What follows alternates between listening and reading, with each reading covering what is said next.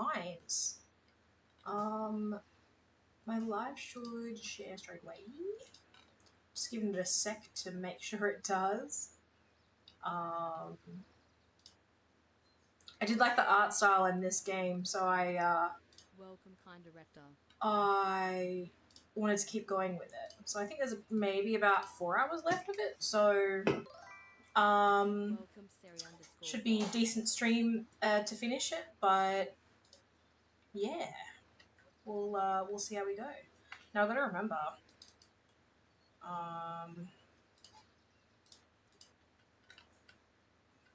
Wait, it's not making me.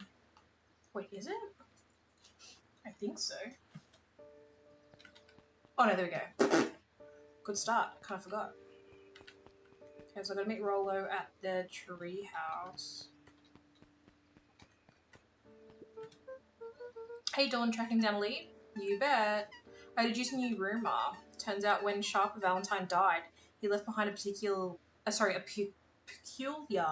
last will and testament. Peculiar how? He didn't just give his kids an inheritance. There were conditions. Like what? Documents stipulated that Heiress had to take on a child as her ward. A kid our age who just showed up to town one night with a lawyer. Solomon?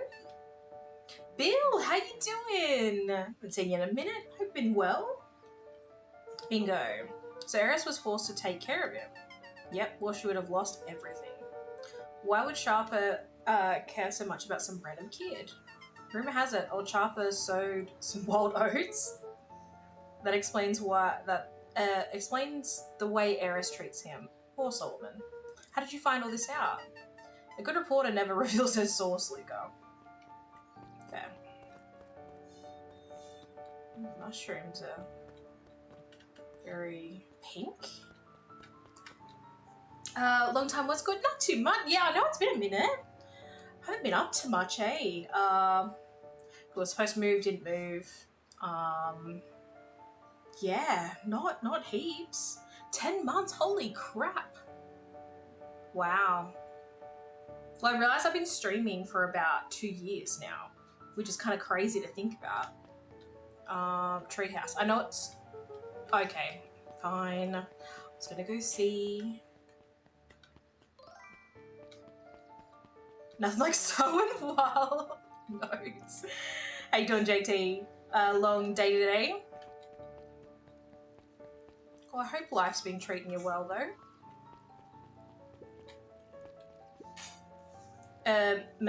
Monero Day?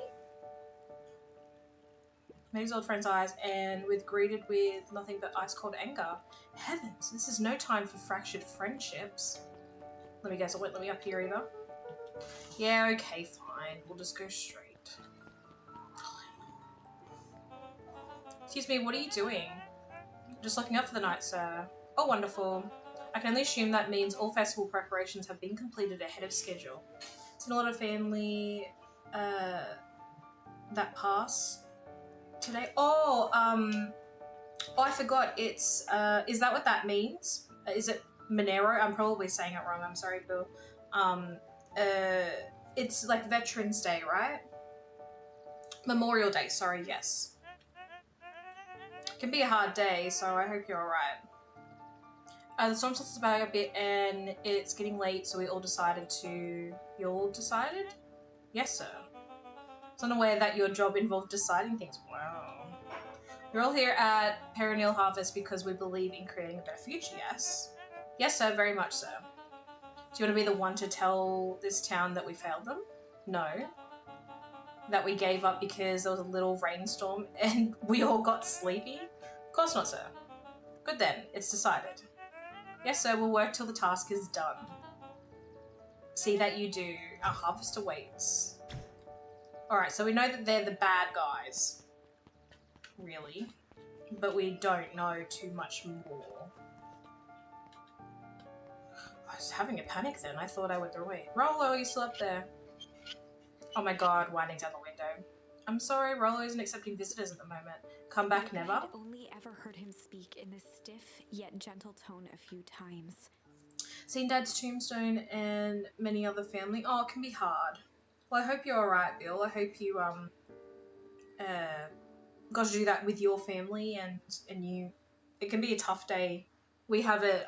It's not today for us. It's the 25th of April. You don't know this game? It's kind of like a. I think it's been out for maybe a little bit. Let me check.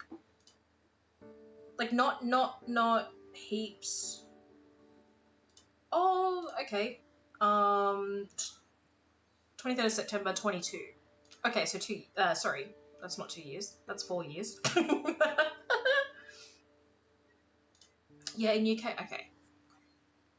It always meant one thing. You're upset. Oh, what makes you say that? Maybe because my best friend abandoned me for no reason? Is he for real? I didn't abandon you. I'm just a little late. Scoffed. The rain helped me out. Liar. You weren't even home. What? The storm got bad and I got worried. So I went looking for you. Imagine my surprise when I made it to your house and you weren't there. I hadn't made it back yet. I'm not a fool, Luca. It doesn't take all day to deliver some jam. No, that storm rolled in out of nowhere. And I got stuck after dinner at Lucas Beck's. stumbled on his words, knowing he'd said too much. Who, Beck? Dinner? What the heck is a Beck? She's a new kid in town. She's actually kind of cool. You'd like her. She needed help convincing her parents that she'd made new friends. New friends. I spent all day waiting for you, and you were off making new friends. It's not like that, Rollo. You know, while I was waiting, I made some upgrades to mission control. It was going to be a surprise. You took so long, the storm knocked it all down. Just like you knocked down our friendship. My God. Meant you in the UK. No, neither, actually. Australia, Bill. It was hot today, mid-80s. Oof. Luca became instinctively angry in response. Hopefully still nice, though. Like, hopefully the mug, like, it wasn't too muggy or... Australia, yeah. Australia. Both boys were now shouting across the distance. Means you're a bad friend. You don't care about me. Oh, my Lord. Of course I care, you ass. I knew I'd get in trouble waiting so late for you. But I kept my word, because that's what friends do. Oh, wow, what a noble sacrifice you made. Wow. Easy for you to say. Your gran doesn't even care. You can stay out as long as you want, and you wouldn't even get in trouble. Seriously? You're acting like I chose this? If that's what you think, then maybe you're the bad Luca's friend. tone changed to a calm, yet more intense Uh-oh. anger. Maybe Pa is right. Storms bring more than water. Someone brought out the real Luca. Is he kidding? Stop quoting your Pa's nonsense like that means anything. Yeah, well, at least my Pa is still around. Oh, he did not. The words hung in the cold night air. No. Rollo's stomach dropped, knowing he'd crossed a line. Wow. But it was too late. Luca, good night, Rollo. Wow. Lots of kangaroos. Yeah. Yeah. My next door neighbour said he heard a loud thump in the night, and I heard it, but I thought it was something else. And then apparently a kangaroo was in my yard, like a front yard, because we live like down, there's a bit of bush kind of down down the end of our street, and like a little cul-de-sac. And apparently it tried to jump, like we have like a fence here, but it kind of goes a long angle and a bit lower. Apparently he tried to jump it, and I think his tail hit the hit the fence. But yeah, crazy. This like Animal Crossing?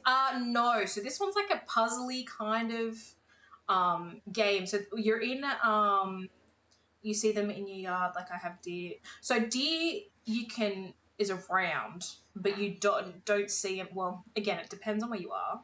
Like we're in the suburbs here, but you definitely see a lot more kangaroos. We have a lot of rabbits here too. It just depends, honestly, where you're at. So it's like a puzzly kind of game. So you're in this town, and there's like a secret We went to check out, so our friend Rolo, who just crossed the line, we went to check out this warehouse that's been abandoned. And there's like this like nuclear waste. So you don't really know where it's from. There's this company in town that's come to try and revive this revive this town because it's a small town, but they're actually the bad guys. And yeah, so it's just puzzly, but you can choose different outcomes. And you can go back to...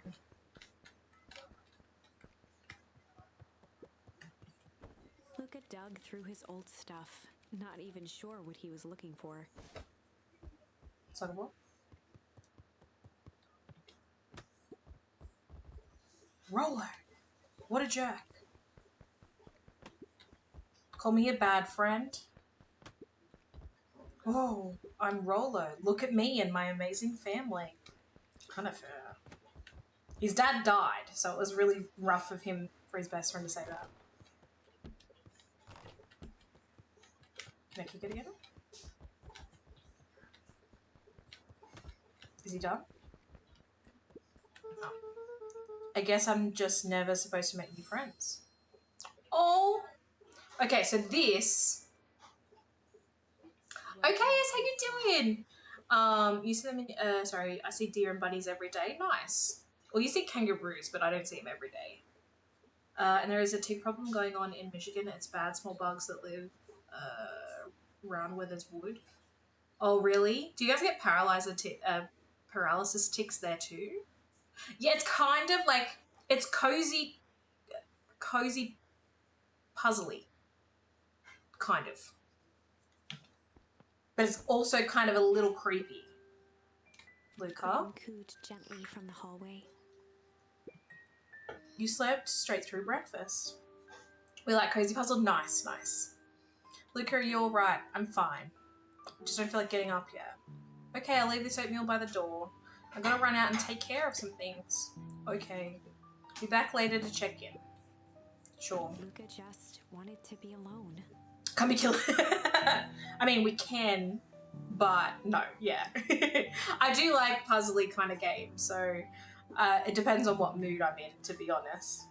He waited to hear the sound of the front door closing. It's frowned upon, exactly. Are we going to kick the soccer ball yet? I bet Rolo's still going to go to the festival. He's going to be miserable. Shit. You almost every day want to know has trouble with them. Oh, everyone, sorry. That's annoying. We had like a mouse plague here a couple of years back. And apparently it's like gonna happen again like soonish. Or they were talking about it. Festival with him, he can shove it. Oh, we're not going to the festival? Luca dozed off again. Okay. Luca, I see you didn't eat your oatmeal. Wasn't hungry. Well, just in case you get hungry, I'll leave a sandwich here too. Thanks. Rolo came by. I'll leave a sandwich. Thanks, Phil. Alright. Be straight. What? Be straight. Hi, husband. Look how good he is. He made me a bacon and an egg sandwich for lunch. What did he say? He wanted to talk to you. What did you say? I told him you weren't feeling well. Good. So your plan is just to sit in your room all day? Keep up. Oh, that's why I married him. Well, I need to pop away for a minute. If you decide to end your pity party and go outside. Wow. Go outside. I think it'd do you some good. Noted. Luca still pushing himself to go out. Besides, if he ran into Rolo, he'd have to actually confront the situation.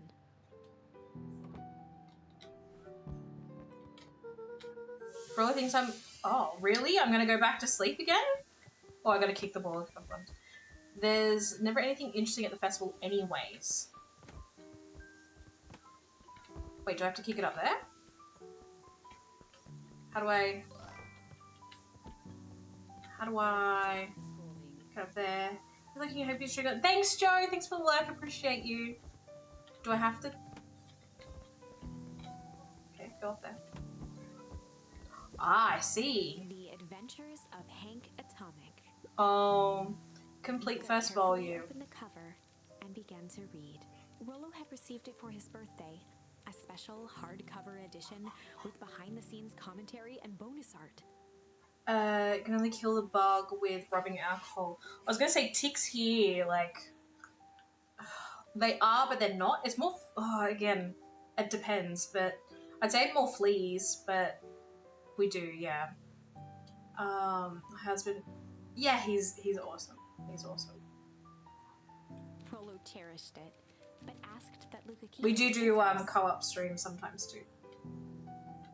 There's a couple of games coming up that I want to play with him. Luca wasn't sure if it was because Rollo didn't trust himself with it, didn't trust his sister around it, or just wanted an excuse to come hang out at Luca's more often. Whatever the reason, Luca didn't mind. But it had stayed right there where Rollo had stashed it ever since. Now, at the foot of his bed, Luca lost himself in the pages. He'd read it all before, but at this moment, it somehow felt sentimental. He was well into issue number 5 when he heard soft footsteps from the hallway. Luca, a little friend came to see you. A girl named Beck meowed Will.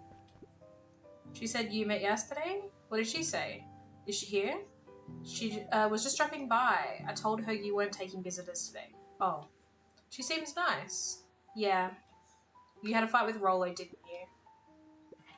Can I come in? Maybe later. Alright then. I'll leave dinner on the kitchen table, in case you want a bite before bedtime. Without realizing it, Luca had pouted away the entire afternoon. How good is Gran knowing, like, that you want He once space? again felt the weight of it all and allowed his weary eyes to close. Luca stood in a vast black expanse. I might need to get a paper towel because I feel like he's done my egg. Like, I like it, a little bit runny. He looked up at his father. Knowing me, though, I'm staring going to spill it. Potato salad is yummy and Wolf was watermelon. working a Yeah. straw at the bottom of a fountain glass. No, trying to this is collect the mine. last Thank bits you. of No. milkshake. No. Thank you. Just accept the big yellow blotch. You'd like that, wouldn't you? Zid, zid, zid, zid. Dad, where are we? Taking a final loud gurgling sip. His father peered up from the glass. He jangled the straw playfully with a warm smile, then lifted the empty glass as if to point into the darkness. The source? Luca's eyes followed his father's gesture. In an instant, he was sitting in front of a blazing campfire. Across from him sat a large figure in a yellow hazmat suit. The figure's voice was a scratchy echo. Ooh. Well, if it isn't the man of the hour, make yourself comfortable. Luca held his shivering hands over the flame to warm himself. It doesn't work that way here. Their yellow-gloved hand pointed to the base of the flame. It's a cold flame. See? Luca peered at the base of the fire. It wasn't wood that was burning. It was Beacon Pines itself. Ooh. Tiny buildings, freezing and crumbling as they were consumed by flame. Luca could see small shadows moving in the burning city. People. Luca leapt to his feet. We've got to help them! The figure gave a dismissive wave of their hand. I really hope this doesn't drip on my shirt.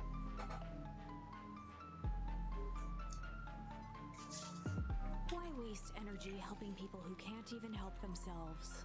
The figure bent down to examine the panicked crowd as they desperately tried to stop the flames. They only care about what's right in front of them. Not like us.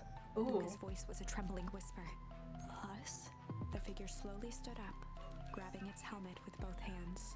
With a jolt and a twist, the suit emitted a gasp. A cloud of torpid mist escaped, slowly revealing the face within. Luca's own face looked back at him, older, worn. Ooh. The sensation was oddly familiar, as if he'd caught his own reflection by surprise in the mirror. The doppelganger smiled. I tried to help once. He gestured towards his face, and all it got me was this. Luca staggered back. You aren't me. Luca felt a hand catch his shoulder. His father was there again, beside him. Every choice sets us on a path. This is the end of one of your paths, son.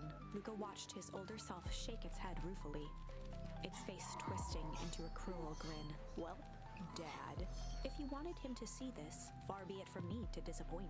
Luca watched in shock as the figure took a confident step forward and plunged into the flames. Shit.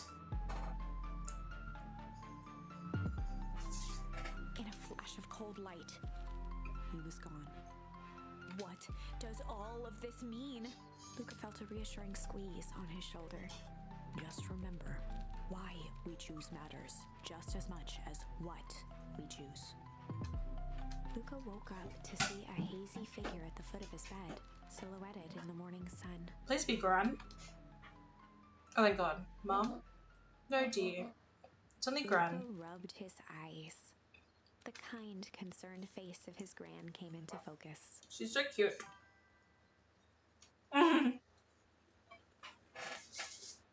Isn't she? She just looks so sweet and cute and just... Yeah.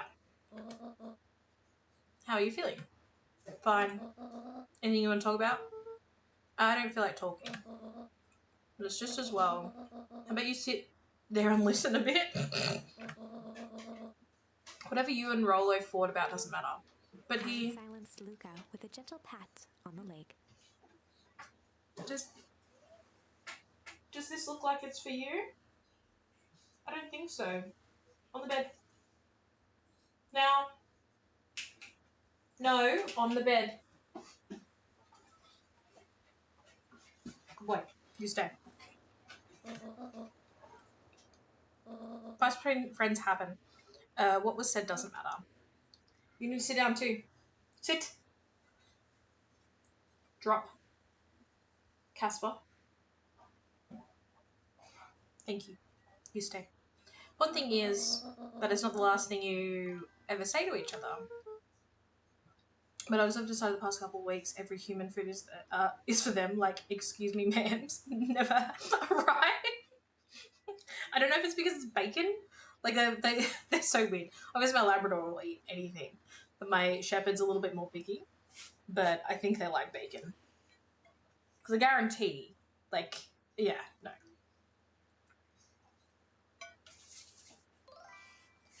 Here's funny. He'll take some, right? But then he'll, like, spit it out. MCG, how's it going? Welcome in. Thank you so much for the follow. I appreciate you. They definitely love bacon, yeah. This one, you can't see his face now, just loves food. Obviously, being a Labrador. What do you think he meant it? No. He was just mad. And did you mean any of the things you said to him? No. Good. One must appreciate friends in their best moments and accept them in their worst. Okay, so anyone who doesn't know this game, right? This thing here, I think it's called a charm in this game. So with the story, these things will be, not all of them for each situation or scenario, I should say, but you can go back. So there's a B here on the side, right? Oh, I can't press it right now. So if I press B, right, there's this tree. I didn't mean for that to rhyme. And I can go back to situations. So see on the right how things are ticked that I've chosen. Okay, so the question mark, I'm assuming, means that that's kind of where we're going, because I think I've used that. The other side, yeah, so this is one. So you change kind of the story. So one of the sides I did, I can't remember which one, but I died.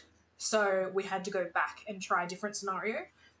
So it's like it'll write it here and then it'll leave it blank and you get to choose what your answer is, kind of thing. I have one that loves food and one that pretends to love food, so not to be left out. Oh my God, that is so cute. I think I've asked you before, okay, I'm really sorry. I've forgotten what type of dogs you have. Wait, can I just close it? Okay, cool. I just want to explain that before we keep going. Now get your little butt out of it. Yeah, I like it too. I saw it ages ago because this came out in 2022. And so I must have had it on my wish list for ages. But I liked the idea of that, and I really like the art style. So I was like, yeah, for sure. Thank God, because I that's why I thought. I was like, because OKS is asking a couple of things, and someone else and Bill was in here, and you guys weren't sure and weren't here when I played it a little bit for my 12-hour stream. So I just wanted to explain that before I kept going.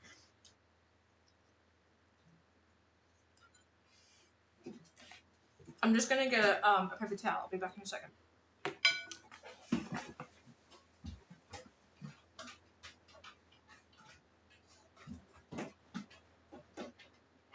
Nice to meet you. I'm Haida.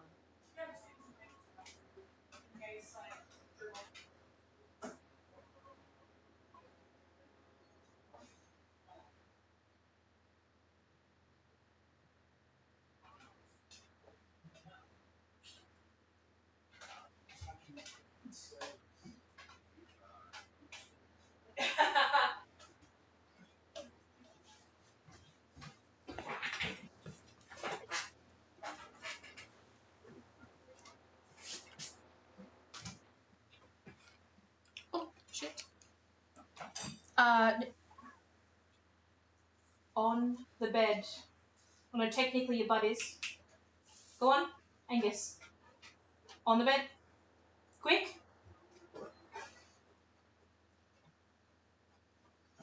Thank you, you stay. Cool boy. Newfoundland mixes. One looks like a Newfie but smaller. And only, I'm going to have to, 110 pounds. Please hold. Let me convert that.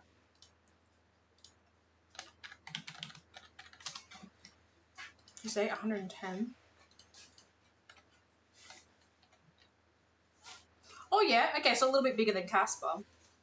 And then you said, wait, what was the other one? 75. Wow, that's a big difference. And you said same litter. It's only 34 kilos. Holy crap. That's a huge difference for same litter. Wow. These animals don't have firearms. I'm so confused. I'm sorry, not this game. I do play a lot of games though that do shoot and do other things.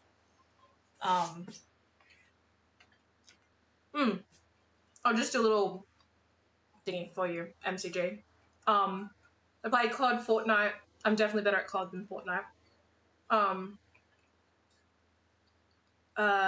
What else we got? Got Ghost of Tsushima. I just started Baldur's Gate. My friend got it for me last week, and I'm a little hooked. I've never played a D&D style game before, but I'm really, really liking it. Ghost of Mad Max, Shadow of Mordor, and I do kind of cozy puzzle games like this. Also playing Pokemon. Going through kind of the OGs because my first Pokemon game was Diamond Pearl, and so I never got to play the OG. So I'm playing Yellow at the minute. We just got to the Elite Four, so I'm trying to level my team up off stream to get to level 50. I'm nearly there. I just get so distracted from other games. But yeah, I don't know. Like obviously, I know the map from Yellow, but then yeah, I've never played any of the other ones. So yeah. Too many games are exactly. Shooting is good in games. Yeah, 100%. Baldur's Gate is a crazy big. Yeah, I've never played it. My friend Joey, he's a big Baldur's Gate fan. I was asking him questions as well as my other friend, and I don't know, some random. I guess he goes all right though. He's a little funny. Yeah, so I was asking questions and stuff, and there was aspects that I liked, but. Don't tell him I said that. Yeah, there's aspects that I really liked about it, but that I wanted to like it, but I was worried the style because I've never played it. I've said worse. Yeah, I wasn't going to be huge on it, but I actually really, really like it. The first stream I did was ended up being a 9-hour stream. The next day was 8 hours for the same game, like for Baldur's Gate 3. So I was like, holy shit, yeah, going all right. We did a little like 4-hour stream of it yesterday, but I think I'm gonna have to do it. Time flies when you have it. Exactly. I did not realize it was like a 9-hour stream. I was like, holy shit, how have I been on here? But there's just so much to do. And I really, yeah, it's just fun.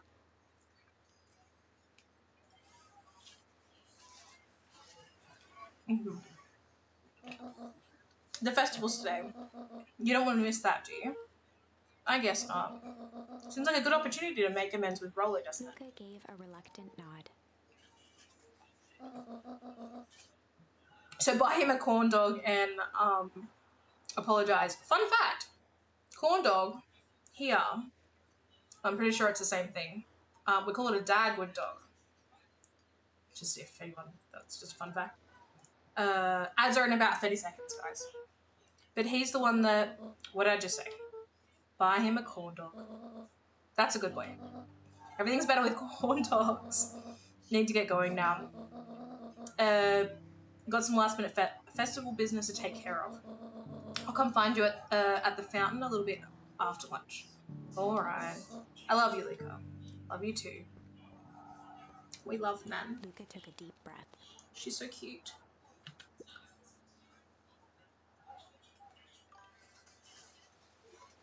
I won't cry. I know. I love like her big hair. Then she's got a walking stick and then like the scarf. So cute. Okay. Oh, here we go. Perfect example. Oh no, it's a new chapter. Through thick and thin. Never mind. Despite Luca's bitterness, Gran was right. He needed to hash things out with I didn't Rollo. clap to bring you here. A big fight changes the nature Drop. of a friendship. Now. Thank you. Yes, you did. I know. Whether, in the end, it is for the better. He's like, I have arrived. All And then my comes other one down hasn't to moved. Understanding. Can't leave when the food is inside. If one is not careful, the same familiarity that builds the strongest of bonds can become the wrecking ball that shatters them. Luca emerged from seclusion, taking in the crisp festival air, but the events of the day weren't on his mind. He had to find Rollo. Good friend.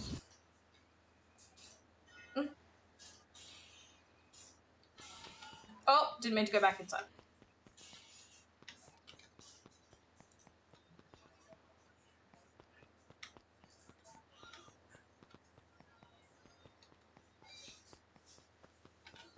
No. It's our dad's grave, by the way. That's where we start the story.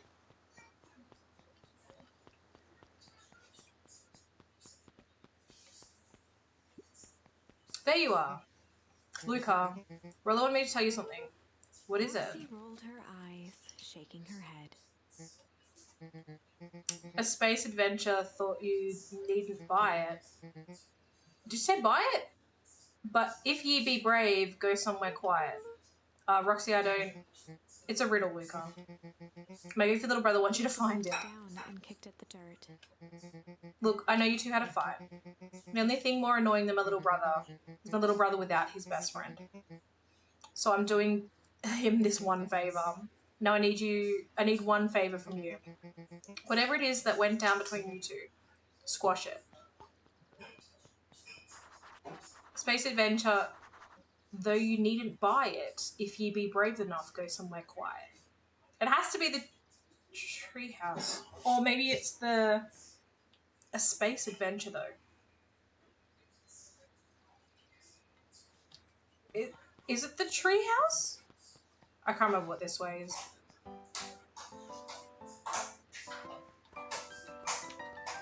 Wait, what's down then? The road leading to Beacon Pines was long and a sort of natural Oh, barrier for the that's right. impatient.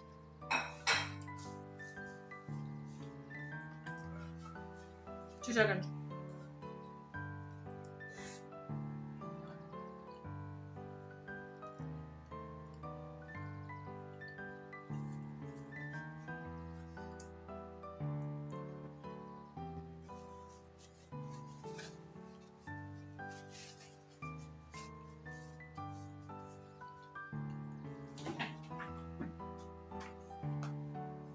Hold on. There's the yolk, okay? You can lift the yolk. Okay? Yes? Come here, both of you. Oh my god, or stay lying down.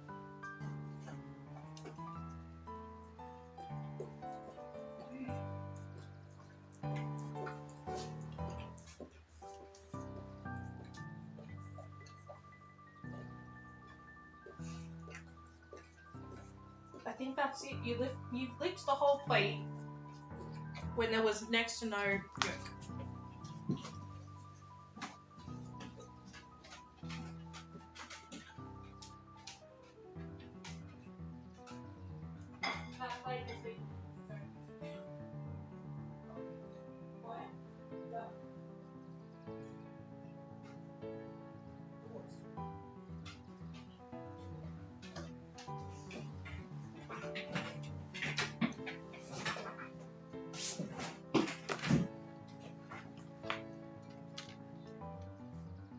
Yeah, they weren't going to leave otherwise.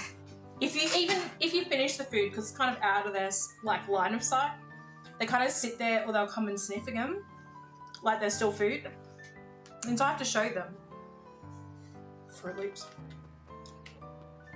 Dottie, how you doing? It's called Beacon Pine. So I played a little bit of it for my 12-hour stream on Friday. I've had it on my wish list for ages because we started with Baldur's Gate 3 for like 6-ish hours. Played this for like 2.5-ish, and then went to Ghost of Tsushima. Got some chicken noodle soup until it. Nice hubby made me a bacon and egg sandwich in it. Hit the spot. But yeah, not too bad, thank you. But I really like the art style of this game. I think it's just really cute. How goes the beetle hunt? Pretty rotten. I haven't seen so much as what?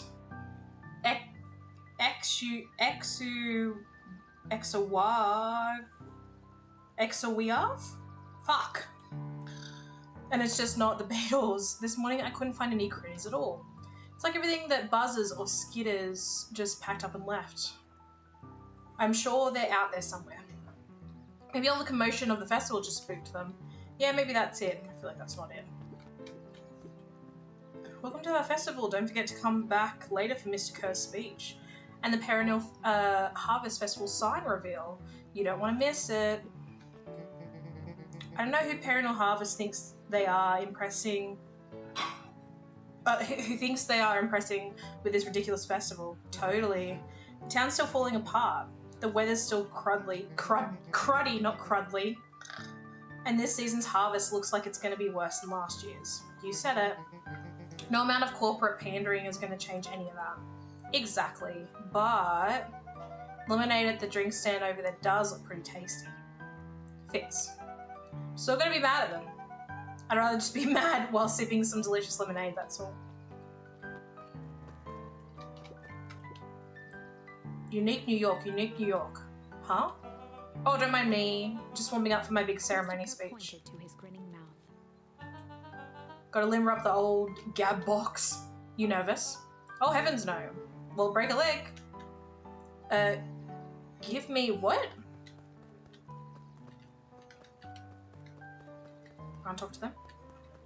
Okay.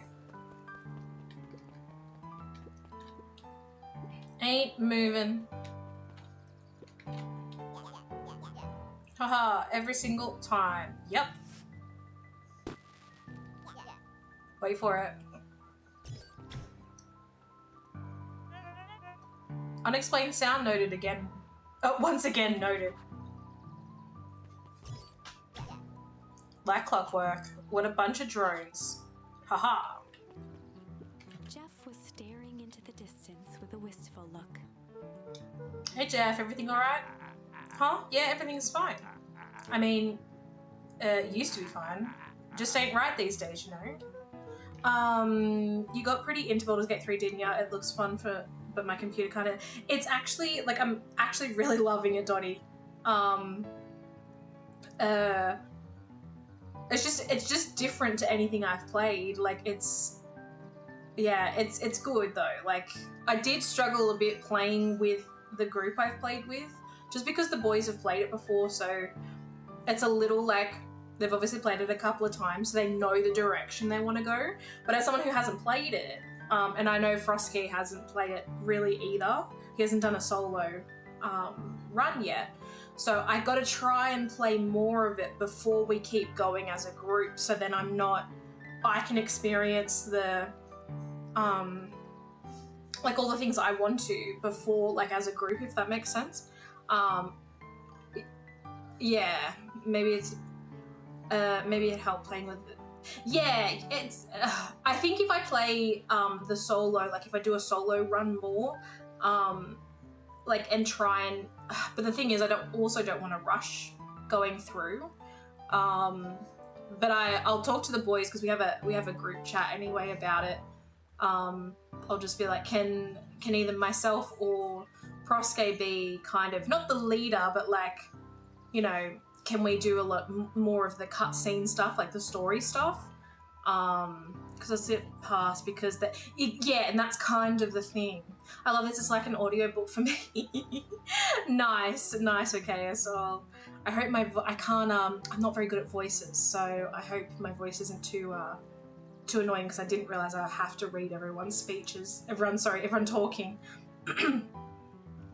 Your story stuff is the meat. So the good thing is that when we started, I literally got to where I was at in my solo play, but we did the opposite fight. Like you can either be good and fight or bad and fight. So in my playthrough, I was doing good and fight, and I have been stuck on that for a little while. Thank God I got past it yesterday. I'm so happy.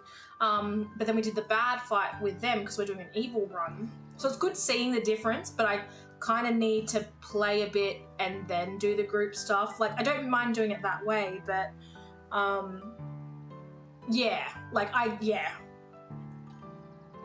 I had friends who wanted me to play BG3 with them, but I liked being in control of the story, so yeah, like because I have literally no idea about the story at all. I do like playing alone, like just to be able to experience all the cutscenes and stuff, and then I'm not going to upset anyone. And I was talking to Milwaukee before, and I said, now I don't know where I was going with that. Oh, feeling rushed because like if you're in a group and everyone's streaming, like you don't want it to be boring for everyone, like so you kind of feel the need to rush through. Whereas you know me, obviously right now, I like a bit of a chat about certain things as I'm streaming. So like, yeah, if that makes sense. Luckily I've heard you can do multiple runs. Yeah. So it depends on how you play it. Like apparently you can play it through like 8 times before you. It's just a guess, by the way. Before you see a lot of the story. So because I'm doing an evil run with the guys, and my run I'm just picking like what I would choose, like personally. So it's kind of funny though, like doing the different sides as well. I really do actually. I'm here watching and lurking for now. Thanks, Steph. Thank you. Appreciate you, lovely. You do, don't you? For a moment, the two now shared that same wistful gaze.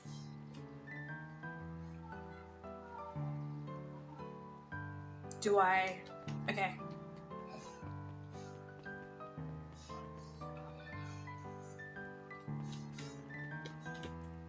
Most welcoming of welcomes. Would you like to share your thoughts? We always strive to improve. Nope.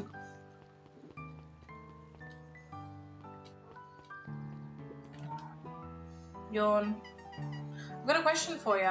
What do you think this whole festival is for? The way I figure Perennial Harvest is trying to win over the town. No thank you, I'm loving this game. Oh, Steph, I was gonna ask. There was a couple of like cozy games that came up for me on TikTok yesterday. Do you want me to like write a list so you can check them out? Like I can text you. But also if you don't want that is okay. Just so you can look up a trailer and decide if you like it or not. But because I know you like the cozy stuff. Yeah, cool. Okay. I shall write a message. Steph, just saw your message.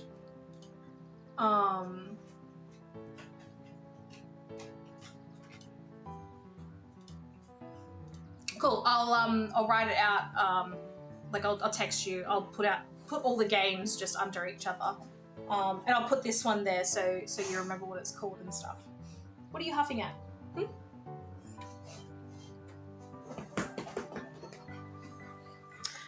Like a bribe, but without balloons. Cynical, I like where your head's at.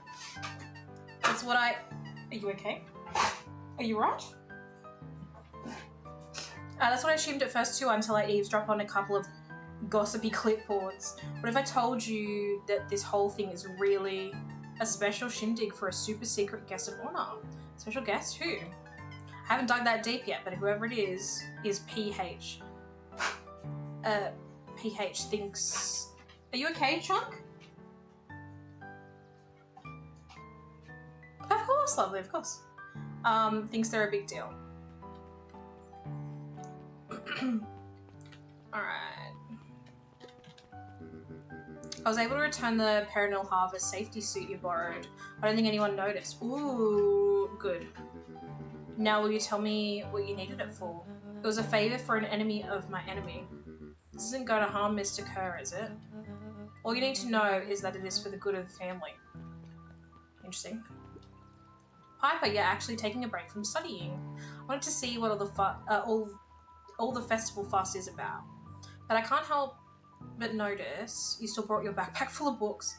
Look, backpacks can carry a lot more than just books. True, true. So what you got in there?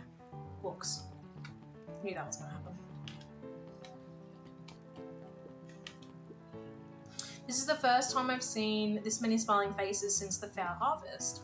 I had my doubts about Perennial Harvest, but I must admit they do put on a nice party.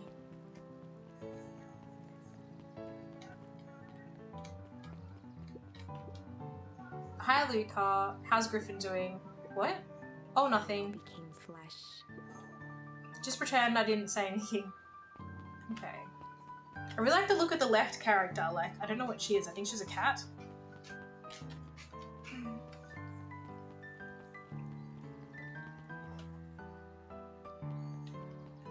Is it going to be in the museum? Is that where Luca? Is that where Roller's going to be? Hey Luca. So you're done at the library? Huh? Oh, nothing. Griffin looked away suspiciously. Nothing at all. Okay, he's in the library. Luca, did you know that Beacon Pines is actually unincorporated? A lot of people don't know that. Wow, yeah, I didn't know. What's that mean? It means most public works are handled internally. We do all the pipelines, the water treatment, building regulations. That's great. Census taking, emergency services. Bye. If this is gonna... No, it was just gonna be the same thing. Okay, cool. Okay, so he's at the library. That was gonna be my second guess. Library, somewhere quiet. Hey Luca. Eyes lit with excitement. I've been expecting you. Bravo on deciphering the first riddle. Solve a riddle. The first? Oh, you didn't think that was all, did you? Rollo does go all out, doesn't he? Straightened up and cleared his throat as if preparing to sing. On planet Farpool, you may take issue. When the fifth king dies, you'll need a tissue. Shadow stared at Luca eagerly. Get it? Want me to tell you? No, it's okay. Let me figure it out. Alright, when you find it, bring it here to be verified. And if you decide you want a hint, the offer still stands. On planet Farpool, you may take issue. When the fifth king dies, you'll need a tissue. Is it the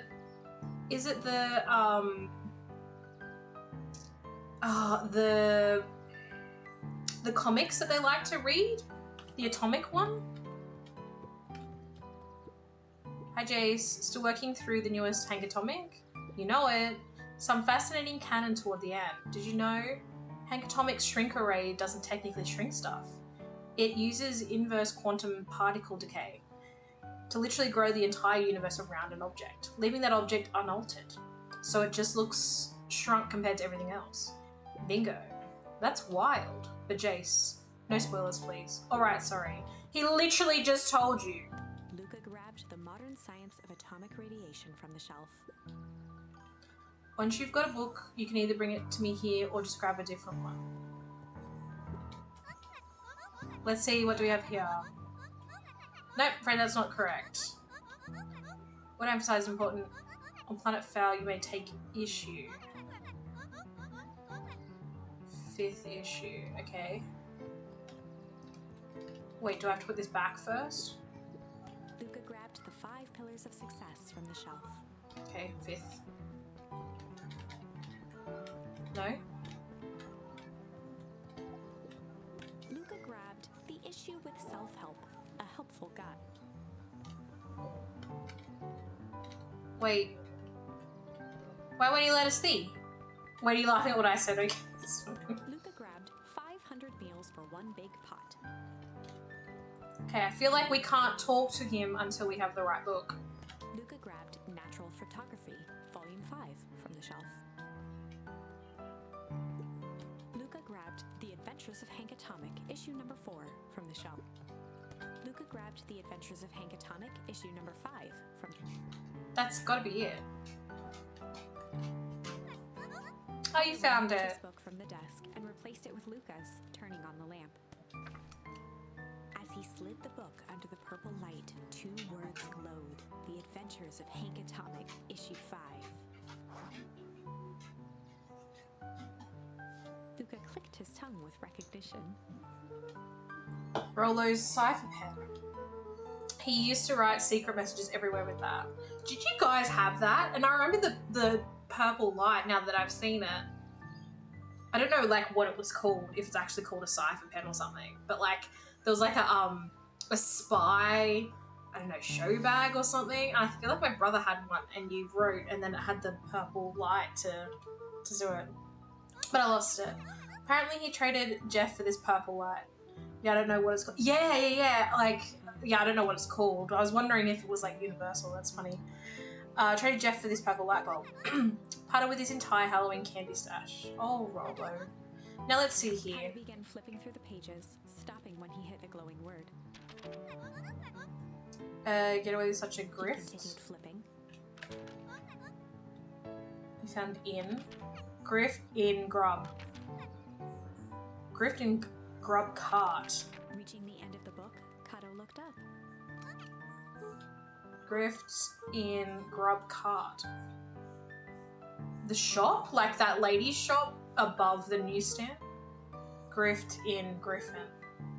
Griffin's... Oh, okay. Griffin's snack stand. Ah, brilliant. I guess you're off then. Good luck on the rest of the scavenger hunt. Thanks, Kato.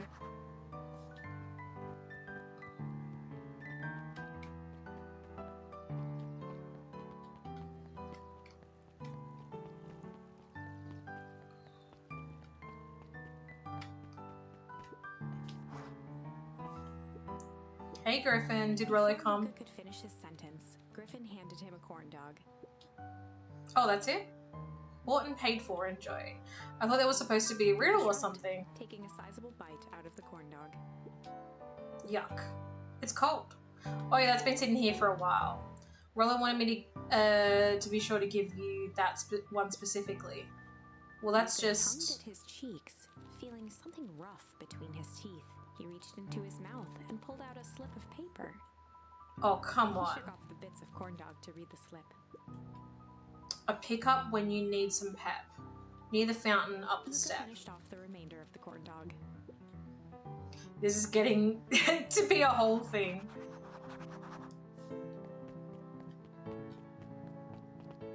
This is clever, I like it.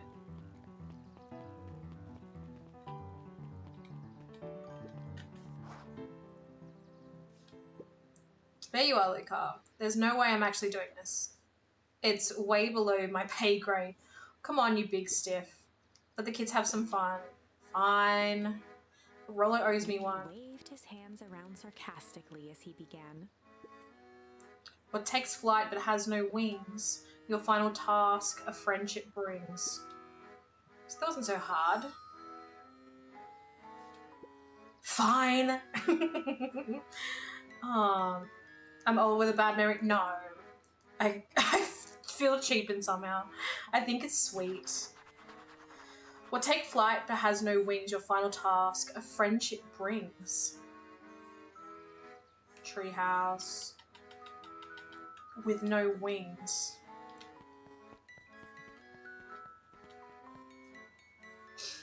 With no wings. Oh, hey. Hey. Did you find the comic book? Yeah. And you got the corn dog? Yeah. Well then. I know it doesn't make up for what I said. But here, you earned Lulu this. sheepishly handed Luca the balloons. Aww. Flight. Thanks, Joe. Appreciate your work, man. You didn't have to go to all this trouble. I'm sorry I got so mad. Dang it, you were supposed to let me apologize first. Oh, sorry. Now you've apologized twice before me. Just let me do this. Luca, I'm really sorry. With everything that's happened with your mum and all, I've always wanted to be there for you. Be a good friend, you know? When you said you were hanging out with someone else, kind of freaked out. Rolo, still my turn. I felt like if you needed some new friend to help you, it meant that I wasn't good enough. That was selfish and wrong. I was wrong. I'm so sorry, Luca. Okay, apology over. You can talk now. Luca threw himself at Rollo, hugging him as tightly as he Oh. Rollo, I don't deserve you. I don't deserve you either. That's why we deserve each other. So, what else do you want to do today? We could snoop around and try to find some info about your mum. Snoop where? We could probably sneak into Perennial Harvest HQ while everyone's like, ooh, good idea. We love snooping, yeah we do. Aren't you curious about the all the stuff with clipboards, those clipboards right down? What if we get caught? I think I've had enough excitement for 1 week. Let's just make the rest of the day about us. Really? Yeah, the rest of the world can wait 1 more day. I'm a nosy bitch. I like a bit of goss too, don't worry. You know, I've been wanting to get some work done at the MCDC at Mission Control. Damn it, I wish I was wearing my ACDC shirt today instead of yesterday. The aim is a bit unpredictable. That sounds perfect. My god, I love how we run with the balloons. Like, it literally looks like we're doing this and the balloons are like flying all over.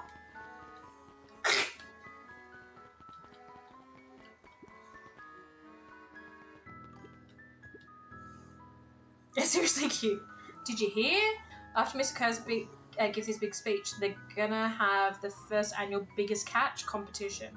As long as Boot qualifies as a catch, I'm a shoo-in.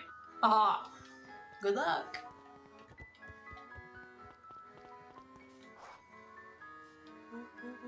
Oh, I almost forgot. I ran into your gran this morning. She asked me to give you this. handed Luca an unopened letter. I'll wait for you inside if you want to read it now. A letter? Luca, some things are going to happen that might be difficult for you to understand. Uh-oh. If I am honest, I hardly understand them myself. But whatever happens, I need you to know that I love you. Gran better not fucking disappear. None of this is fair to you. You have already lost so much. I swear to God. We both have. I wish there was a simpler way forward. But if there is, I haven't thought of it. God knows I've tried. Nice to meet you. Everything I've done, I did for you. I swear. I hope someday you can accept that. Or is this the mum? Love, Gran. I swear to God. I love you too, Luca Gran. folded the paper into his pocket and headed up the ladder. Or is it just a general, like... What's up with the letter? Anything you want to talk about? Maybe later. Sure, whatever you want. My god, they're so cute. You know, you really didn't have to go to all that trouble just to apologize. I know, but we'd been looking forward to the festival.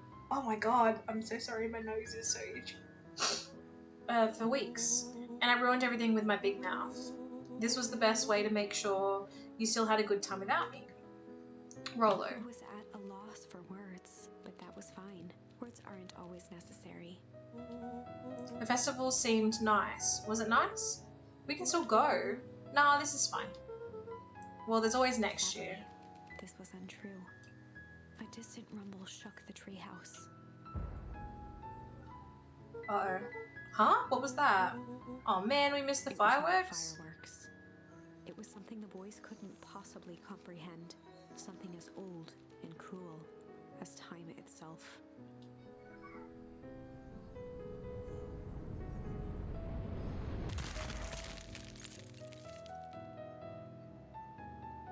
The big chill? A shockwave of cold tore through the room. A bitter, unfathomable chill. Before they could react, it encased them in ice. Two boys, reunited by friendship, only to be cruelly separated by a malevolence beyond reason. And so, our story ends on this melancholy scene. What? In a silent treehouse turned statuary, in a town brought low by its secrets, sits a pair of friends, alone, together, for the rest of time. The end. No, that can't be the ending. It's And so our story ends. I won't. Men, we don't like stories. I hope you won't either. There are more endings, more possibilities. I can feel it. We are just going to have to sort through them all until we find the one that fits. Agreed. Okay, so that was the Rumble one. Let me have a look. Okay, all them done, all them are done. We haven't done Tickle on that side or Flight. Wait, who did we fight?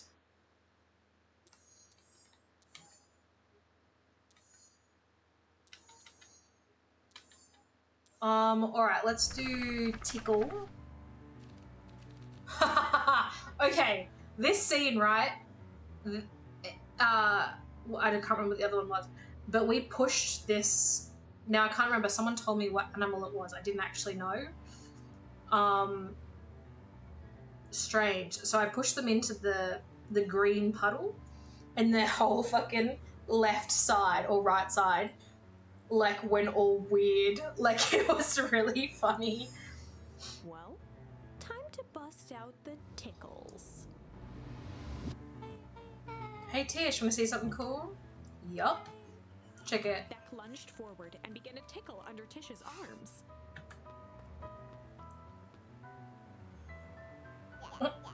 What the? Tish, is she tickling you?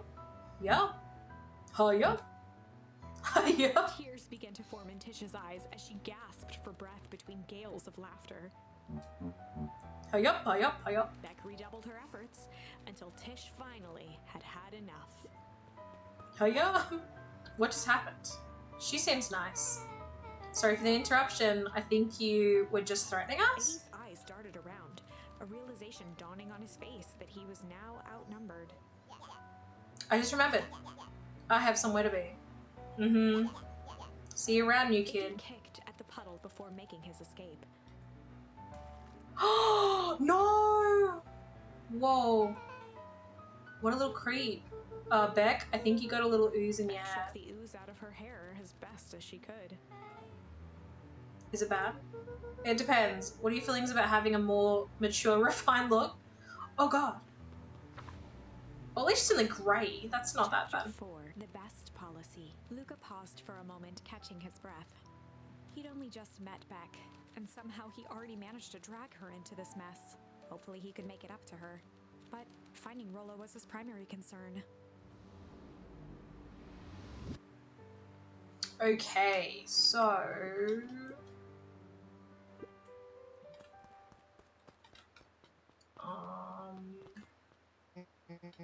Luke, what the hell are you doing out here?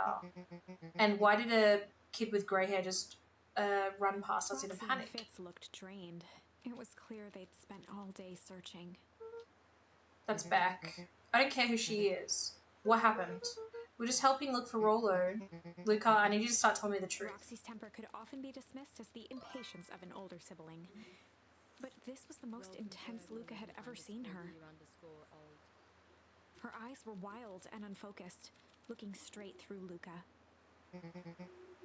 We're running out of In a time. torrent of rambled words Oh my and God, my tears, nose. Luca broke down. Rollo and I weren't just playing in Weepwood yesterday. We're investigating lights at the old Valentine warehouse. But someone was there in a strange suit. And we hid in the dumpster and had a heavy bag drop on us. And I think it was a body. And so we ran, but we got split up. And I ran home, and it's all my fault. And now my best friend may never come back. Wow. Just wow. Roxy, still exhausted and angry, saw. Wait, are you calling me a murderer? The ground and thought. Wow. With a determined sigh, She looked up at Luca. It's not your fault, Luca. Roller's gonna be okay, I promise. Someone will. Roxy drew herself up. Oh, maybe the hazmat suit guy is, yeah. I'm gonna fix this. Luca, go home. But I wanna help. This is too dangerous for a kid. I can't just sit around, I have to do something. Roxy tried to think of the safest place to send Luca. You go back to that little treehouse you two like to play in. Wait there in case Rollo shows up. Sound like a Luca plan? wiped his cheeks and gave a quick nod. You did the right thing telling me the truth. Now scoot. Really believe his story? What other option do we have? Things have been strange around here leading up to the festival. But Dad has been acting weird lately. Well, weirder than normal. Looking into the puddle, Roxy rubbed her arms to warm up. Why is it so cold here? This place gives me the willies. We're the treehouse in case Rollo shows up. Mr. Nuncree jumped with a start. Whoa, don't sneak up on an old fella like that. Sorry. Who are you talking to? What? Luca motioned to the phone booth. Oh no, I was just checking because I thought I heard it ring. But the dang thing never does, of course. Yeah, I've never seen anyone use it, really. The whole thing's a waste of money, if you ask me. Any word from Rollo yet? Not yet. Long time for a boy to lose his way. Rollo knows those woods too well to get lost. I suppose you're right. Silly boy's antics have this whole town worried sick. Antics? We all know Rollo likes to play his little pranks. You think this is a prank? What are the possible explanation could there be? He's not playing a prank and he didn't get lost. Someone took him, I know it. How could you know that? Unless... Luca, is there something else that you know? Mr. Nuncree gently placed one of his substantial hands on Luca's shoulder. Dang it, boy, if there's something you know, something that could help your friend, you need to tell folks. Luca peered up at Mr. Nuncree. Kind eyes warmed a stern face. There was a deeper emotion hiding beneath it all. It was subtle, but Luca could sense something eating away at him. There was a shame lurking behind those eyes. Ooh. A deep sadness. If Mr. Nuncree was that worried about Rollo, maybe he could help.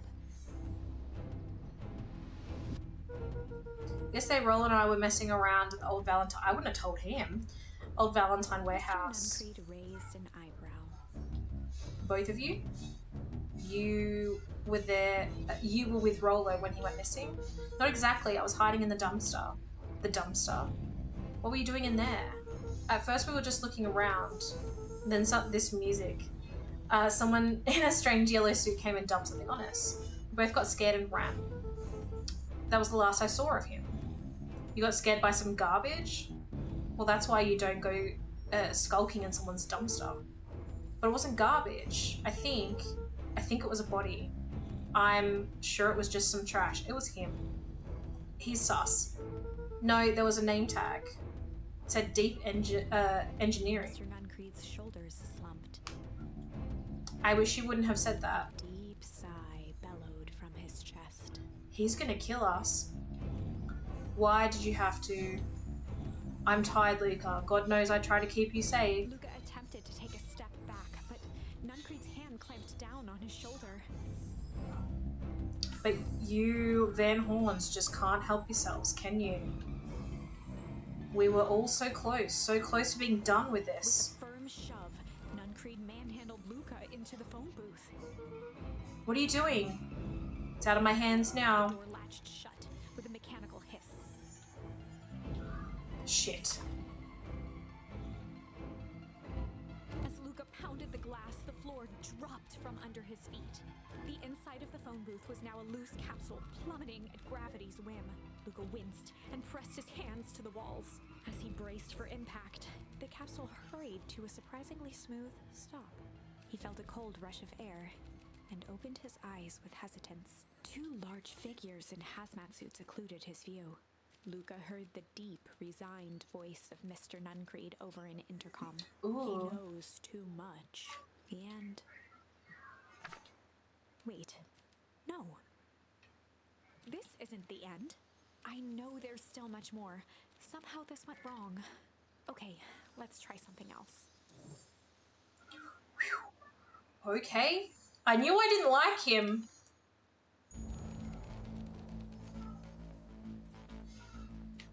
Oh, that's where I tried to fight. That was stupid. Luca drew himself up and decided to take the only option they had left. Flight. We're gonna plummet He somewhere. squinted down the barrel of the mission control defense cannon, aiming it through an opening in the dense tree branches. He Oh. looked up with surprise as it struck true and taut. Wow, I can't believe that worked. Hey, Mr. Kerr. We'd love to hear your thoughts, but I'm afraid we have places to be. Come on, Iggy. Can you see Iggy? This is what happened. We pushed him in. See the side of his face? And then apparently his arm, but you can't see the rest of him. Oh my god, my nose. See you, jerks. Fine. We know where that leads them. This way, we'll take the tunnels. Luca and Iggy winced as they sprinted through the thicket. The branches clawed at them, reluctant to give passage. After what felt like a marathon, Luca stopped in his tracks as they reached the clearing. What the? That was all he was able to say before Iggy slammed into his back. The boys tumbled down a steep decline and crashed with a wheezing thud on a surface as hard as ice. Oh no. In fact, it was ice. Chapter 5. Signs. They stood silently. Not eyes. catching their breath. The sky was like sapphire. With each breath, a plume of steam escaped from Luca's lungs. Let's keep moving. Luca pulled Iggy to his feet as they gazed Ooh. across a snowy terrain. That was actually pretty badass. Uh-huh. I think we lost him. Are we up in the mountains? I don't think so. If anything, we went downhill. Then what's up with the Winter Wonderland? All I know is there's no going back the way we came. Let's see if we can get our bearings. Follow me. Cool. Give me 2 secs, guys. I'm just gonna wash my hand. I can feel like some egg on my hand. And I'll blow my nose so hopefully it's not as itchy. 2 seconds. Make sure the camera won't follow me. Crazy.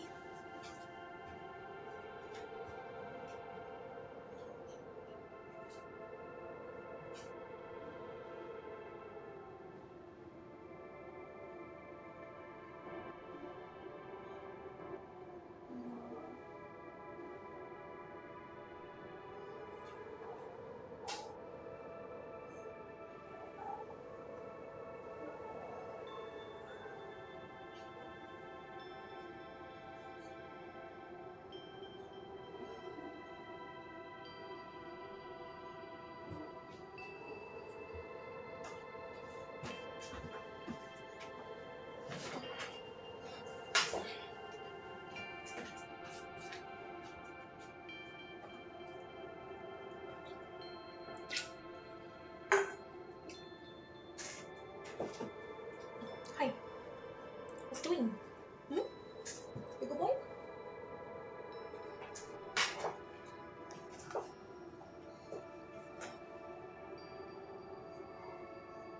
Alright, let's see. Oh, so here... Oh. Here are all our charms that we've unlocked.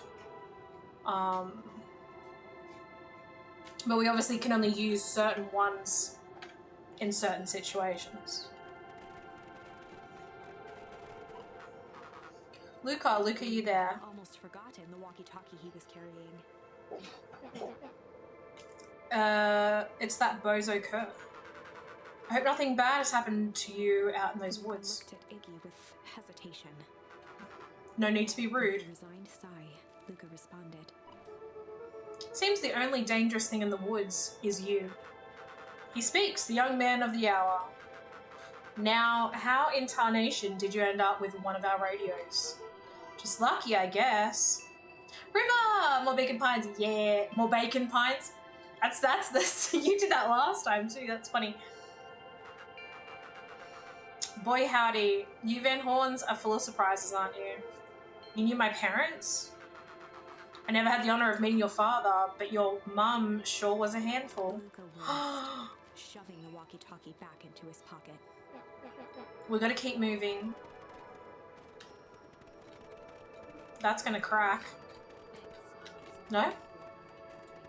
Can't go that way. This one? Oh, can't go that way at all. Really? Okay.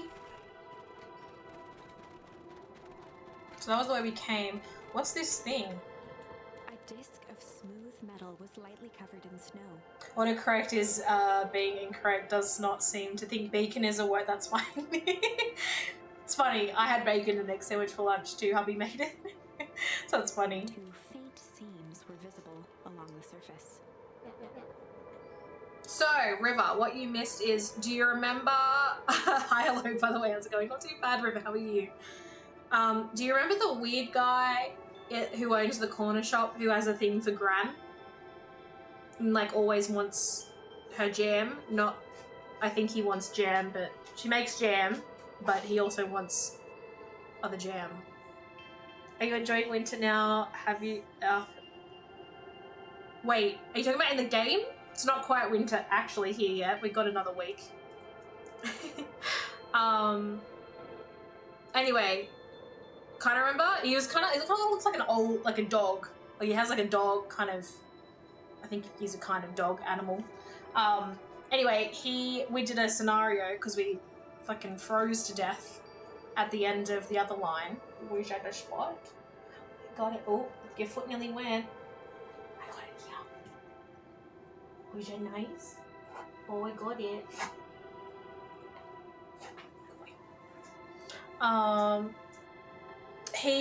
We came out and then he was like, if you know something about, this was when Rolo was still missing. If you know something, and we told him, and then he goes, I wish you didn't. Like, I wish you didn't know, blah, blah, blah. And he put us in the phone booth, and the phone booth fucking plummeted down. And then voice came over the speaker and said that we know too much. Then 2 people in hazmat suits killed us. So now this is the kind of the way where we pushed him, obviously, excuse me, in the sludge, and now we've kind of shot out of the treehouse. If it is, I've never seen one like it. Can we open it? Oh, apparently not. What's the readout? Sitting just above 258 Kelvin. That's down a bit from last time. Should we report this to Mr. Kerr? Oh my god, my nose. I'm so sorry, guys. It's so itchy. We're still within safe ranges. It may be spreading, but it's under control for now. Even a small nudge in the equilibrium could cause a cascade. Dude, relax. Just a few more sites to hit before we can punch out. Let's get this over with. In real life, it's winter for you now since it's not winter yet. Ours starts streamer knows it always gets itchy during streams. I know. Mine's not usually that bad, but yeah, I don't know about today. Yeah, our winter starts next week at the start of June. Since we're in 35-degree weather. Holy shit. Seems hot for you guys. What's all this? Hard to see with all the snow. I think it's a town sign. I can almost make out the letters under there. What town could this even be? There couldn't be another town this deep into Weekwood. Looking at evidence to the contrary, let's figure out what we're dealing with here. Step 1, snow's gotta go. I'll see what I can do. What do we have to throw at it? A snowball. Yours gonna be Beacon Pines. Stared in disbelief at the sign that now clearly read. It was 5 a.m, sun was out, it was already 25 or 26. Wow. Warm. This doesn't make any sense. We're in Beacon Pines? How's that possible? We ran away from town. How did we end up back here? I guess we got turned around? Where did all this snow come from? Well, it's been colder than normal lately. It's a pretty big difference between sweater weather and this Arctic hellscape. The puddle we fought at before, it was cold too. Maybe all of it leads to one source. You think it's related? What the hell is going on? We're gonna get you some answers. Boosted! Is Australia known for jewelry stores because this stream is a priceless gem? Oh my god. Ugh. No, I'm just joking, Boosted. You're a dag. Thanks, Boosted. I appreciate you being here, man. Trying to butter up the streamer. My god, got her. It did. I actually thought you were gonna. I actually thought you were gonna ask me a genuine question. Let's keep moving. How you doing, Boosted? You Fruit Loop. Ooh. The fencing listened, each chain link encapsulated with a translucent layer of ice. Looks like the stuff they put up around Weepwood. The stuff who put up? I don't know. This stuff looks familiar to you? This stuff looks familiar to you. Looks like the barrel near the puddle I, shoved me into? Yeah. It's all frozen. At the frozen stream, Luca could faintly see I was gonna ask a question, but you took my breath. Stop! Bruh, I still got it. My god. I'll call my husband in here in a minute, Boosted. You'll be in trouble. The fish didn't even have time to run. Or, you know, swim. Swim run. Swim run.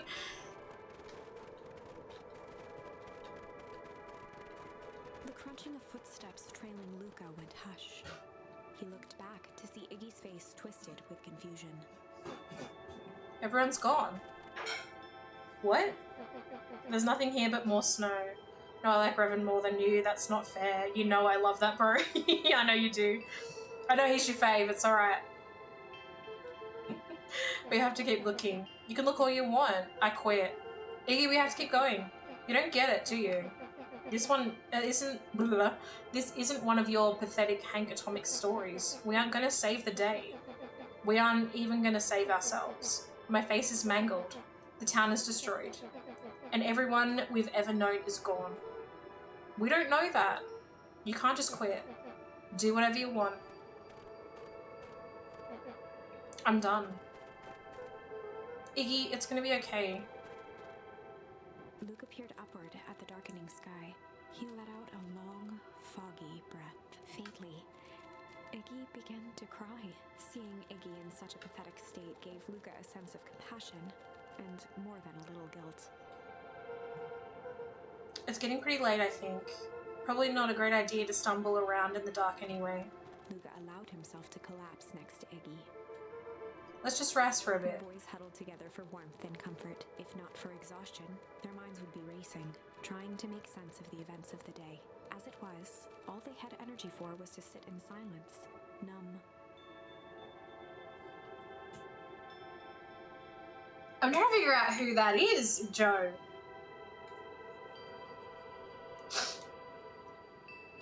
I know it's your thingy, but just trying to figure out if it was someone I know. The way the snow covered everything over. It's kind of calming. Yeah. I haven't had time to say it, but thanks. Huh? For getting us away from those creeps. I sort of froze up back there. Iggy, I should be the one apologizing. This all happened because I lost my temper. Nah, that's bull hockey.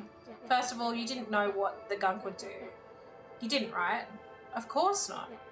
And second, stop with this baloney about losing your temper. But I did lose my temper. Motioned sarcastically to his half-deformed face. Obviously. But that's exactly what you should have done, huh? I was being a horse's ass. And you were supposed to be a horse's ass in response.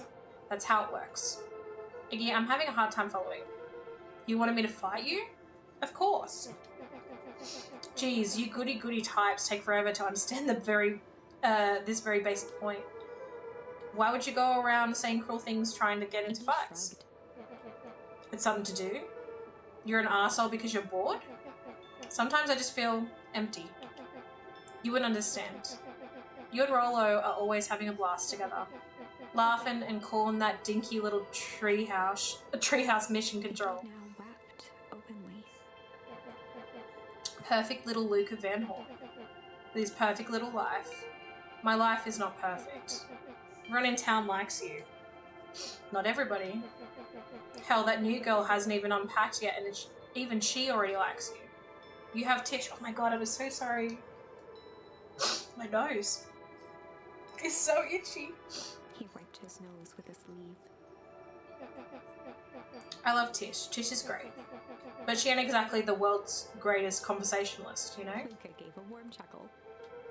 I get that He impression. cleared his throat as he wiped his eyes. Huh. It must be raining out here. Definitely. He arched into a wide yawn. We should probably try to get some sleep. Yeah. Let's lay low for now. Tomorrow we'll get to the bottom of all Luca's this. eyelids began to Wouldn't you slowly try and close. get in a house or try and get some cover, not actually just lay out in the open? Luca? Yeah? I always did want to see the inside of your dinky little treehouse. What do you think? Not bad. I'll give you the full tour when we get back. You know what? That's all Luca could whisper before succumbing to sleep. Iggy snuggled in some more. When it comes to worst days of my entire life, this one wasn't half bad. Are they going to say we froze to The house death? smelled of warm bread. Luca was playing with toy blocks on the living room rug. He looked up to see his parents on the couch. His mother held his father's head in her lap. She idly stroked his hair while humming a song. A voice behind Luca spoke. This is how you remember them, huh? Luca turned to see his own face. The doppelganger from his dreams, still clad in a yellow hazmat suit, still carrying a look of disdain behind Creepy. empty eyes. Aww, look at this perfectly cozy scene. You know it wasn't really like this. The figure picked up a toy block and inspected it. It's amazing the facades that one can build given the right materials. Not that I blame us. These are a child's memories, all warm and fuzzy. You don't remember, do you? Uh-oh. Lucas snatched the block from the figure's yellow-gloved hand. Remember what? The doppelganger pointed to the couch. The last day we saw him alive. The day he chose to abandon us. Luca turned to look at his father, still lounging on the couch. That's not true. He didn't abandon us. The doppelganger waved his hand dismissively. Everything is true here. It's just a matter of what we choose to see. Well, let me show you. The world flickered and pulsed. Luca was sitting next to his bed, listening to his heartbeat with one of his dad's stethoscopes. The doppelganger limped into the room. Now, we both know that's not how this went. Ooh. He grabbed Luca's hand and guided the stethoscope to the floor. Luca heard muffled shouting, brought close by the stethoscope. It was his parents, fighting. Do you remember what we did next? Luca gave a slow nod and crept down the hall to peek through the banister. He could see the outline of his mother at the bottom of the stairs. Damn it, Walt. We can't afford to get involved in this. She was scared. His father stepped forward. What am I supposed to do? Just watch? There's a sickness in this town, and we both know who's behind it. I swore an oath to help people. I won't turn my back on them. Luca's mother grabbed Walt. She was crying, pleading. I can't lose you. Walt calmly removed Eleanor's hand from his shoulder. What's right is right, and what's wrong is wrong. I could never Wordsmith, forgive love myself it. if I let Sharper get away with this. Eleanor raised her voice. Spare me your bullshit platitudes. What about our son?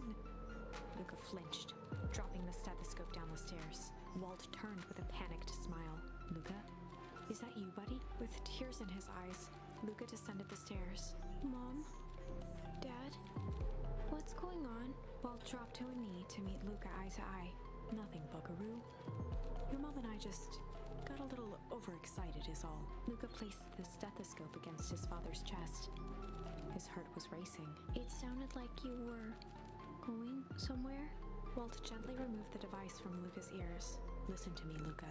I have some business to take care of. I'll be back in time to tuck you in. He wasn't. Luca hugged his father tightly. Promise? Walt stood up and walked to the door. He glanced over his shoulder. I promise. With a wink and a grin, he put on his hat and strode out into the evening sun.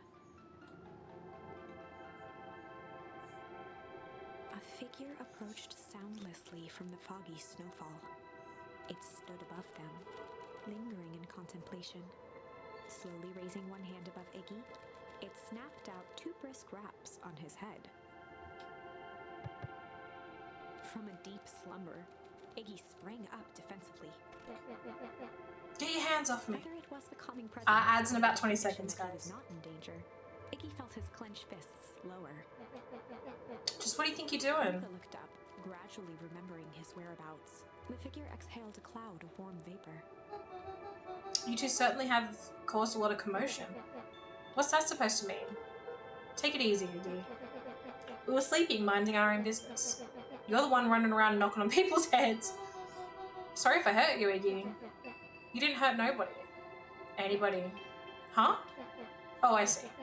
You think you're better than me. You... When it came to complete strangers, Iggy had trouble cobbling. Sorry, not saggy Iggy. You big-hatted, scarfy-necked furball. Mm-hmm. Okay, let's lower the temperature a bit here. Interesting choice of words. I mean, let's all calm down. Who are you? A friend? An observer? A hitchhiker on the infinite expanse of possibility? Great, how about a name? If you must call me something, you can call me Nat. Iggy huffed with gratification. How about you make like a gnat and buzz off? Very well. Nat began to turn away indifferently. Wait, do you live here? You might say that. So you know where we are? You might also say that. Look, pal, we just want to find a safe way out of here. You gonna help us or not? Before knowing how to leave, you must know, one must know where they are. Alright, that does it. Luca, I don't know about you, but I'm getting out of here one way or another. Iggy turned sharply and began to stomp off. Enough with riddles. Iggy, wait up. Realizing he'd worn their patience then, Nat relented. Very well, I suppose this isn't the time for metaphors. I'll show you how to get back Luca home. and Iggy turned around with hope in their eyes. Come here. Nat took a deep breath in. Close your eyes. Nat exhaled slowly, then snapped his fingers. Okay, open For them. a brief moment, Luca and Iggy let themselves believe that some great magic was about to unfold, until they opened their eyes and found themselves in the exact same place, cold and disheartened. This is your home. This is Beacon Pines.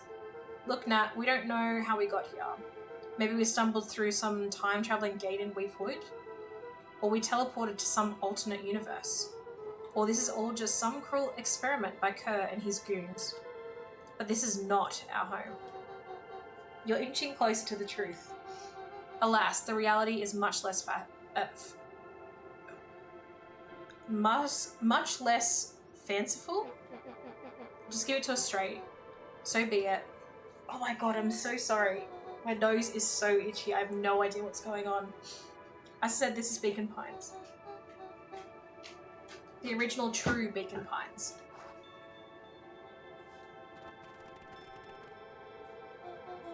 You both grew up here, but the town you called home for the past several years is a replica. A remarkable achievement of engineering, to be fair, but a replica nonetheless. That's impossible. It's too much work. You need a whole new town to replicate a whole town. Indeed, to pull off such a feat would require immense labour power. That which could be moved, would be moved. That which could not. Oh my god! That which could not would require a precise duplicate. Dear God, we would have noticed. Someone would have noticed. You'd think so, unless the auditing was impeccable. A mind-numbing attention to detail. As for the innumerable trivial, oh my god. Trivial, oh my god, I can't say it. trivialities, oh my lord, which contemplate the tapestry. Well, you can leave that to this miraculous thing we call a brain. It has a real aversion to oh my god. So it's not, I just can't, my words are not, dear god. Discontinuity, revulsion even. The brain has a wonderful way of smoothing out the rough edges, keeping us sane. Luke and Iggy looked around uncomfortably. So you're saying that someone made an entire new town and moved us all and no one noticed? Precisely. But why? Why is the question that can never be answered with certainty. The best one can do is to uncover. Narrowed his eyes, furrowed his brow, and uttered. Wait. What are you trying to get me to say, River? Trivial. I got liabilities. Trivial. Why is trivial? Why is liability? I was trying to make fun of the way you were trying to say it. I couldn't say it. The source. Why do you say the source like that? Why indeed? To laugh uncomfortably. It's all ridiculous. There's no way they could. Down at his feet, his eyes started back and forth in contemplation. The second word is an enemy. But, like, when the kid says it in funny, a enemy. That's one word I can say is an enemy. I used to struggle with rural a lot. With a sudden pain, a thought struck him. Someone in my year could have struggled with specific and Pacific. If this really is home. He sprinted off into the pale distance. Oh, As bye. Iggy turned to follow, Nat called out. Iggy, it's not too late to turn back. Simply head west through Weepwood.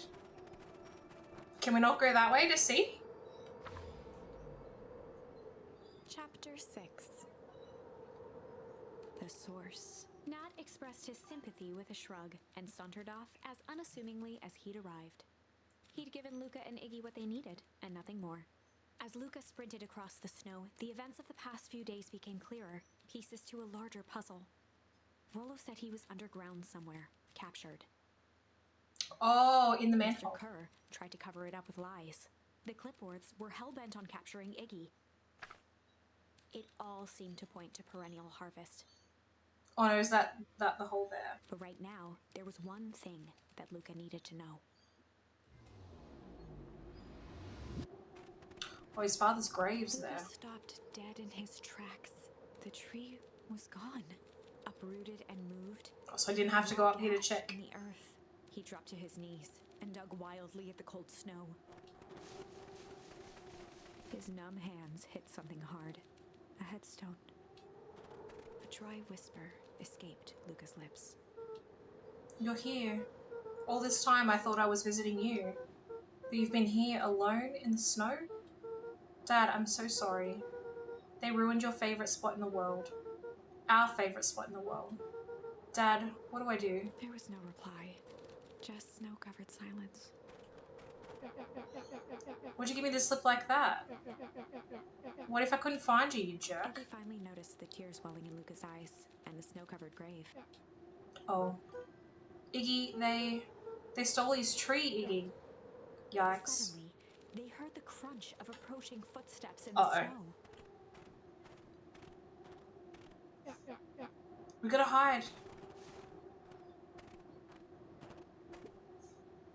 A 259k. Fall off distance still good. Dude, did you hear me? I said 259. Sorry. You ever think about what we did here? We saved a whole town of people. Doesn't feel like it sometimes. What about everything we left behind? That's the grave of someone with a family. The people who loved them will never know the truth. The truth is He overrated. bent down to scoop up a snowball and lobbed it playfully. Hey, don't be such a downer, dude. We took this job to change the world. Yeah. Come on. It's almost lunchtime. Weirdo. Okay, I'm glad that I was like, what the fuck is he walking like that for? Here I thought I was a jerk. These dinguses are out here literally dancing on Lucas graves. stuttered through heaving sobs. I thought I was visiting him. I thought he was with me. Not gonna lie, that's a bad break. Here's some He gave Luca a advice. solid smack on the back of his head. Hey, who's any of this helping? What? Sitting here in the snow, crying like some pushover. Who you helping? Iggy, look what they did. They lied to everyone. Blah, blah, blah. Luke Van Horn, you're a lot of things, but you ain't no pushover. What'd I tell you before? When some jerk comes at ya acting like a horse's ass, I should stand up for myself. Hell yeah. Kerr and his merry little band of clipboards pulled off this switcheroo for a reason, right? Nat mentioned something about a Luca wiped source. his eyes with a sleeve. Whatever's at the source must be awfully valuable to Perennial Harvest. Sure be a shame if something unfortunate were to happen to their precious source, wouldn't it? What do you have in mind? If it's small enough to steal, we snatch it. If it's too big to snatch, we smash it. And what if it's too big to He smash? flashed a mischievous smile and cracked his knuckles. It's always up for a challenge. Oh, sorry, I'm always up for a challenge. I'm gonna make this right, Dad, I promise. Let's do this.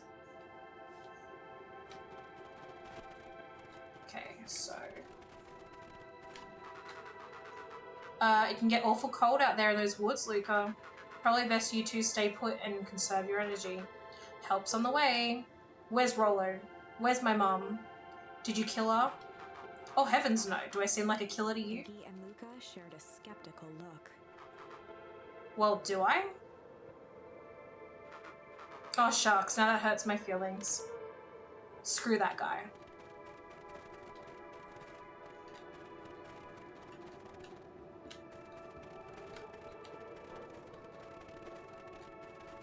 It's got to be kind of across... Wait a minute. If this is the original town, then that means... Iggy darted behind a large pine and began digging furiously. He emerged holding a shoebox with a crude skull painted on its lid. What's that?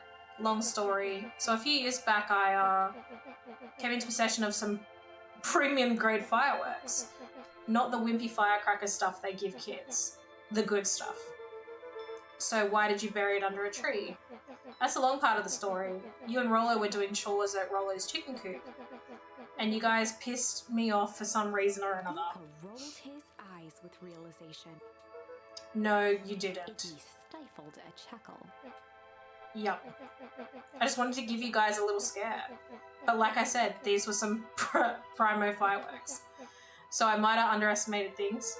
You blew up the chicken coop?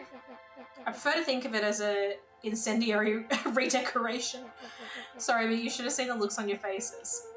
Rollo got grounded for months, which is why I needed to stash the evidence and lay low. So I buried him under that tree.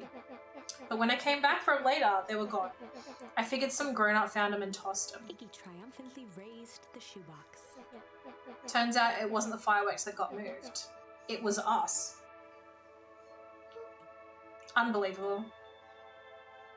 I'm off to bed. Have a great rest of the stream. I shall lurk and see where I end up in the morning. No worries. Okay, yes, thank you so much for being here. Appreciate you. And I hope you sleep well, and I'm sure I'll catch you again soon. Do you think this is a game? Newsflash, boyo. You're not a hero.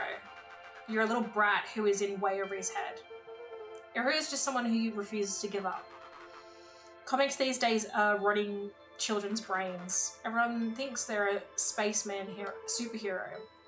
I was always partial to Hank Atomic myself. Is that so? Do you really think you have a chance against us? You have no idea how powerful we are. Prepare to blast off, loser.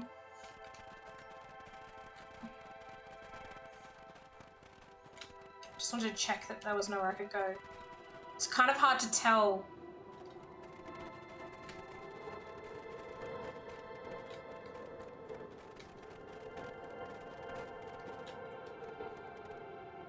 Luca and Iggy inched up to the edge of the hole with bewilderment in their eyes. Thanks for sharing this cozy cute. Of course. Thank you for being here.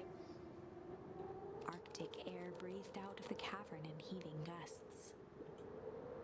Echo. Whoa. I can see why they wanted to move us all out of town now. But why would they dig a giant hole? I think this is it. This is the source? It's a dang hole. How do we smash a hole? Oh, good. Oh, it's much more than that, my annoying little friend. Kerr. Where's Rollo? I wasn't lying before, he's safe. Well, safer than you two, at least. Drats, it's cold. You just had to drag me all the way out here, didn't you? Mr. Kerr gazed down the abyss in contemplation. It really is something, isn't it? What did you do to our town? What's all of this? What's a doozy of a question? This is the source, where they collected the unrefined, Kerr scratched the back of his head. Honestly, boys, I don't understand any of this well enough to explain it. Fact of the matter is, I'm not paid to know. What do you mean you don't know? Are you in charge? Oh, heavens no. My role is merely to flash a winning smile and manage various complications. Complications like us? You're a smart boy. His face contorted into a saccharine grin. It really is nothing personal. Some people are destined to strive for greatness, and others are simply obstacles along the way. Seems like you were destined to be a creepy lackey. Point is that we all play our part in life. Mine just happened to be a lead in the role of a lifetime, and you happen to be extras ready for your curtain call. We aren't giving up without a fight. Your smile's not going to be so winning after we're done with you. Now, boys, there's no need for melodrama. It seems even a professional such as myself embarrassed for you. Let's change the mood a bit. Kerr snapped his fingers. Scene change. Shit. There, that's better. Deal with him. Iggy turned to Luca with a sly glance. Why are you smirking? Because I have a box full of fireworks and you don't. Iggy waved the box into the air, threatening to drop it down the hole. Stop! Let's not do something regrettable. Joke's on you, regret is one of my specialties. Out of curiosity, what would happen if I threw these into your precious hole? Nothing at all. You're a terrible liar. I'll have you know, I'm an exceptional liar. But that's far enough. Iggy plucked a single bottle rocket from the box and held it up with reverence. Stop, you fool. Call off your goons. After a long pause, Mr. Kerr flung up his hand with frustration. Very well. You all can head back for the night. It's been a long day. I'll handle these two from here. The way I think they're red pandas walk backwards. It's just us now, Iggy. You can put that down.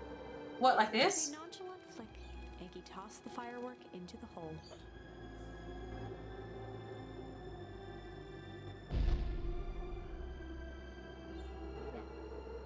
Ooh.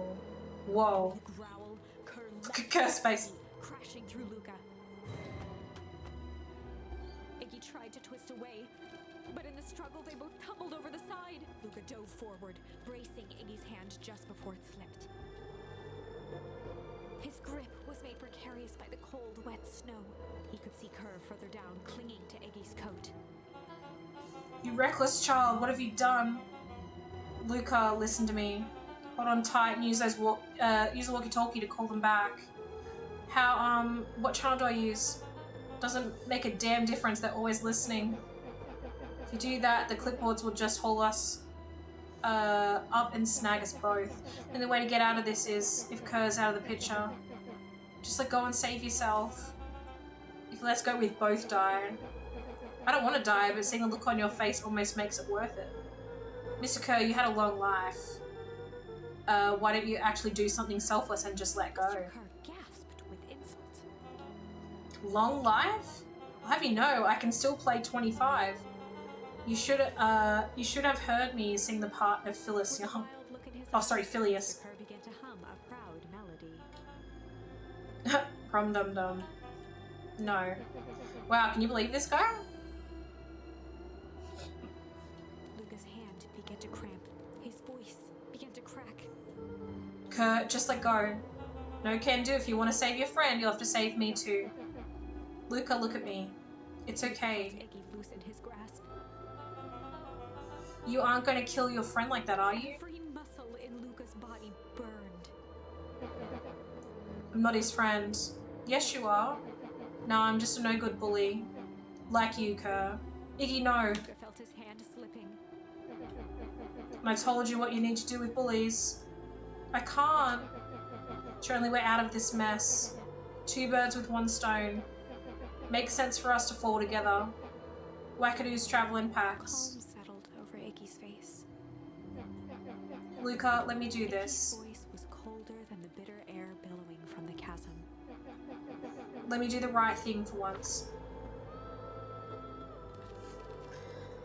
Oh. Oh, choices, choices.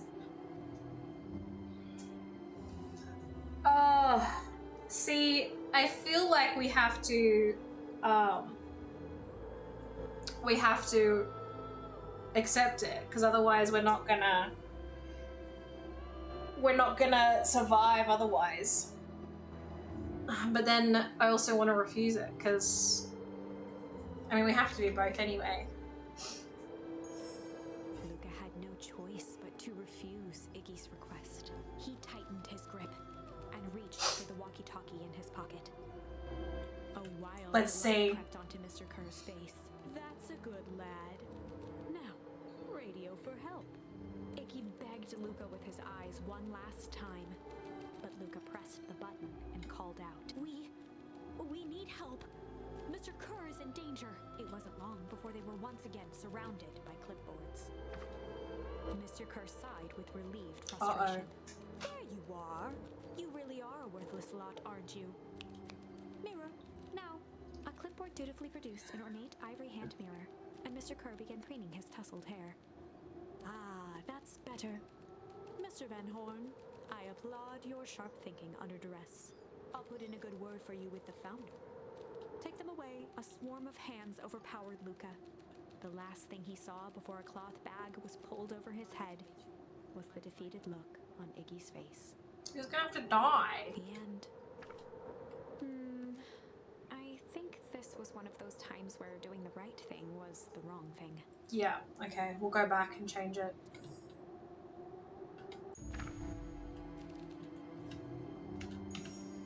Luca had no choice but to accept Iggy's request. With a quiet blink, Luca watched a teardrop sail down into the howling void. As his fingers slowly gave up, he met eyes with Iggy. Good. So sad. The 2 silhouettes were swallowed by darkness.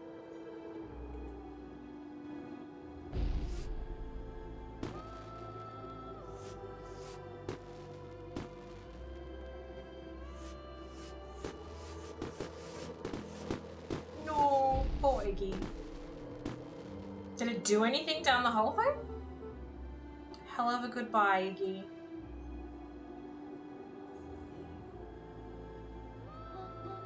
Luca, you should really step back. What? Quickly.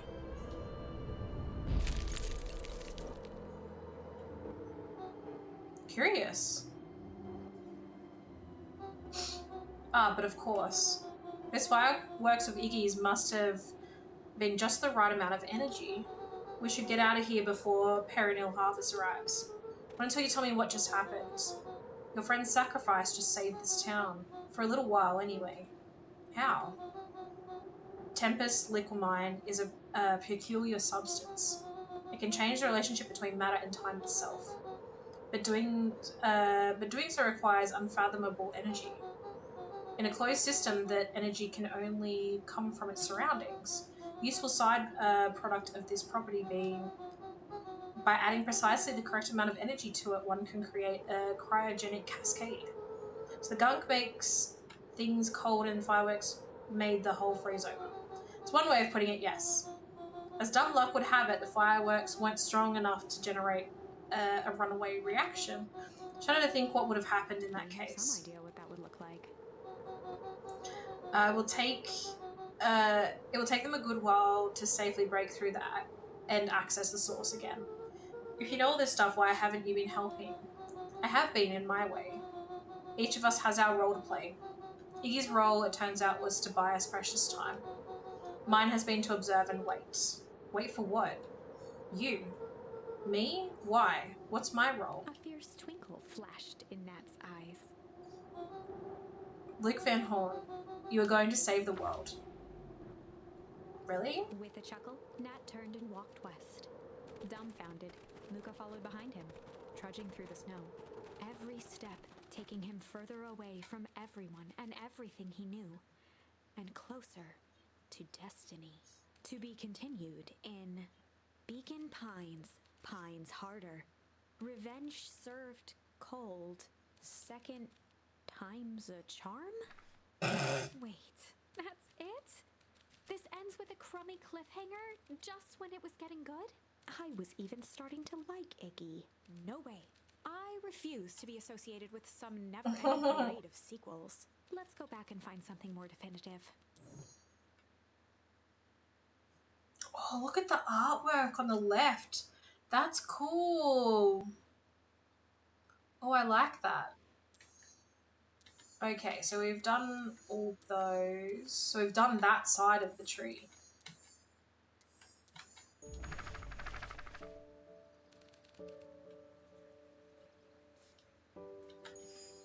Luca began to respond, but the sky answered for him as the clouds above began to break, revealing patches of star-filled summer night. Moonlight filtered down, shimmering in the treetops. Sure, you can meet Rollo. You're not going home? No, I promised Rollo I'd tell him Luca stopped about... himself mid-sentence. Promise you tell him what? Spit it out, bum. We're thick as thieves now. There's a juicy secret you've got to tell me. Okay. Come to the treehouse, I'll tell you both what happened. Heck yeah. Is he gonna be Luca pissed saw now? Luke skulking by the gate. Is he gonna be pissed that we're bringing our new friend? So you're telling me there's nothing mysterious or creepy about this place? It's mostly boring and empty. Refuse to believe that. Big spiked gate, looming mansion, rich reclusive owners. It even smells shady. Grabbed the wrought iron bars and shook the gate. Mark my words, you a decadent nightmare house. You will reveal your secrets to me.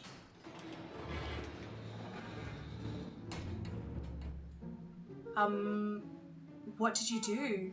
First of all, I told you so. Second, hide.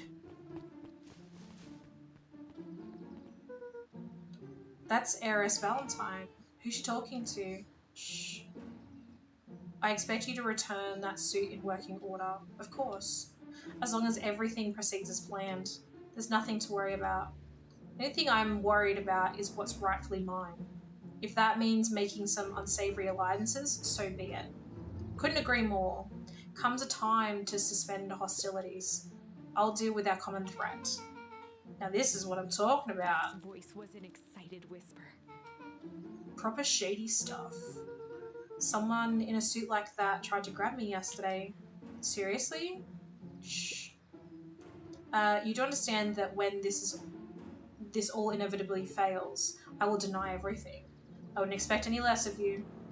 You just worry about your part in this and let me handle the rest. Can't wait to see the look on that Rube Kerr's face. Yes, the truth will come to light. I'm still surprised you're so comfortable with the potential collateral damage. If there's one thing I've learned, it's that change is painful. Wow, I was expecting shady, but that's just flat out super villain talk. If you don't mind me asking, why? Why are you doing all this? A mysterious figure retracted their mask, hair pushing out from all corners. I had a feeling it was Gran. I had a feeling. I did not mean to make that zoom in, I'm sorry. A chill Family. ran down Luca's spine. His His vision blurred. Beck stifled a sharp wince, and Luca looked down to see himself wrenching her hand. An answer I can certainly respect. Gran tousled her hair back under the face mask. But her hair's still out the back. Just remember, keep everything nice and normal until the festival. I don't need lessons in rousing suspicion. Gran gave Eris a curt nod and disappeared into the night. Well, she's always sneaking off. So...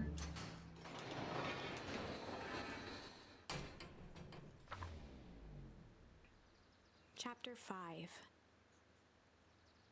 What big ears you have. Luca sat shivering in the bushes, staring at his feet. After checking to make sure the coast was clear, Beck gave him a gentle tug on his sweater.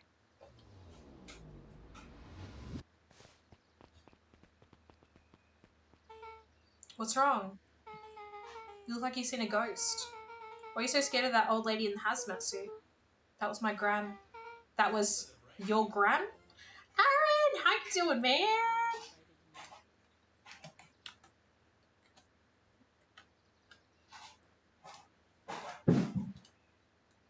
Welcome in.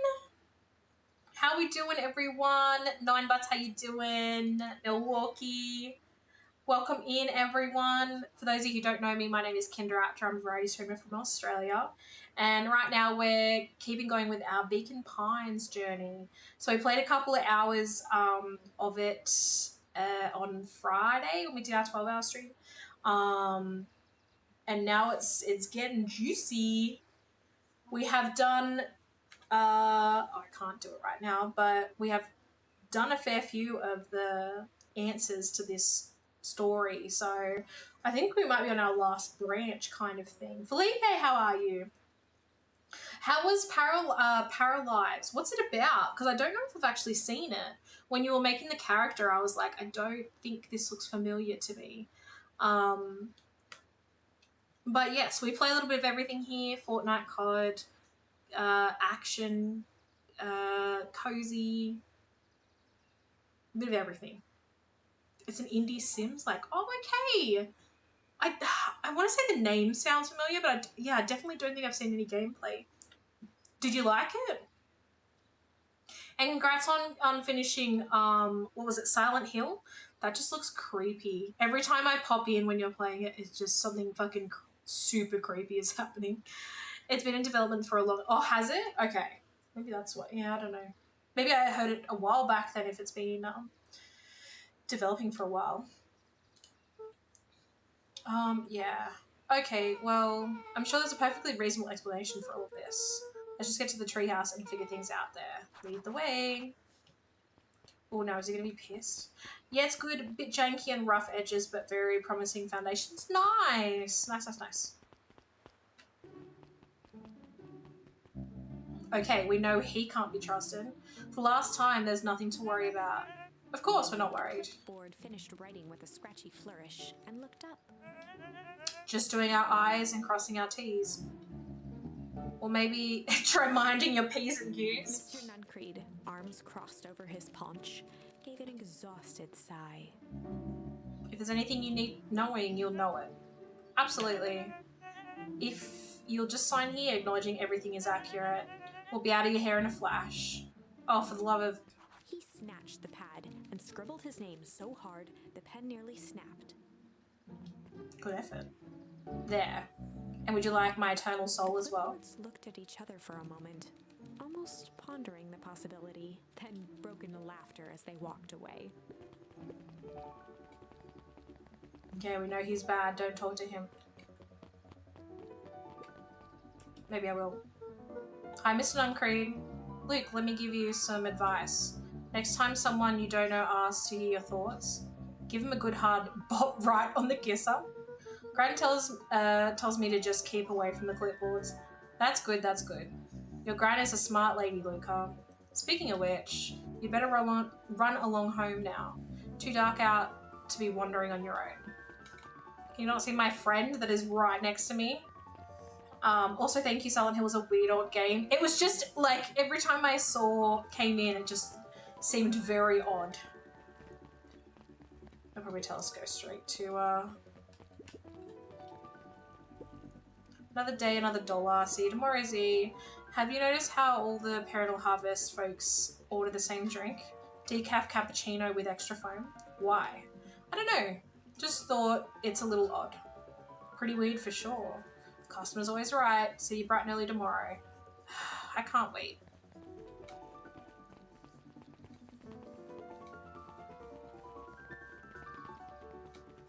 William Kerr and Gus Valentine proudly surveyed the half-covered festival banner. It's all coming together quite nicely. Could have done it without you. Gave a half-hearted shrug. I'm not sure about that. Nonsense. That reminds me, I wasn't able to thank your sister for her contributions. Yes, she's been indisposed of late. She doesn't much like me, does she? Oh no, that's not it at all. She's just been busy. Of course. Regardless, I would be forever grateful if you could pass on my thanks to her. The History Museum adds a real air of import to the whole affair. And we couldn't very well celebrate the history of Beacon Pines without including the Valentines. My father was a great man. The darn tootin' he was. Locked his arm on Gus's shoulder. But I mean the entire Valentine family. Present company included. Can I ask you something, Mr. Kerr? Call me William. Ask away. William, why are you doing all of this? Gosh, I've never felt one need of compelling reason to throw a party. Not just the festival. All of this. There's got to be 100 down in the luck towns out there. Why is Parental Harvest so invested in helping Beacon Pines? You know what I love most about the agricultural business? Seeds. Seeds? Yep, little bundles of potential. Fear in his eye, Kerr gestured grandly toward the horizon. You treat a seed right, nurture it, feed it, and it can grow into something truly special. You see potential here? Undoubtedly. The seed of greatness is already under our feet. All it needs is a little nudge. And the right leadership, of course. Oh. Good night, Mayor Valentine. Such a creeper.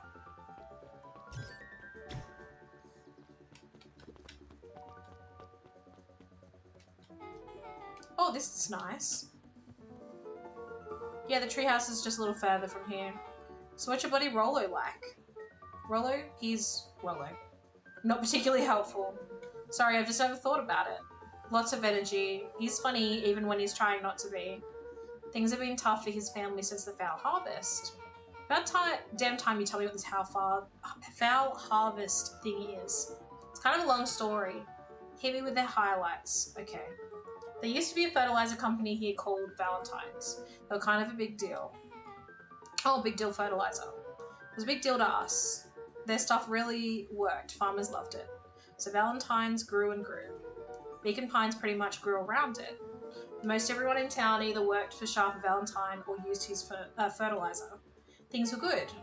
I'm sensing a big but. Around 6 years ago, Sharper Valentine suddenly died. And something changed. Changed how? Could have been a bad batch. Maybe it was in the water or air or soil. Nobody knows. But all the crops died. And everyone blamed the Valentines. The foul harvest. Yeah. Valentine's fertilizer went out of business. Half the town lost their jobs. Sheesh. The next year the crops came back, but something was different. You plant a crop, do everything right, and it's sort of a crap shoot what happens, and no one knows why? Nope. I take it Rollo's farm got the short end of the stick. Yet, for some reason, their farm was hit harder than others. That sucks. Things have gotten better since Perennial Harvest came to town. The Beacon Pines Reborn Initiative. Yep, first thing they did was give the town a deep scrub. They even put us up in hotels, one town over for a week while they decontaminated the groundwater. We better get going.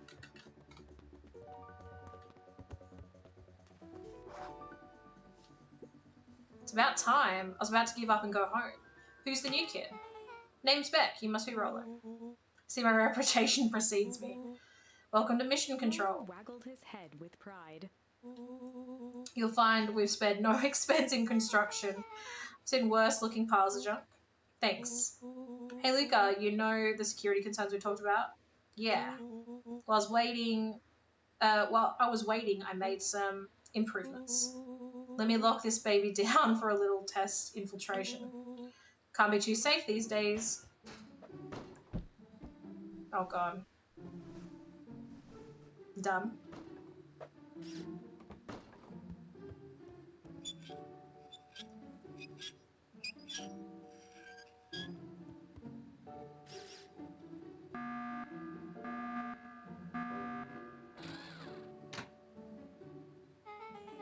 He goes all out, doesn't he? Always. Lavish.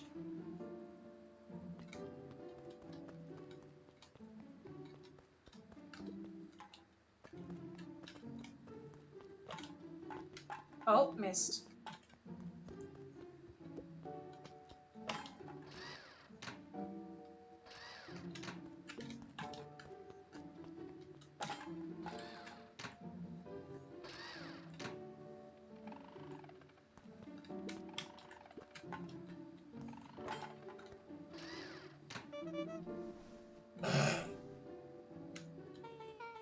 Where did you guys get all this junk in the first place? It's a guy in town named Jeff who trades us junk for snacks. Junk food for junk. Nice. So, pretty sweet security, right? Was imaginative, I'll give you that. Luca, are we sure we can trust this new recruit? I'll vouch for her. Thanks, I guess. Oh, Luca, you promised to fill me in about the Valentine's warehouse. Lucas sucked in a long breath. So like I said, there was someone there. What were they doing? I don't know, but the place was lit up and active. Maybe they were squatters? I don't think so, it seemed more organised. When the man pulled me in, I saw some sort of equipment running. Man pulled you in? Yeah, but I got away. Keep saying it was a man. They were wearing a mask, right? Yeah. Then it could have been a woman. How did you get away? I grabbed a rock or something and broke their mask. They let go and I ran. Dang. That's intense. No wonder you freaked out when you saw your grandma. Yeah, that's the other part. On our way here, Beck and I saw Eris Valentine meeting with Grant, wearing the same sort of hazmat suit. Laura let out a low whistle. And they weren't there for idle chit-chat. It was a proper, was it clandestine? Clandestine meet-up. So let me get this straight. There's an operation in full swing at Valentine's warehouse. You were almost abducted by a strange man or woman in a protective suit. And then you saw your gran in the same suit talking to Eris Valentine? Pretty much. I'm beginning to think this town is kind of awesome. Luca shot back a look. No offense. Also, and so we can logically conclude aliens or alien zombies have infiltrated the town. And the leader is your gran and she tried to murder you. First of all, and for the last time, there are no aliens. Second, it couldn't have been my gran at the warehouse. I broke that person's mask to get away. The mask Gran was wearing wasn't damaged, but she's definitely hiding something. Maybe. The Gran is weird, but she might be the most boring person in the universe. All she does is sit around all day making jam. What could she possibly have to hide? I don't know. We haven't talked much since she moved in. Moved in? Your Gran isn't from here? No, she came a few months back to take care of me after his mum went missing. Did you know your Gran before? Not really, no. Been years since I'd seen her. Luca, don't take this the wrong way, but are we sure your Gran is on the up and up? Luca gazed out the window. I'm just saying, it sounds like strange stuff has been happening since she showed up. We could say the same thing about your family, but you're right. Luca, your Gran is hiding something. And Pa always says folks only bury stuff worth digging up. We need to investigate your house. If Gran really is hiding something, don't you think I would have noticed by now? That's kind of the whole point of hiding something. I guess you're right. Gran's been leaving the house for hours at a time this week. I'll call you two tomorrow when the coast is clear. We can start getting to the bottom of this. I'm always game for a good snoop. You can count me in. Damn. Chapter 6. secret lair. Summer forged ahead, but the nights only seemed to grow colder. Luca walked home slowly under the pale starlight, cautious to avoid any more surprises lurking in the shadows. Reaching home, he slipped quietly into bed, half dreading what they might discover the next day.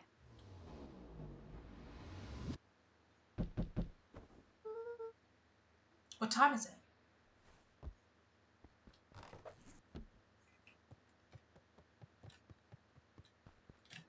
Checking the... Whoa, okay.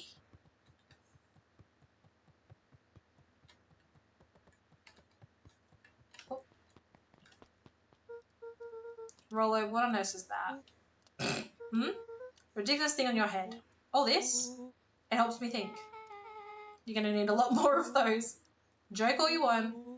We'll see who's laughing when I crack this case wide open. The coast is clear. Yep, whatever she's been up to this week, it's been keeping her busy most of the day. Very well. The game is afoot. My God. Luca and Beck rolled their eyes The as Rolo music. stepped across the room. If I were Gran, where would I hide my deepest, darkest secrets? Perhaps where you might least expect it. Rolo flung open the cabinet with confidence. Aha! He coughed as a veil of dust hit his face. I think it's safe to assume anything that dusty isn't what we're looking for. Or maybe that's what she wants you to think. Then again, any good detective knows not to trust their first hunch. First hunches are for suckers.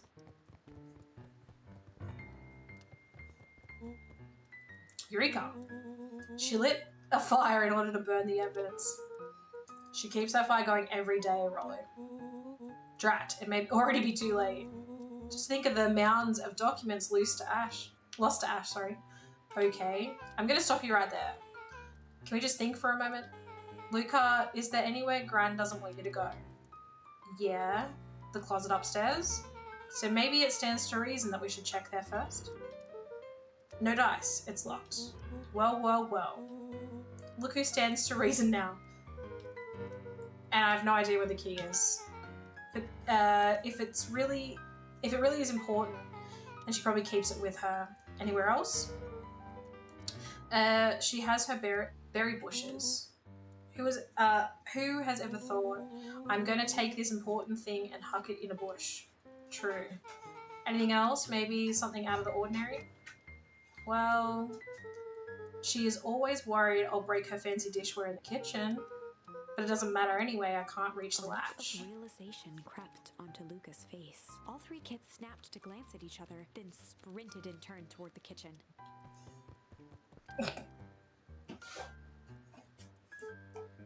Alright, Rollo. It's your time to shine. Ah, yes. You've called upon my expert detective skills. Hi. What are you doing? Sorry. And now I shall proceed with... Before he could finish, Luca scrambled up Rolo's back. I can't scratch your back. You've gone too far.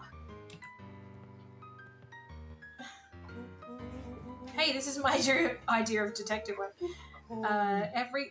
Hello. Every squad needs a good lockpick. Every good lockpick needs a sturdy head to sit on. Hello.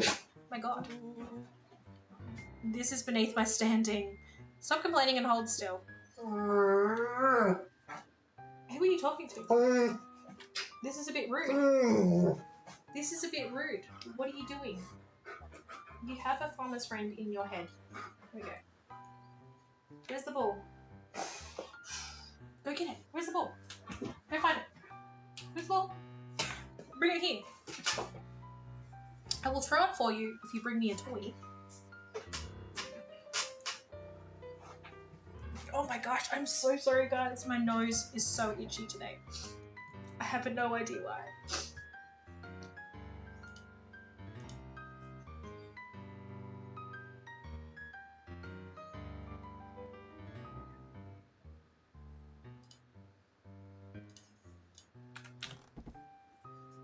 The three crowded around Oh the my hutch gosh. to peer in. With the glass doors opened, a perfect porcelain display gleamed in front of them. Their eyes searched for anything amiss. A key? But The only distinct feature was its impeccability. Well, that was anticlimactic. Yeah. Really don't know what we're expecting. Like, oh hey, we just yank on this random teacup As Beck and... pulled on one of the No teacups, way. it slanted forward with a hollow click. The entire hutch began to rustle and slide under its own power. Seems like your gran has been doing some remodeling. Dude, only 2 types of people have secret lairs. Evil masterminds and superheroes. So which one do we think she is? We're about to find out. Ooh. Okay, so more of an unhinged conspiracist vibe? Oh wow, yeah, this cannot be good. We need to look around before jumping to conclusions. What do we have here? Barrels marked caution explosives. And jam jars? That's enough jam to feed the whole town. Oh, so she's just been using the jam from here and actually hasn't been making it herself?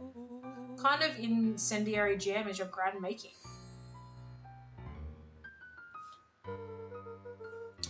We wouldn't have... She wouldn't have had me walking around town delivering bombs, right? One way to find out. Lolo casually spun open a lid and dipped his finger in the jam. Why? He Huckleberries, smacked his lips. a hint of brown sugar, and ink? What? Rolo plunged his hand in the jar, fishing out a soggy slip of paper. Aha! Rolo offered the slimy note to Luca and licked his fingers clean. It's addressed to Mrs. Fratelli. A grand jam gram? It says, last night I used the disguise Eris provided to scout the location. The timing window should be possible. Operation Sparkplug is a go. Oh man, are they doing a heist? Whatever it is, it can't be good. So more of a bombshell than a bomb, am I right? You're new here, so let it slide. But I'm the bad joke guy around here. Luca jostled each cabinet drawer in turn. Only one was unlocked. He fingered through the filing cabinet, pausing at a bulging folder labeled Walter. For a long moment, he just stared at it. Uh-oh. What you got there? It's my dad. Looks like some of his old medical files. Your dad was a Luca doctor? nodded and caressed the label with his thumb. Well, are you gonna read it? Here, let me help. Rolo swiped the folder from the drawer and began leafing through the pages. He whistled to himself, barely looking at the text. How about you actually read some of it? One sec. Dense documents such as these are a lot like a cheeseburger. It's best to skip straight to the middle. That's where all the meaty bits live. Wow, I had no idea we're in the presence of a preeminent scholar in dense documents and cheeseburgers. By all means, He proceed. stopped at a page and mimed, holding up a monocle. Aha! Here we are. Followed up examination of Terence Willoughby. Patient shows further signs of paleness and malaise? It's not how you spell malice, right? No, malaise. Body temperature continues to drop. He now describes soreness of muscles and joints. This is similar to the symptoms exhibited by Mrs. Willoughby just a few days past. Still waiting on lab results from Rolo Joseph. looked up with heightened surprise. See? Creepy. Yeah, that's kind of disturbing. Who's Joseph? That's Mr. Nuncreed's name. His Wait, finger traced across the page. there's more scribble in the margins. Could it be contagious? Mr. Willoughby claims the tap water at his home had been contaminated. Perhaps environmental? Lab results only raise more questions. It's like he came back to those reports later and made those notes. So it might be related to something else. Scanned through several more pages. Here, the writing looks shaky. I just couldn't help her. The disease, or whatever it is. Oh my god. Progress is so fast. And with his wife passing, Terence's condition followed close behind. exacerbated by the loss. Enough is enough. I need to take matters into my own hands. Luca, staring blankly at the cabinet this whole time, spoke softly. What does it say Noah next? ruffled the folder, trying to loose more pages. That's where it ends. What? There has to be more. Luca frantically shoved the remaining cabinet folders, trying to find another labeled Walter. Luca, I think that's the only one. It's alphabetical, see? What did he mean enough is enough? How did he take matters into his own hands? This is bullshit. Luca slammed the drawer shut. A spider web of string connected photos of people from the town, Is that a punching bag as well in the corner? interspersed with hastily scrawled notes. Well, she sure has kept herself busy. Is your gran a serial killer? Because I'm starting to get a vibe. Don't be ridiculous. Sure, she's just tracking the movements of everyone in town out of the kindness of her heart. She put little symbols by some of them. Yeah, Mr. Nuncreed has a check mark. The clipboards are all inside a big circle. My mum's are both on here, with both the question marks. Gus Valentine has a question mark. Eris has a question mark that's been crossed out. Mr. Kerr has a bullseye. The killer has chosen her next victim. We don't know what any of this means. Whatever it means, it's probably not good. Wait, I want to see if I can do anything with the punching bag. It's gonna be something.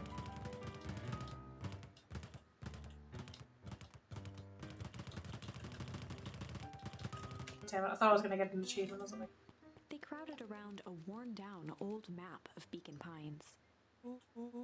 Cool, this looks like a treasure map. Not every old map is a treasure map, Rollo. Yeah, but every treasure map is an old map. Can't fault that logic. Wait, I want to see if there's an achievement for punching the bag.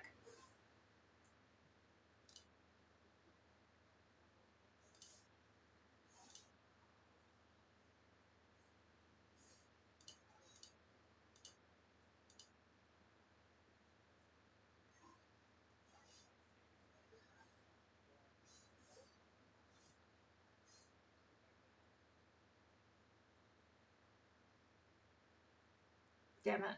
I don't think there is.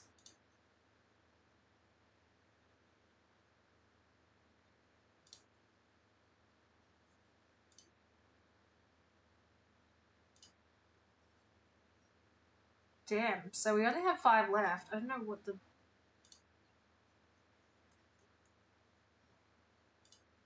Okay.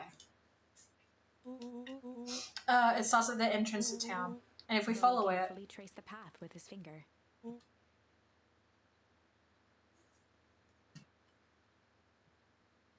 Uh-oh.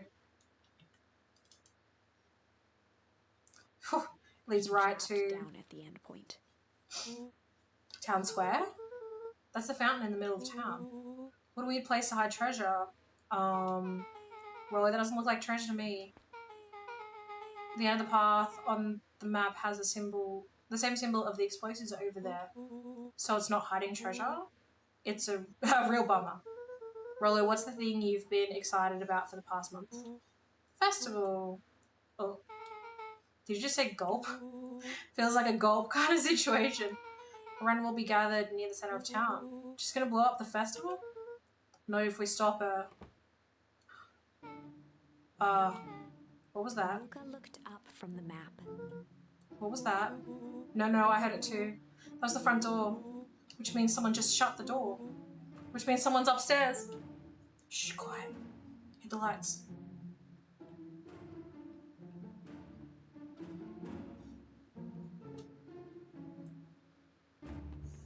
Beck flicked off the light, and they became statues in the dark.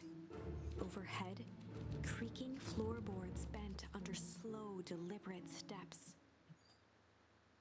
Uh-oh. The kids looked up, the tilt of their necks following each footfall.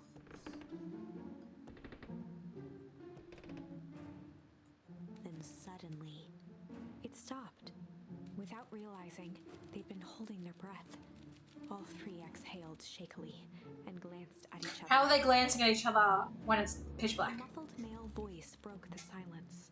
A final few footsteps reached the entrance above them, and the voice now echoed down the stairs. Anyone down there? Three kids shuffled to the corners without a peep. As he began to descend the stairs, the man's voice It's in about a punctuated minute, every guys. new step. Thump, Yoo-hoo! I'm not here to hurt anyone. thump, I'm just here to help. Just... At the bottom step, the man paused, squinting to search the room for signs of life. Huh? Guess it's Rolo nothing. shifted suddenly. Luca gave him an intense, chastising look and whispered through clenched teeth. Rolo, don't. It was too late. Rolo was already inching toward the stairway. He screeched as he charged toward the shadowy figure. Flaming chicken coop! With all his Oh weight, my god. Rolo tackled the man to the ground. Rolo? Mysterious creepy man? Anyone From there? the dark corner, they saw something move. I don't know if I had it. I didn't know I had it in me. There's only one way to find out. Holy crap, Rolo, that was awesome. But did you just kill that Luca person? scrambled to the hunched figure on the ground. Pressing his fingers to the man's neck, he sighed with relief. You should have clobbered him good, Rolo. He's knocked out As cold. Beck flicked back on the light, Luca and Rolo both gasped in stereo. Mr. Tolliver? Chapter 7.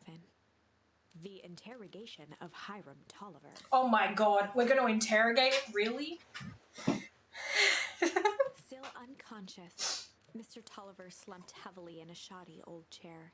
His hands were bound with rope, his feet tied with some loose string. The kids huddled in a circle, discussing their plan. One thing was certain, they couldn't just let Mr. Tolliver go. They needed to know what he was doing in Luca's house. After some deliberation, it was decided.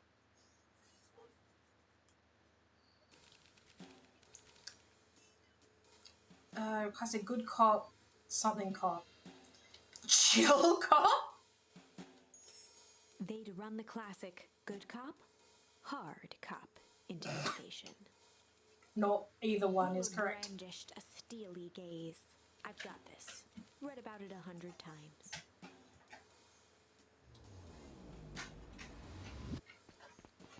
Rolo swaggered past the chair which propped up the slumping Hiram Tolliver. Without even looking at his captive, he began with a long, blustery drawl. Well, well, well. Mr. Tolliver. Mr. Tolliver remained motionless. Rolo spun around to face him. He'd clearly expected to rouse Mr. Tolliver with his booming voice. Mr. Tolliver? Beck and Luca gave each other an unsure glance. Rolo slammed his fist on the table. I said, Mr. Tolliver! He grabbed the table lamp and beamed it onto the unconscious face. Mr. Tolliver groaned and slowly lifted his head. He recoiled with a muddled, weary squint. What in the The world? chair wobbled as he attempted to straighten up. Who's Mr. there? Tolliver could only make out rough shapes through the glaring light. With a gruff tone, Rolo hoped to both conceal his voice and intimidate. I'll be asking the questions here, punk. Now hold on, let's just calm down. Oh, I am calm. Calm as a carrot into... As for you, looks like you're The sweating. full expression on Beck and Luca's faces transformed into awe. We can do this my way, or... Let's just say I've never needed another way. Rolo, hitting his stride, was now channeling every detective trope his memory could recall. He slammed the table again. Now dance! What? I don't even... Tolliver's voice became desperate. He was nearly in tears. You've tied me down. How on earth can I dance? Dance with your mouth, punk. Spill the beans. What are you doing poking around this house? I'm here to help Juniper. To make sure everything's ready. Oh, so you're in cahoots with Gran? Gran? Mr. Tolliver was in a daze. Oh no. More confused than ever. Gonna help her blow up the festival, eh? Blow up the festival? Good lord. He shook his head, feeling more and more dizzy. No, you've got it all wrong. Where is she now? She's headed to the source. Source? What's the source? It's where His voice faded to a whisper. the town began. Where it all began. What is Operation Sparkplug? With that, Mr. Tolliver passed out cold. Oh. Rollo swung around with a repentant grimace. Damn, Rollo. I think you went a little too hard on him. What did he say about the source? It's where the town began? We need more information. Yeah, but we better not push Miss Tolliver any further. Is there anyone else who might know more? About the History Museum? It's just got set up for the festival. Nah, that tent was put up by the Valentines. Everything they do is just a bunch of fluff to glorify themselves. Is there anything more reliable? The library? If there's any information about this source thing, Kadu will help us find it. Let's go get some answers.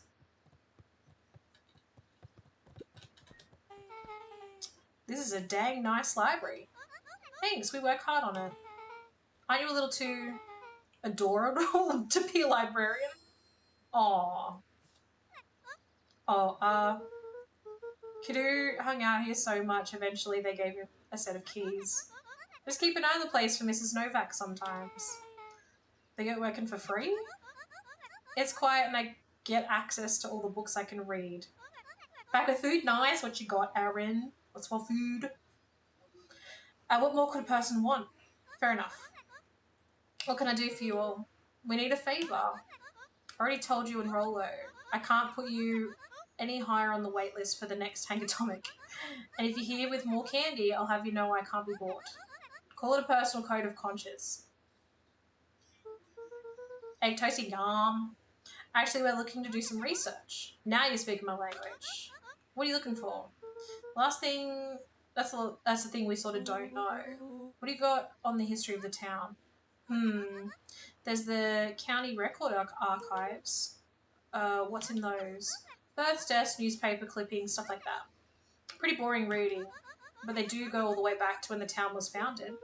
Great, we'll start there. Chapter 8.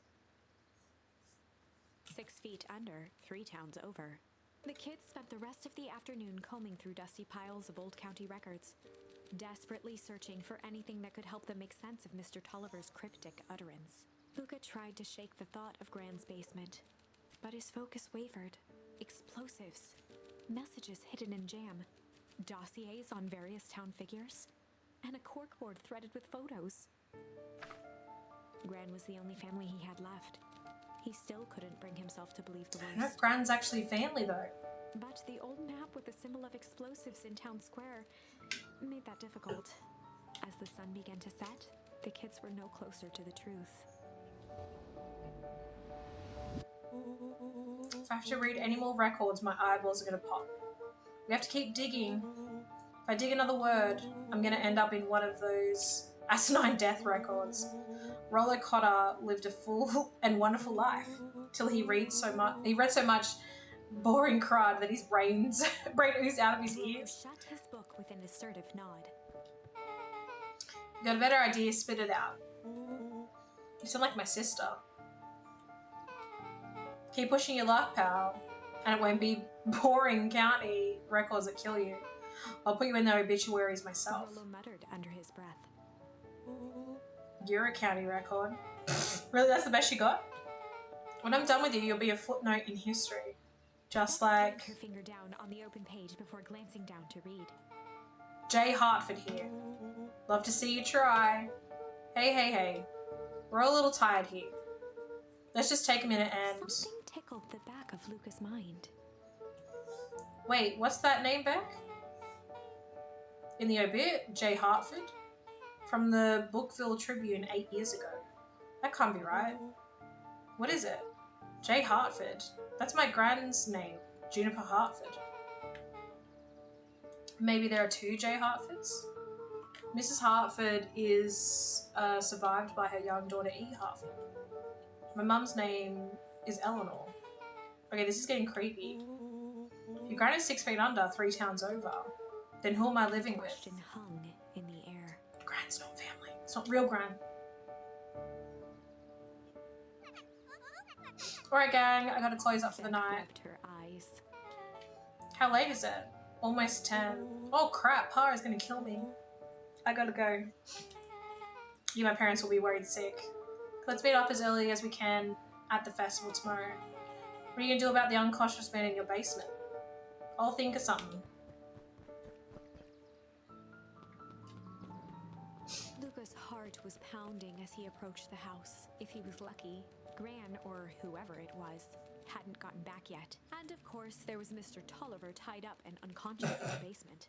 Dealing with him would be the first order of business. Luca shook out his arms to calm his nerves before entering.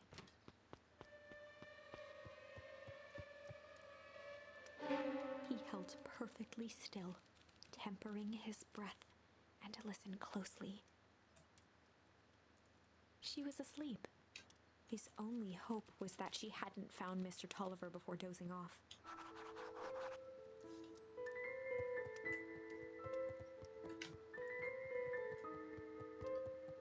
He's gone.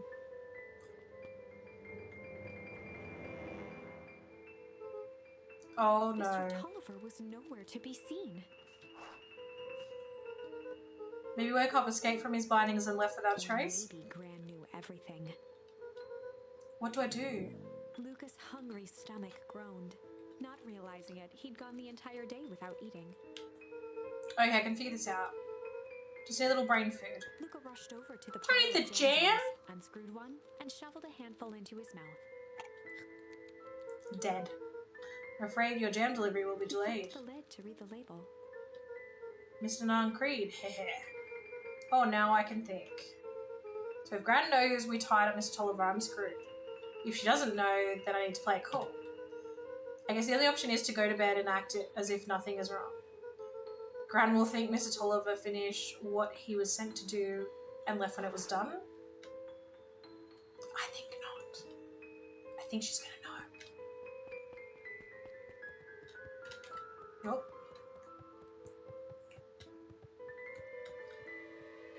Oh no, Gran. Okay, stick to the plan. Go to bed and play it cool. We're in trouble. As Luca climbed the final stair, the emotion of the day dragged heavily on him. With each consecutive step, his legs weakened. His It's the stride began to falter. jam. He tried to grab for the railing to steady himself. Something was wrong. Come on, legs. Just a few more steps. He groaned and tried to move.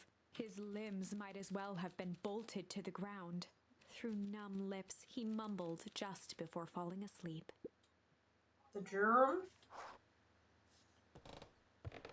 Oh god. Sweet boy, what did you get yourself into? The jam.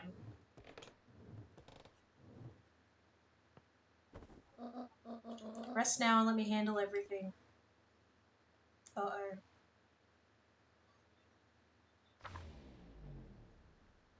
Chapter 9. A speech to end all speeches. Luca awoke to find himself face down in bed. He moaned into his pillow.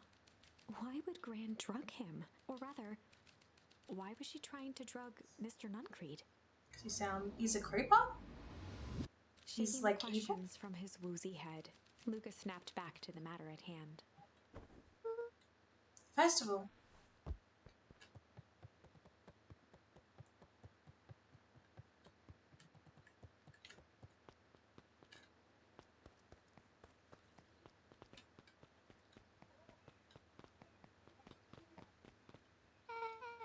Where have you been?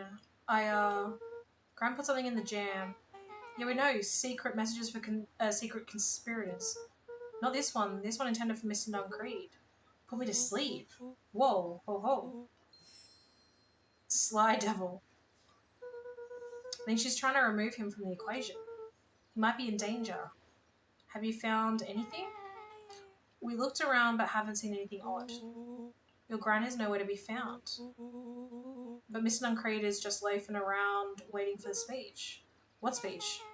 Mayor Gus just got up to the podium. Everyone is gathered at the stage. Let's get moving. Oh, damn. Augustus Valentine nervously wiped his brow. Is this thing... hello, Beacon Pines. I'm Augustus Valentine, your mayor, and I suppose you already know that. Oh yes, before we get started, I just wanted to take a moment to recognize someone who couldn't be here today. This town wouldn't be where it is today without my father, Sharp Valentine. So I thought we could begin with a round of applause befitting such a great man. Oh my god. Even that's more than the old codger Gus deserved. cleared his throat and awkwardly loosened his tie.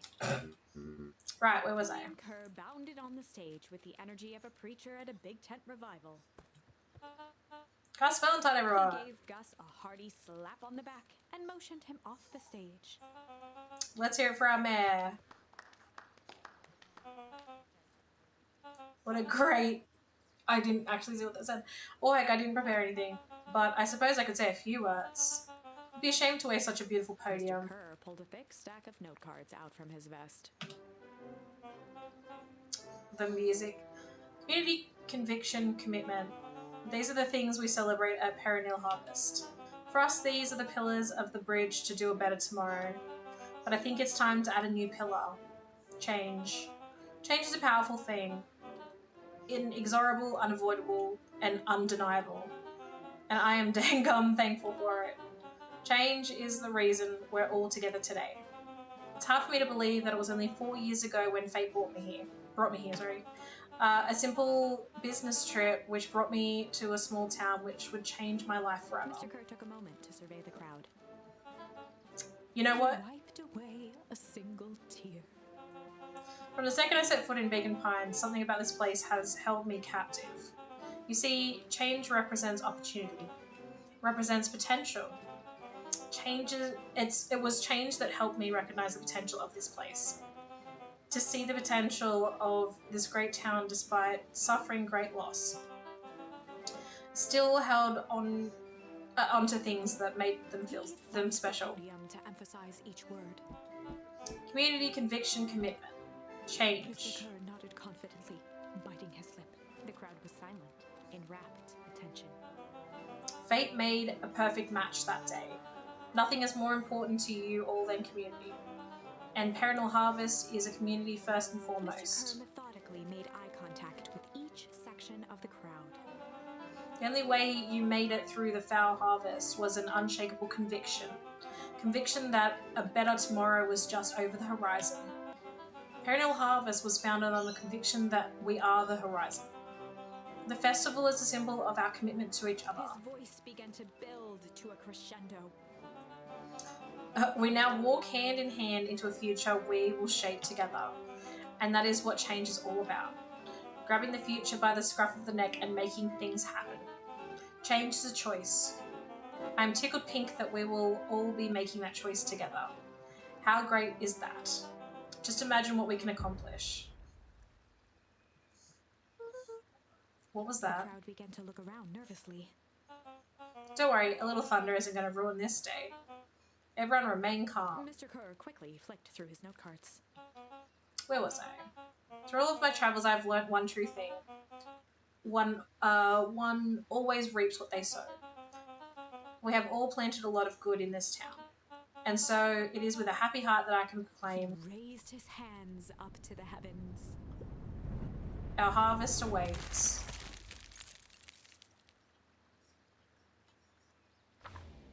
At that moment, a merciless wall of impossibly cold air ripped through the crowd, instantly freezing everyone and everything it touched. For a man like William Kerr, this was a fitting way for things to end. On a stage, with an entire town frozen in rapt attention for the rest of time. The end. There's that ice again! Whenever I think we're getting close, it comes along and ruins everything! Maybe we should just quit? Maybe you should just close the book, walk away, and never think of me again. No, I don't mean that. We got a little closer this time. We just need to try again, please. Alright, what do we got? Chill and Sly. Make sure nothing was added on this side.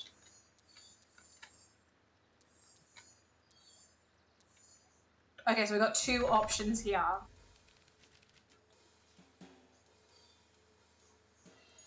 I think Sly is going to be the way to go. Classic good cop, chill cop interrogation. I'll handle this. Just got to play it cool. Luca walked calmly to the light switch, flicking it off and on a few times. Mr. Tolliver shook his head, gathering his wits. Golly, I sure got my bell He rung. looked over to find Luca, who returned a calming grin. Sorry, Mr. Tolliver. It's all a big mistake. Luca, what's going on here? Why do you have me strapped down? No one's fault, really. Rollo just got a little startled. Rollo's Rollo here? and Beck emerged from hiding to give a timid wave. Well, alright. Mistakes happen. You kids gave old Hiram a good scare. Let's just get me out of these ropes and call it even. Luca glanced over to Rollo and Beck, who replied with skeptical looks.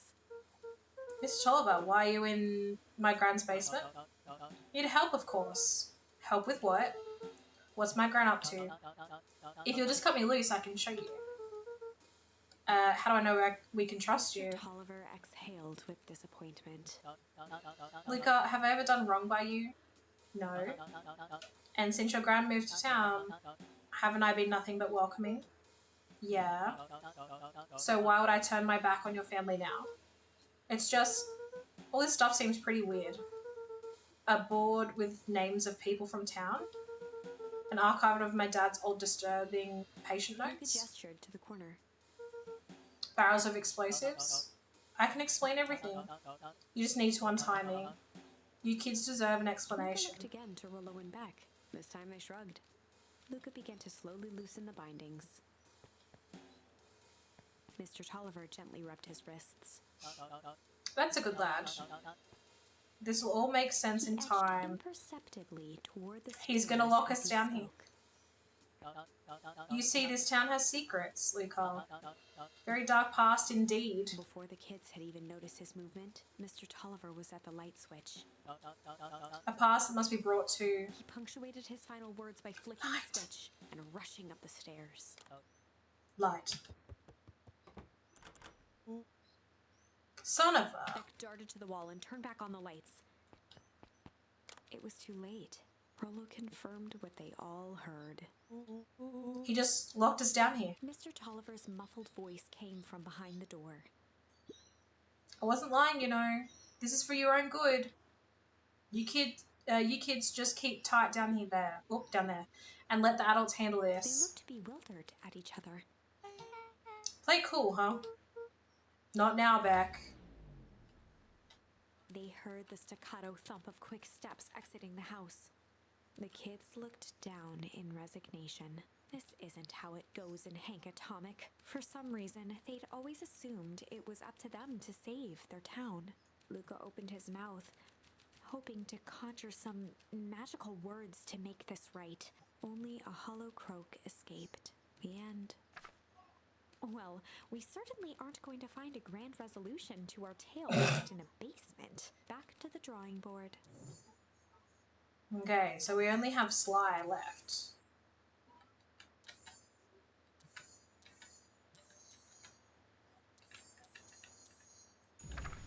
Okay. I just made a mushroom, garlic, and cheese sauce. A nice and creamy one. Have it with ham and cheese tortellini later with some sliced green onion, spring onion. Yum! Stop, River. They'd run the classic good You'll have to share a picture in sly Discord, though. cop interrogation. Please. Luca and Rollo ducked behind a barrel, leaving Beck to her task. Oh, no one knows Beck. With a few crisp snaps, she roused Mr. Tolliver. Sounds so good, River.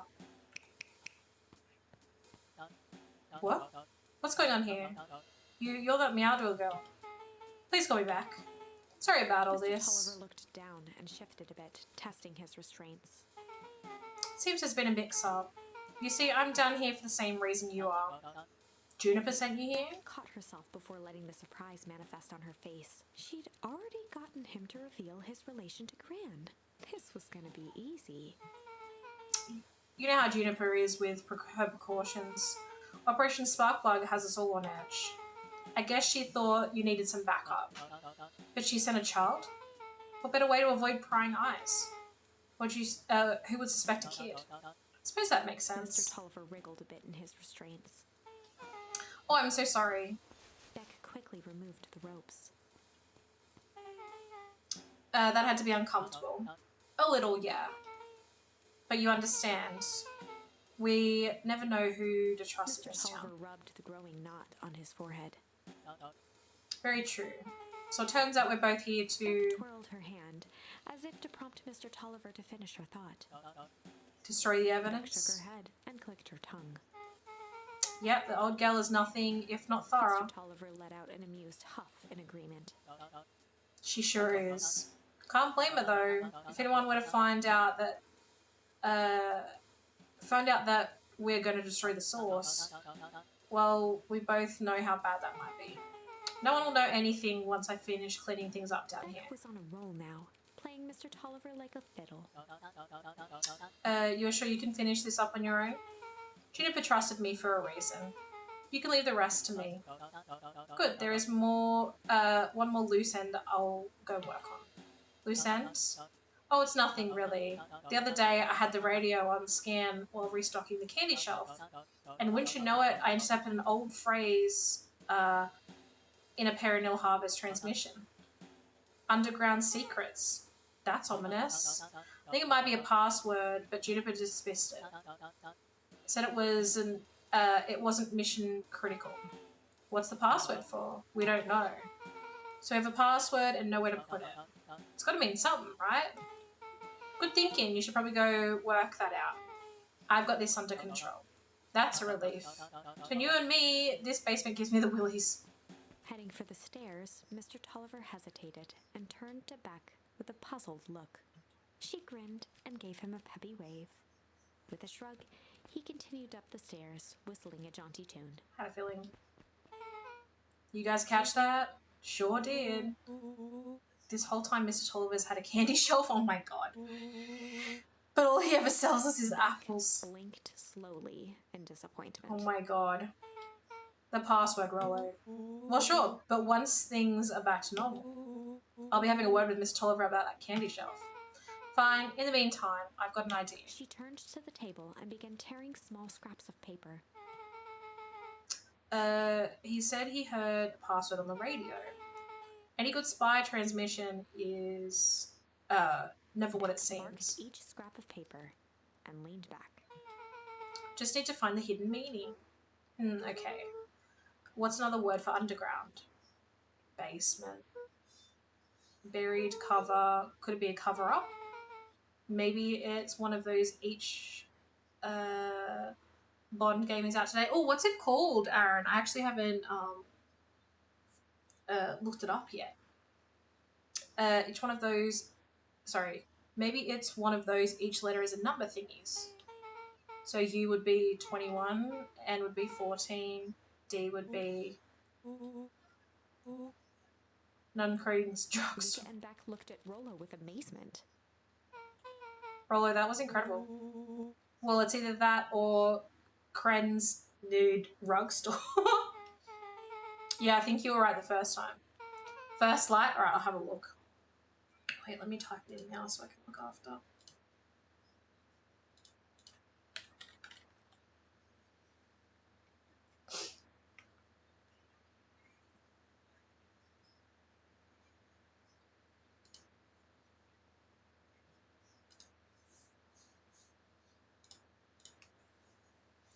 How did you do that? What can I say? I love ciphers.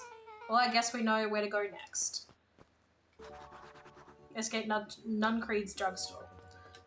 You'll be streaming it tonight? Nice! Nice. You scared me half to death. Sorry. You kids haven't seen Mr. Tulliver around, have you? Nope. He's got me waiting around like the last slice of pie. I swear that man would be late to his own funeral. The road leading to Beacon Pines was lost. Oh, whoops.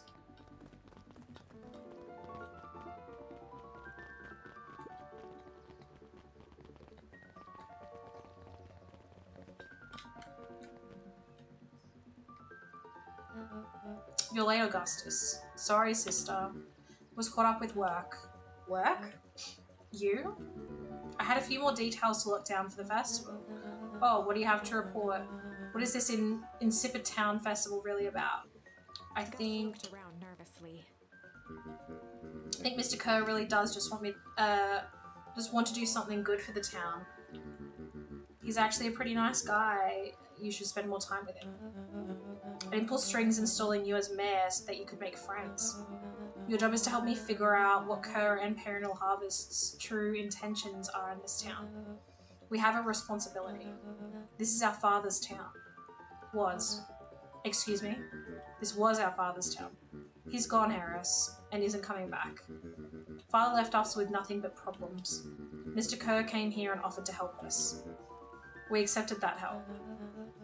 We didn't agree to them turning Father's warehouse into a toxic dumping ground. This isn't just a temporary arrangement. Sorry, this is just. The glow can be seen from our damn backyard. They're dumping their nasty little secrets on us. When this all inevitably goes wrong, who do you think will be blamed? Harris's cry hung in the air. We have a new choice to make now, sister. This town is going to change whether we like it or not. Are we going to choose to be a part of the future or be forgotten in the past? It's a shame. Father named you Augustus, but you'll always just be a Gus. Good night, Eris. I'll see you at breakfast tomorrow. Rough. As in, like, because it's the next day? Is that what you mean? So it's Tuesday, so you're streaming it Tuesday night? Is that what you mean? I just want to clarify so I don't miss it. How's the mystery? It's good. It's getting late, children.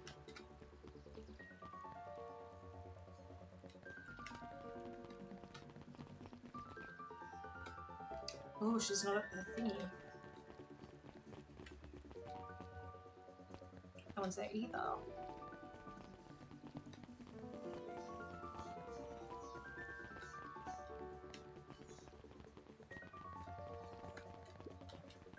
Solomon stood proudly at the entrance to the drugstore, holding a brown bag overflowing with black licorice. Hey, Solomon. We're looking for Mr. Nuncreed. Is he still in there? I'm afraid not. Then where'd you get the candy from?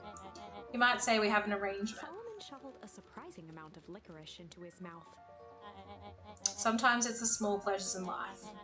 Though we might not always have family to rely on. Licorice has never let me down. Well, I can't say licorice would be my first choice. But whatever floats your boat. Tomorrow morning for you, I suppose. Like 18. Okay, cool. So you'll be starting early or like doing a longer stream? You can tell a lot about a person by their choice of confection. Oh yeah, I guess. I like sour gobs. I'm certain you do. I was wondering why Mr. Nuncreed kept licorice in stock. Probably starting a little later. Okay, cool. I'll definitely try and be there, or I'll be there, but I don't know what time. Might not be when you start. You must eat enough of it to make it worthwhile. There are many ways to earn loyalty. For someone, it's as easy as cold hard cash. Interesting. Well, he's right, it's locked. There's an event on my Discord with your local time. Oh, is there?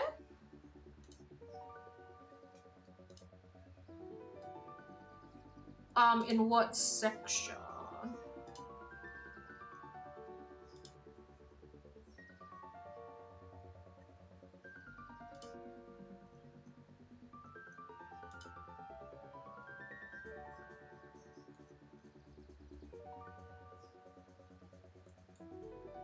Oh, top left.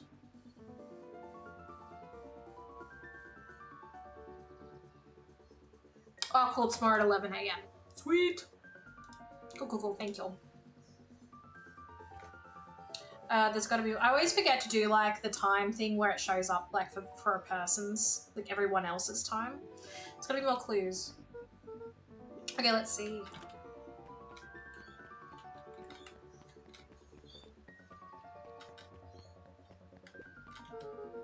Have you ever seen anyone actually use this thing?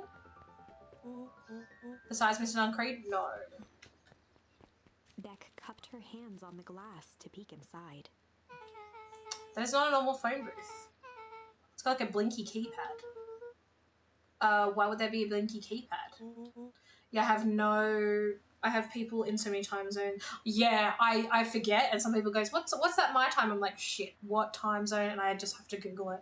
But I always forget to do that.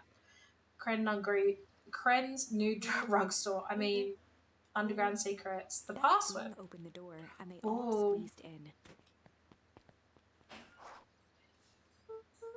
Right, let's see here. Luca cracked his knuckles and entered the letters into the keypad. Also at time on Discord now to post local. Oh, that's so good. Mission Commander, how you doing? Welcome in. Sounds like that did something. Great, now what? I guess we... The inside of the phone booth dropped loose from its shell. Without even the space to panic, they closed their eyes, held their breath, and accepted their fate. Suddenly, the chaotic descent slowed. So to good, an I'm effortless glad. landing. It was unclear where they ended up, but at least it was solid ground. air It's was the mask stagnant. that we It cracked. smelled vaguely of chlorine. I knew it. You knew there was a secret hub full of strange tubes under the phone booth. Of course I did. Didn't I say that? No. I definitely thought it. Luca, do you remember when I said how cool it would be if the transdimensional conduits from Hank Atomic 2 issue 12 were real? Well, at one point or another, you've said that about every technology ever discussed in Hank Atomic. That's why I'm such a good predictor. Looks like each of these has something written on them. This suit has a broken mask. So we have found our mystery warehouse creeper. We've at least found their hazmat suit. If it walks like a Nuncreed and talks like a Nuncreed, let's not jump to conclusions.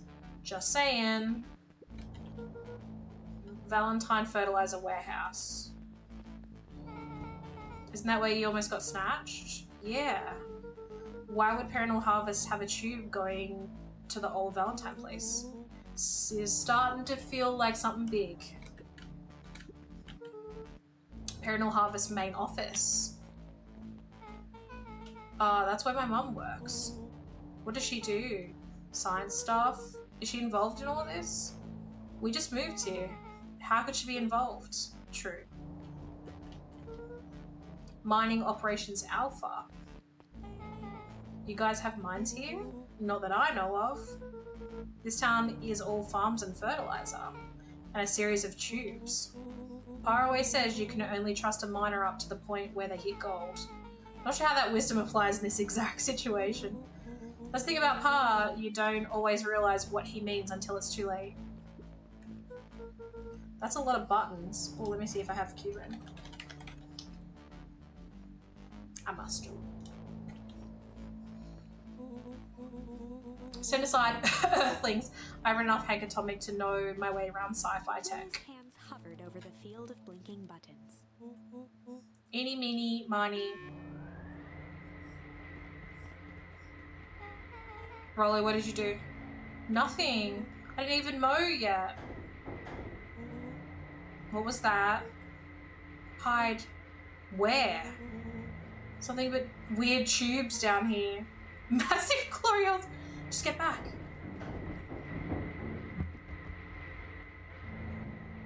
Shit. Shit. Shit. Awesome. You all need to come with me now. We aren't going anywhere with you. Not until we get some answers. Mr. Underground Secrets. I told them it was an absurd password. But they love anything that makes them feel clever. They who? That's no matter. If I can keep you hidden until after the festival, I might be able to save your skins. We don't care about our skins. Hold on now, I like my skin. This all stops now, Nuncreed. Joseph waited for a moment in silence. You sound just like him. Who? Walt. You don't get to talk about my dad.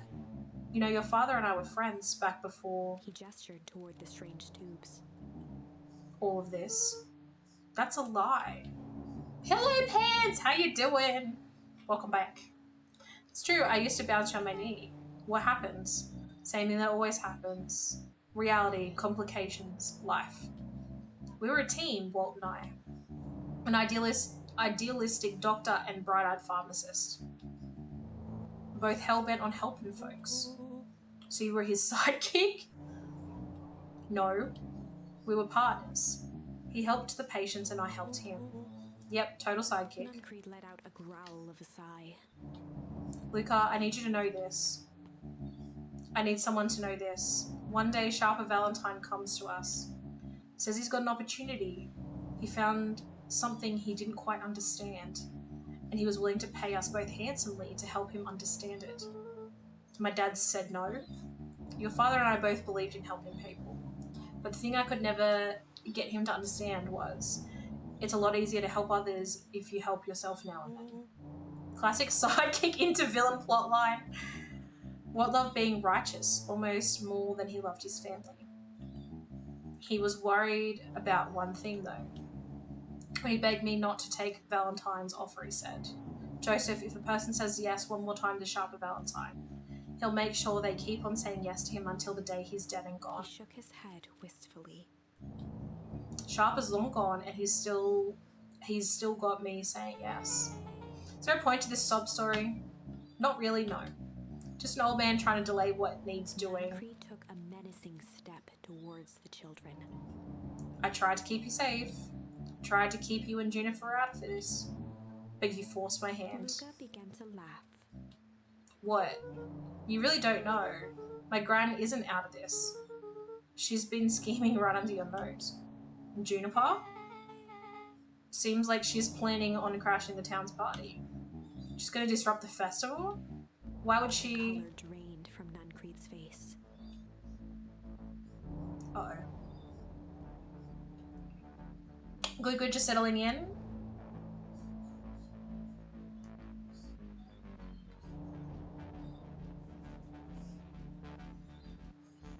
Yeah, I don't know why I'm frozen.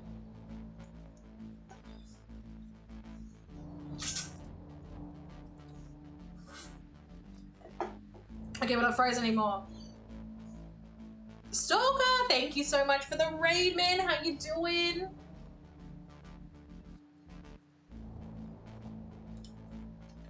Hunden, how are you, man? Oh my god, you got a little Batman thing. That's cool. Got a dip, have a good stream, keep rocking it. You too, man. Thank you for the raid, appreciate you. Go do what you need to do. Hope the games are good in Rivals. I'm heading to bed, but welcome, Raiders.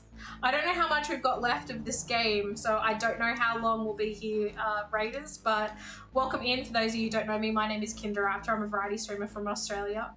Got Batman from Stock. Oh, really? Cool. Nice. I didn't realize you get a sticker. Is that if you like one of the gifts you get from watching, or do you have to sub or something and you get it? You too, Aaron. Thank you for the raid from yourself as well. I'll try and catch your James Bond stream tomorrow. Right now we're playing a bit of a cozy, puzzly, creepy kind of game. I think we're kind of close to the end. Was watching. Oh, nice. Okay, I do like Little Batman. That's really cool. We're playing a bit of everything here, guys. COD, Fortnite, some action games, cozy, puzzly games, Pokemon, everything. I'm super keen for the new Assassin's Creed Black Flag remake. Big Assassin's Creed fan. But yes, anyone who came in with a raid, if you need to raid and run, please go take care of yourselves. Go grab some food, drinks, whatever you need to. But if you want to hang out for a bit, we'll be here till we finish this game. I think it says like from 4 to 6 hours, and we've played about 2.5 hours-ish, so I don't know how long we've got left, but yeah, I'm going to finish this game today. But welcome in, everyone. Thank you for choosing me, Stalker. I know he's gone now, but thanks, Stalker. How does she know? Apparently she knows a lot of things. What? Let's just say this isn't the only underground lair we've busted into today. Honestly, hers is way cooler. She's got maps and explosives and bad intentions. Big man. Nuncreed grabbed Luca by the shoulders. His eyes were frantic. Rude. You need to tell me what she's gonna do right now. She doesn't understand what it is she's messing with. Tell me now, she's in danger, boy. I don't know. She had a map with a marker on the fountain in Town Square. The fountain, but why A would... jolt of realization struck Mr. Nuncreed. She knows about the source? The heck is the source? If she tries to destroy the source, it could catalyze and... Dear God, she's gonna freeze us all. She's the reason that we all freeze? At the festival? His ears. You all need to run. Run where? Away. As far away from this town as you can get. Head west and don't look back. The way he jumped into that. That did not go how I expected. So... We're totally flying in, right? Totally. See you on the other side. You good? Yup. I love this town. That better not be the fucking end, I swear to God. 8. The cold, hard Cool. truth. Beck leapt up, allowing the suction to yank her into the dark. Dimness eclipsed around her like the shutter of a camera as she seemed to cover great distance in mere moments. Her only points of reference were glints of upcoming turns, which approached with frightening speed, only to carom her gracefully along. She heard the tinny, distant echoes of Rollo's glee. Once she stopped fighting against it, the ride was impossibly smooth. Then, all of a sudden, as if minutes had We're passed back in an here? instant, light blazed into view. Ooh, okay. Wintry air snuffed across her face, and she was flung out into the cold. We come out of that manhole. Oh, I get it. Wow.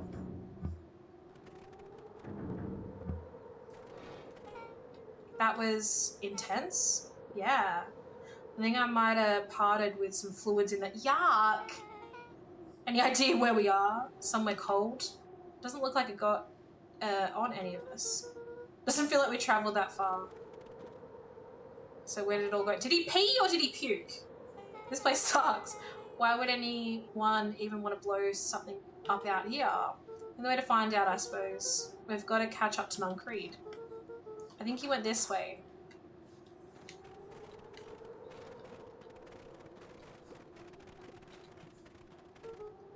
This looks familiar, yeah. Maybe we can clear off the snow. No time, Nuncreed's getting away.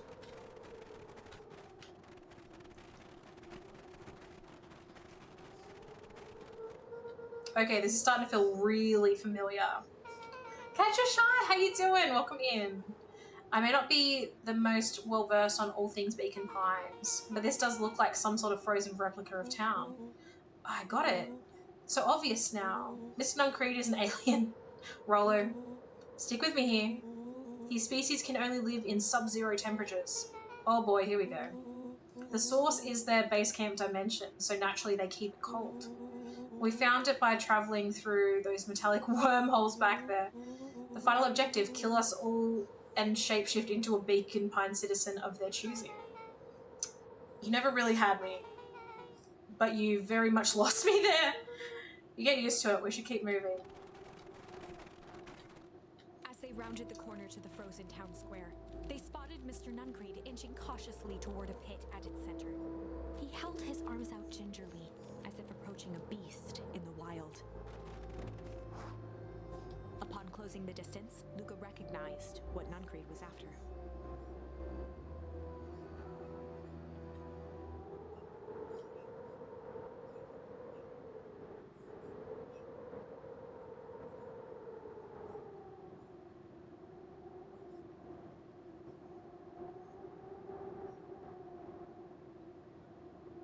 Uh-oh. I really hope stream hasn't frozen.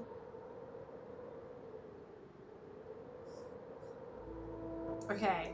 I'm sorry it keeps doing that today, guys. I don't know if it actually freezes on your end, but It like keeps stopping on mine, like just for a split second, like everything freezes. Luca recognizes that Nuncreed was after. Stood confidently at the edge, one arm outstretched over the abyss. Nearby, a wheelbarrow had been emptied out.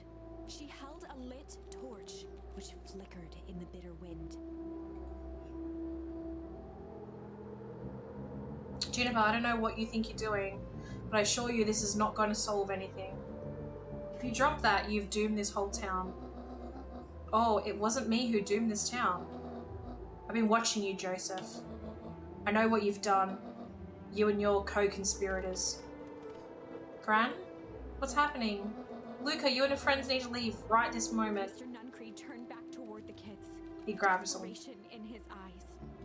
Listen to your grandma, Luca. This is between me and Juniper. One back held steadfast in awe. Luca approached closer. Mr. Nuncreed spun back toward Gran, his voice growing louder. You've got it all wrong, Juniper. Just hand over that torch. You don't understand what you're doing. How can I possibly trust you to do the right thing? Walt told me everything. He trusted you and you betrayed that trust. Luca, did you know that this man's entire life is a lie? If it weren't for him, your father might still be alive. Mr. Nuncreed winced with anguish. His voice hardened. That's not true. Both now yelled, not to each other, but at fate itself, making their peace with long-held burdens. The wind howled with encouragement. Walt was like a brother to me. We just had different ideas about how to affect change. Very convenient that your weight just happens to line your pockets. Now that's not fair. They menaced at each other, both catching their breath. The moment balanced on a knife's edge. Amid a blur Ooh. of emotions and memories, Luca's mind flooded with questions. The wind calmed, as if to give him the stage. In the stillness, he began to hum? Really? And in the stillness, I don't know why hum is an option. after the death of his father, Luca had trouble sleeping. Each night, his mother would sit at the foot of his bed and hum a gentle melody. Okay. It was the only thing that could calm his mind. The only thing that, however briefly, could make it all seem okay. That melody pervaded every memory. Luca Maybe had this was the right option then. Maybe I should have done wheat first. shivering in the raw snow. He began to hum it out loud.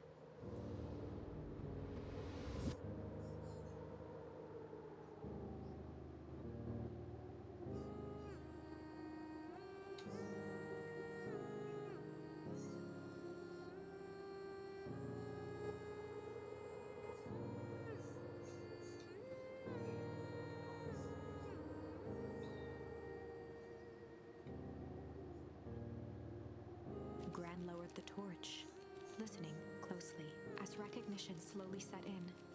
Her heart sank. Those countless nights of consolation, the incomparable loss they shared together. She let the torch fall to the snow and sizzle out.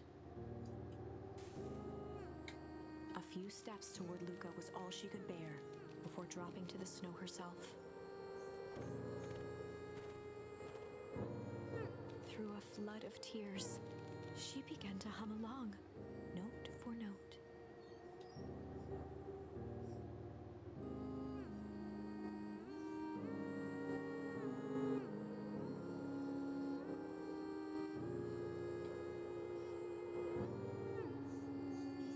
Astra, how you doing? This 30-minute YouTube video. This actually is lovely. It's actually really nice.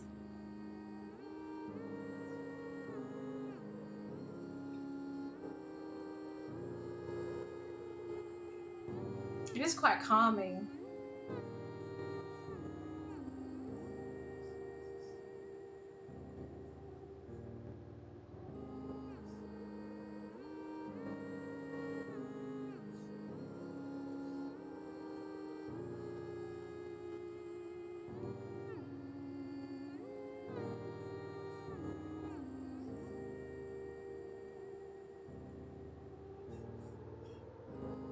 Luca lifted his head in astonishment.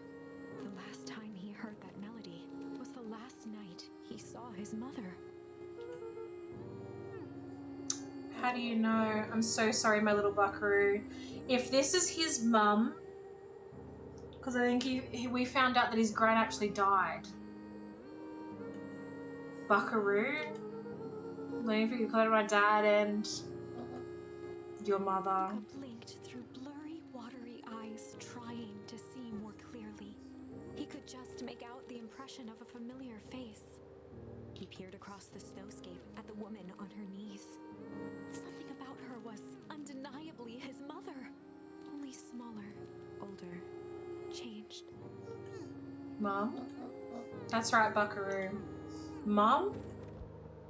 Luca sprinted as fast as he could toward his mother. They held each other close, and the cold retreated from their bodies. Eleanor? I thought you were gone.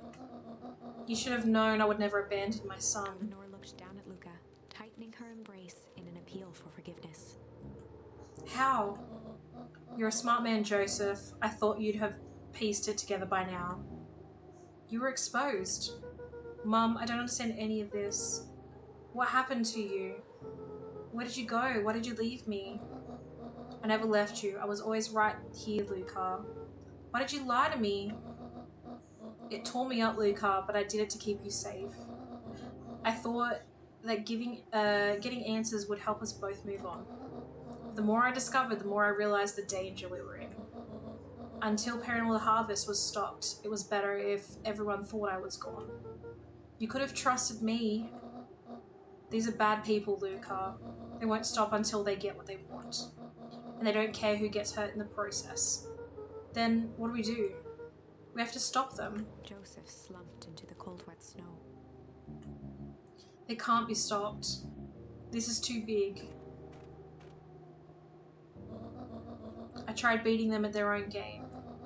I'm done fighting fire with fire. For the first time in a long time, her voice felt like her own again.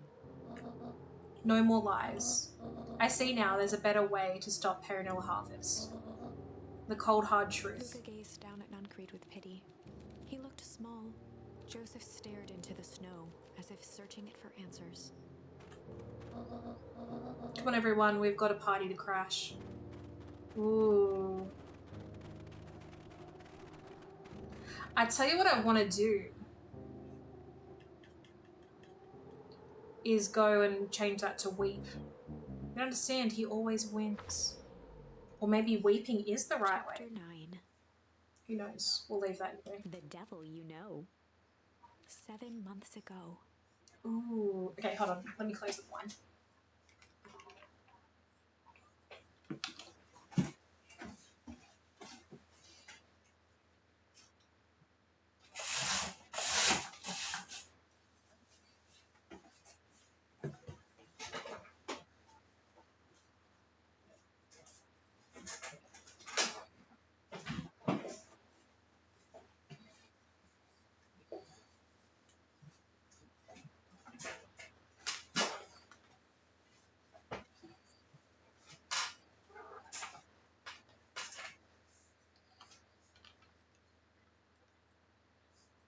Eleanor Van Horn crept down the maze of sterile hallways under Perennial Harvest.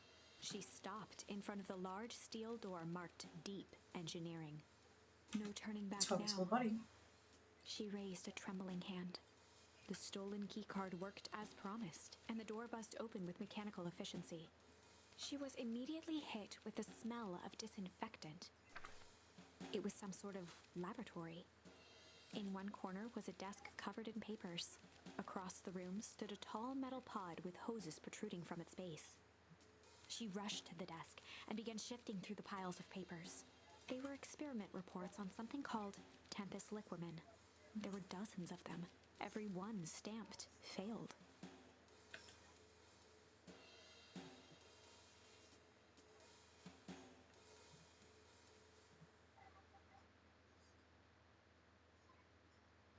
Sorry, it's frozen again on my end.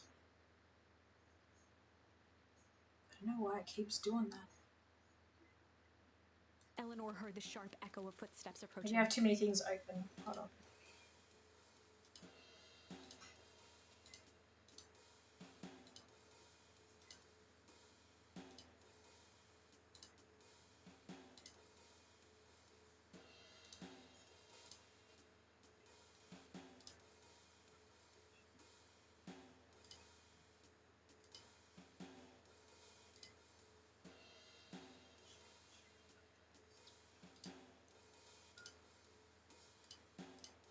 Okay, let's see if that helps. She was out of time.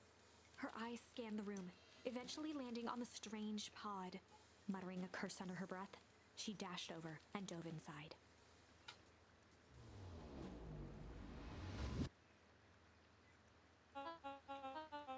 And that is what change is all about.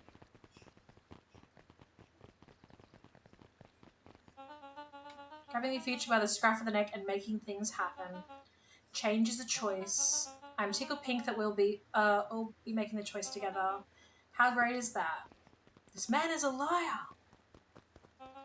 Excuse me? I will not. This town has a dangerous secret and Paranal Harvest only exists to keep it hidden. Nonsense. Picked up the whole damn town and moved it right under our nose. Making any sense, dear? Mr. Kerr addressed the crowd with a sarcastic Ads are about to tone. start, guys. Imagine such a thing. It's absurd and just plain impossible. They promised they could fix the fail harvest. They told us they would clean this place up. We just have to leave town for a few days. But while they had us evacuated, Miss Hartford, I'm afraid I'm going to have to ask you to... You're afraid of a lot of things, aren't you? You sniveling little worm. Ooh! This is growing tiresome. A little help, please? Don't you all see? This festival's a sham. An excuse to have the whole town gather in one place. They're planning something awful. I don't know what, but these people are wicked. Don't listen to her. She has absolutely no proof. I am the proof. I'm Eleanor Van Horn. Whispers filtered through the crowd. Aren't you just sneaky as the dickens? We all know Valentine's fertilizer was too good to be true. Now this whole town is paying the price. Ladies and gentlemen, I'm so sorry about this disruption. My associates will take this obviously disturbed woman somewhere comfortable so that she gets all the help she needs. She's not the one who's disturbed. You two-timing clown. You all know there's something wrong with this town. Well, it's just easier to look the other way. The truth is...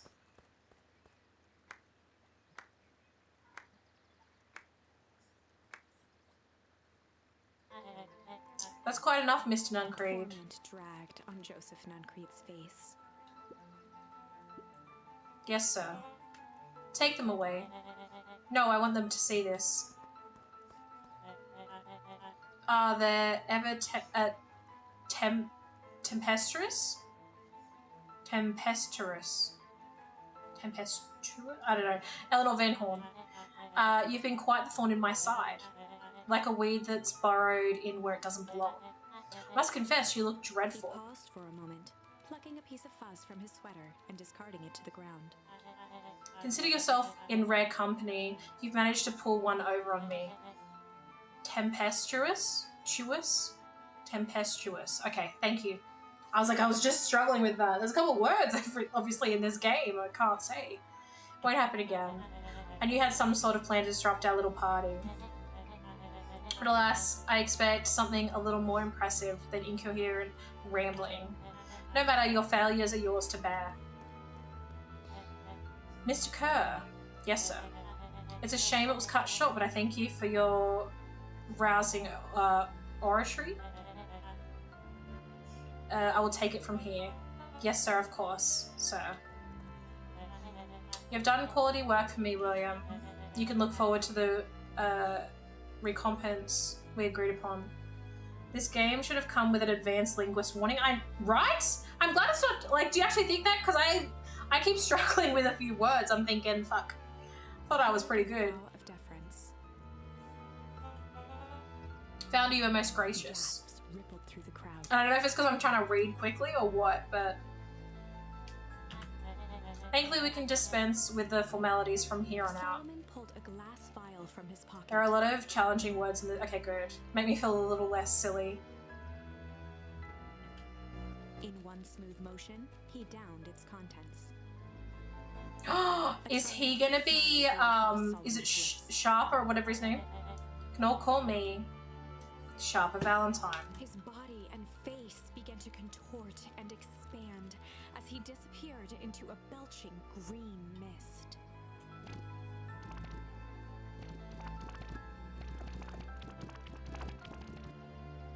A hushed horror gripped the crowd. This is a story about Damn. change. What? No! Ah, so you didn't see that coming. Good. Sharper examined his new hands. Well, this is quite the improvement. Everything looks so much smaller now. Eleanor was right about one thing. The festival was a ruse. I wanted you all to witness my glorious return with your own eyes. Why does everyone look so downtrodden? This is a celebration, people. Maybe it would help if we set the mood. Mr. Kerr, be a dear and reveal the sign. Ha, wonderful. Sharper choked out a crude squawk of a laugh. Frustrated grumbles sprinkled through the crowd. Sharper, you malicious bastard. All malice. I'm glad you're back so I can tell you to your face. You destroyed this town. We ain't gonna let you get away with it again. Like they got someone who loves English literature and grammar for sure. Okay, good. I feel less dumb now that you've said that. William Kerr gave a subtle nod to the clipboards. You coward. Does anyone else have something to contribute? Helpless quiet settled over the crowd. I thought so. Did you all truly believe you could be free of me? A town of complete and utter fools? People should be celebrating my return. You were clearly lost without me. That leads me nicely to my children. Daddy? Gave you both the greatest gift a parent can give. The opportunity to prove yourselves in my absence.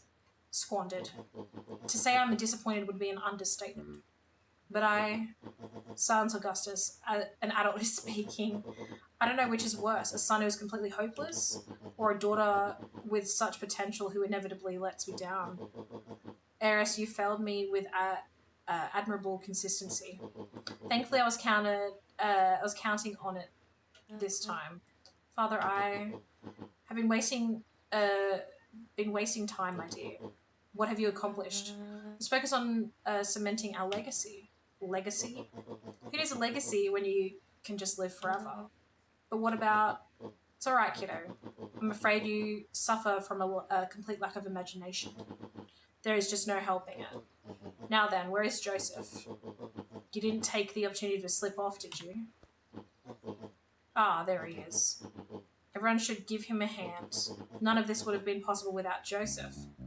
Think you've said enough. Nonsense. The people deserve to know how helpful and loyal you've been. I only did what I did because he left me no choice.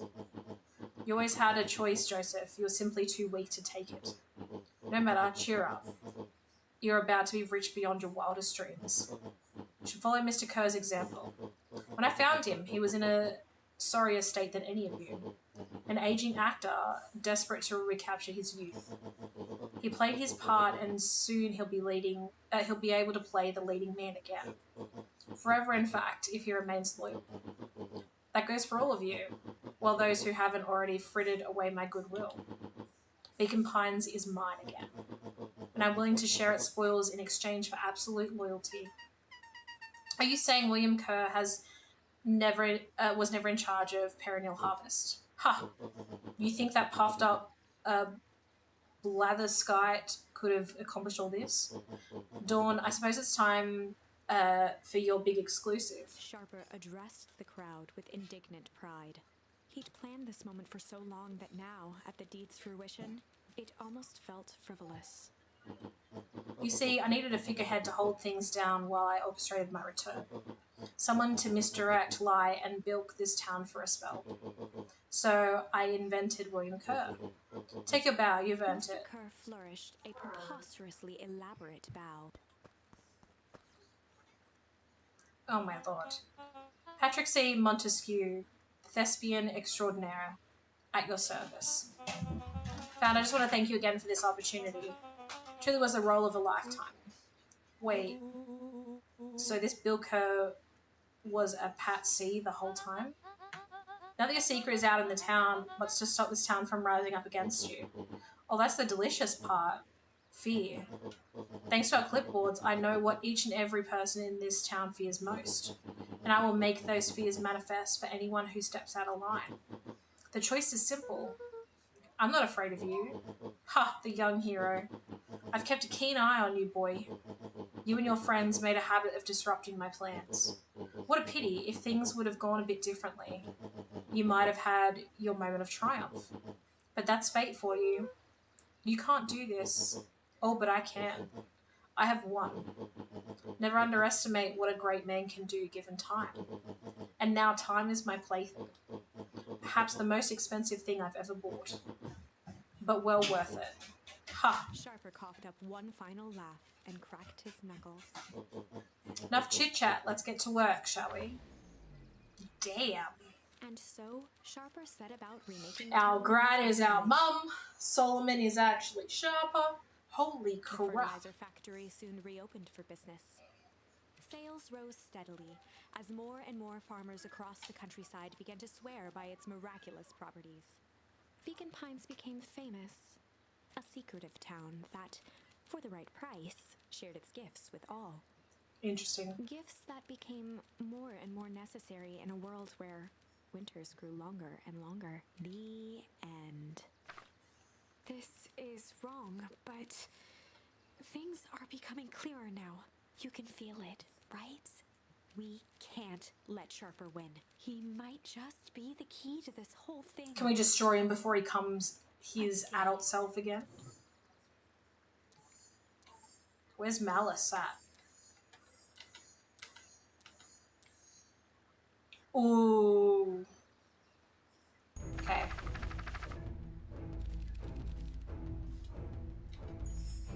There was a malice lurking behind those eyes, like a trap ready to spring. Luca felt the weight of Nuncreed's hand on his shoulder. Something wasn't right. He didn't know why, but something was telling Luca to get out of there. I just want all this to be over. Of course, I'm sure it will all work out soon enough. I should get going. I told Roxy I'd check for Roller at the Luca twisted treehouse. free of Nuncreed's grasp. Of course. Luca, you know your dad and I were good friends back in the day. You can come to me with anything. Anything at all.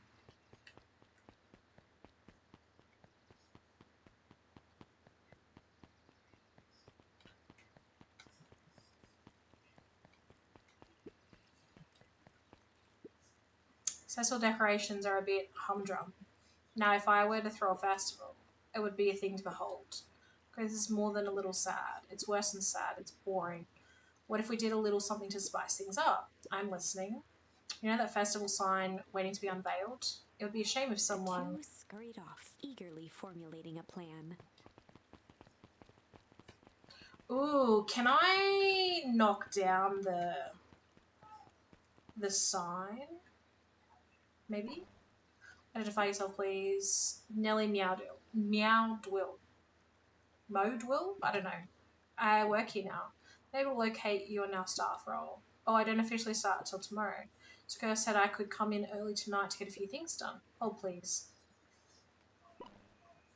Clearance authorized. Thank you. Our harvest awaits. Whoa. You could get a wrench to the noggin sniffing on a guy like that. Scare a man while he's junkin', Sonny. Evening, Jeff. Isn't it kind of late to be junkin'? Might as well ask the same thing of you. Find anything good? Ever since Perennial Harvest moved in, even the junk is trash. You can learn a lot about a person by looking at what they throw away. With this bunch, it's all shredded paper and coffee cups. Well, I better get going. I didn't see nothing if you didn't see nothing. See what? Exactly. Alright, let's see. Can I pick up anything? And throw it at the sign?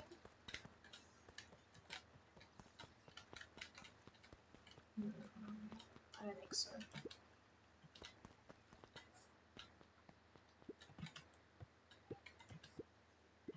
Hey Jetson, have you seen Rolly come this way by any chance? Afraid not, and as elusive as this fish in the pond, in this here pond.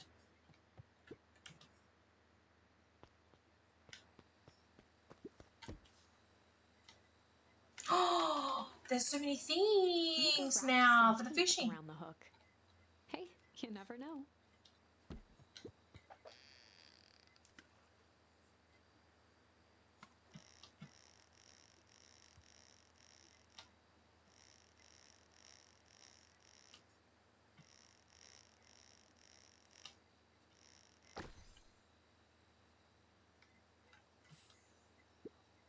Got a bunch of big words written on it. Let's see that. We regret to inform you that your application for property rights with respect to the Beacon Pine CBD and surrounding area has been rejected. Who's that for? Valentine Estate. Ooh, good. Good. Luca stuck a toy stretchy hand. Those things always get dirty anyway. The stretchy hands.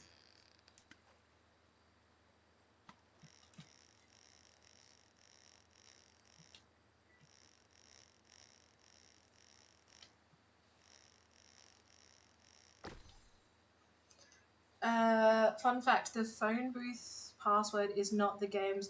Ooh. Should we give it to Mom? She likes jewelry. That's a sweet thought, Buckaroo. But I'm not sure she'd fully appreciate a pond bracelet. Luca placed a sinker on the line. Sometimes the best stuff is at the bottom of the pond. True.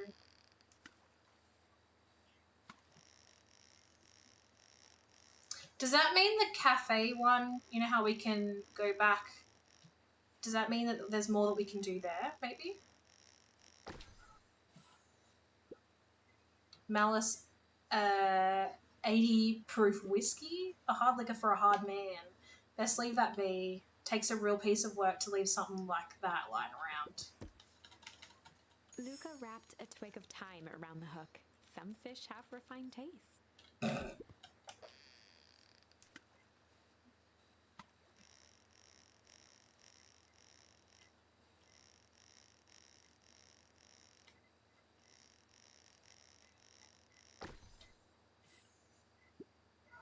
Property of Sharper Valentine. Ooh, figures.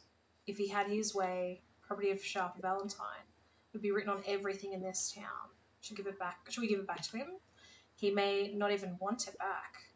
The man's got a contentious relationship with time. We'll keep it here in case he ever wants to pick it up. Alright. Luca gently baited for skimming. Okay.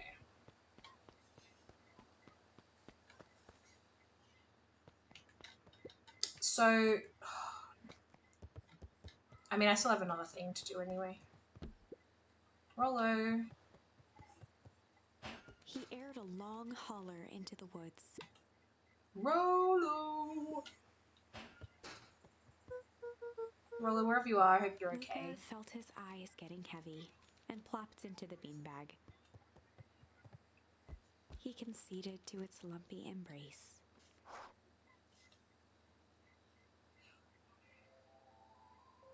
Once again, Luca found himself in a vast black expanse. This time, he knew exactly where to go. He took a single confident step forward. The world flickered and pulsed. He found himself standing in front of the frigid air of a blazing campfire. The source. He plopped down cross-legged and gazed into the cold flame, waiting. Soon enough, the fire began to die out, popping sporadically, until all that was left was a single ember. Luca stood up and dusted himself off. He plucked the glowing ember from the cold ash, examined it, and slid it into his pocket, a keepsake. The voice of his father spoke behind him. "You made me proud, Buckaroo." Luca turned to face him. "Dad, what is this place?" A warm grin grew across his father's face. "A place where everything that has been and everything that could be all wait together." I like it. Luca found himself staring at his father's face, trying as hard as he could to memorize every single detail. "Wait?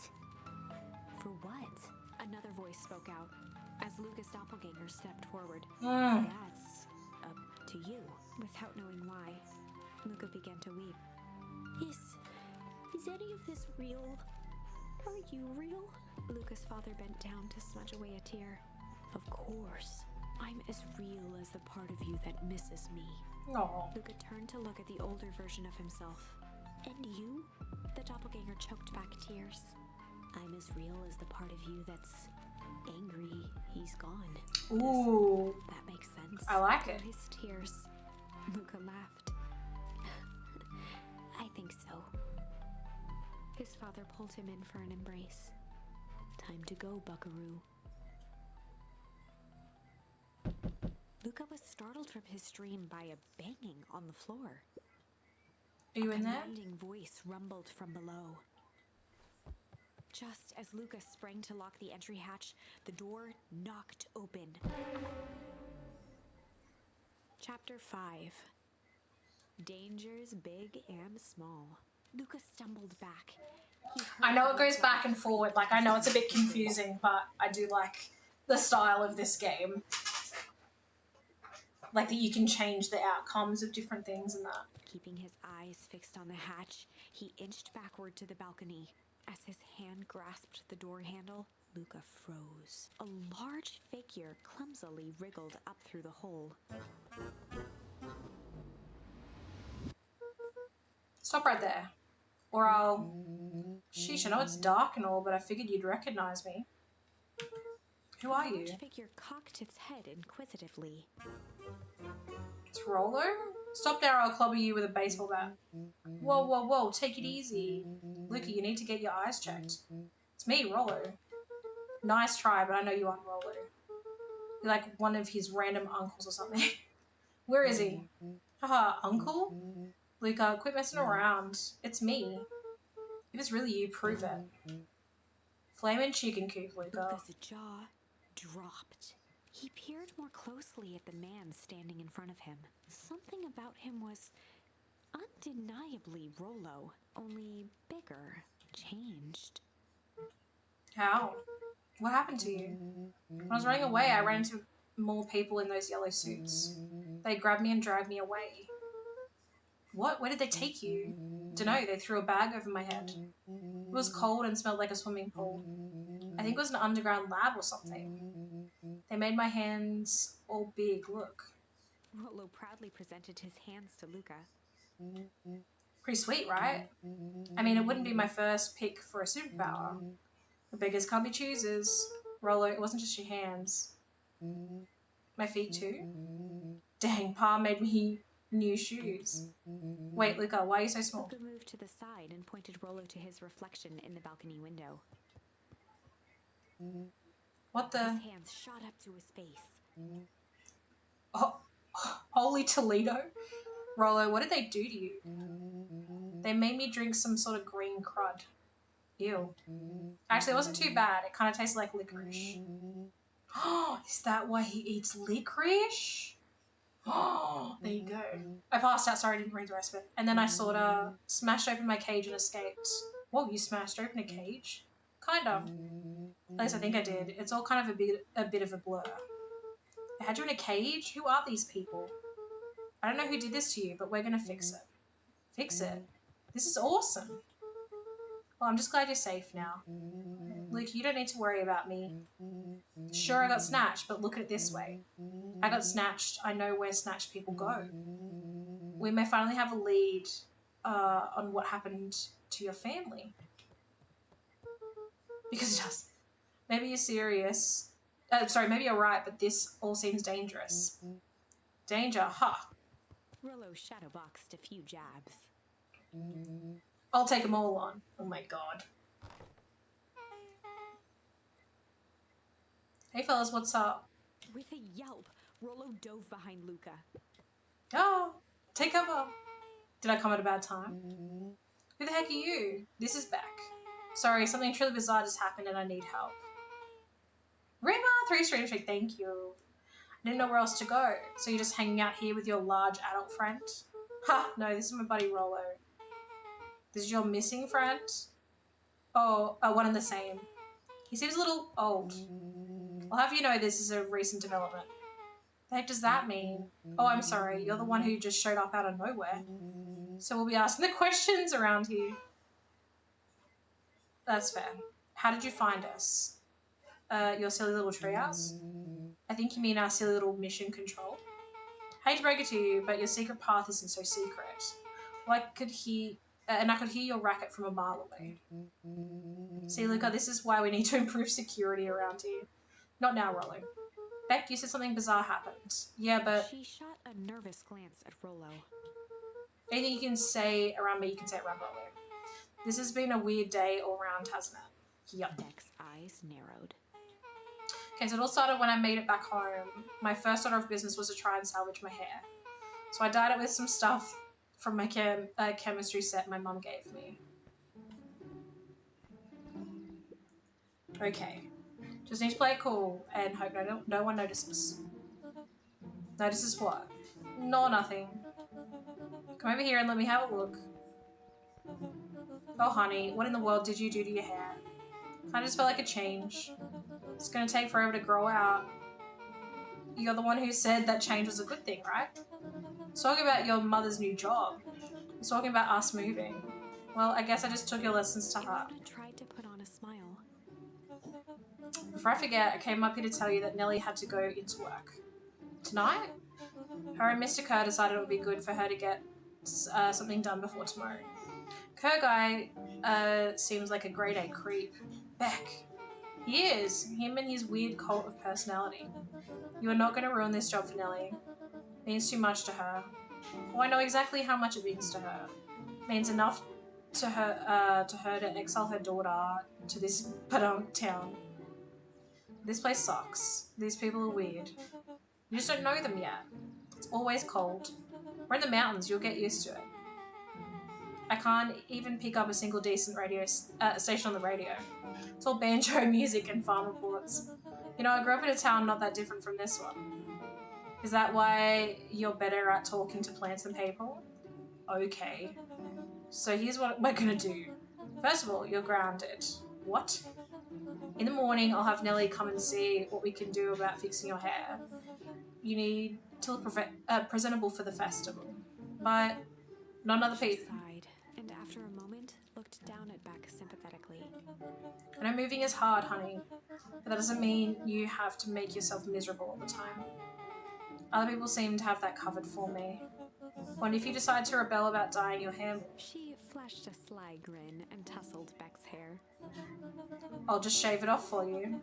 Think of how rebellious you'll look then. Very funny. Thank you. Good night, sweetie. Night, Mum. Wait.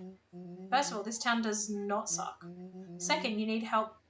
You need help because you got grounded. No. I'm sorry I got you in trouble. It's all my fault your hair got screwed up in the first place. Don't worry about it. I actually kind of like this look. Great. Can we get back to the story now? Next part is the important bit. I have this radio I upgraded with my mum, and I was too angry to sleep, so I tried to dial into something worth listening to.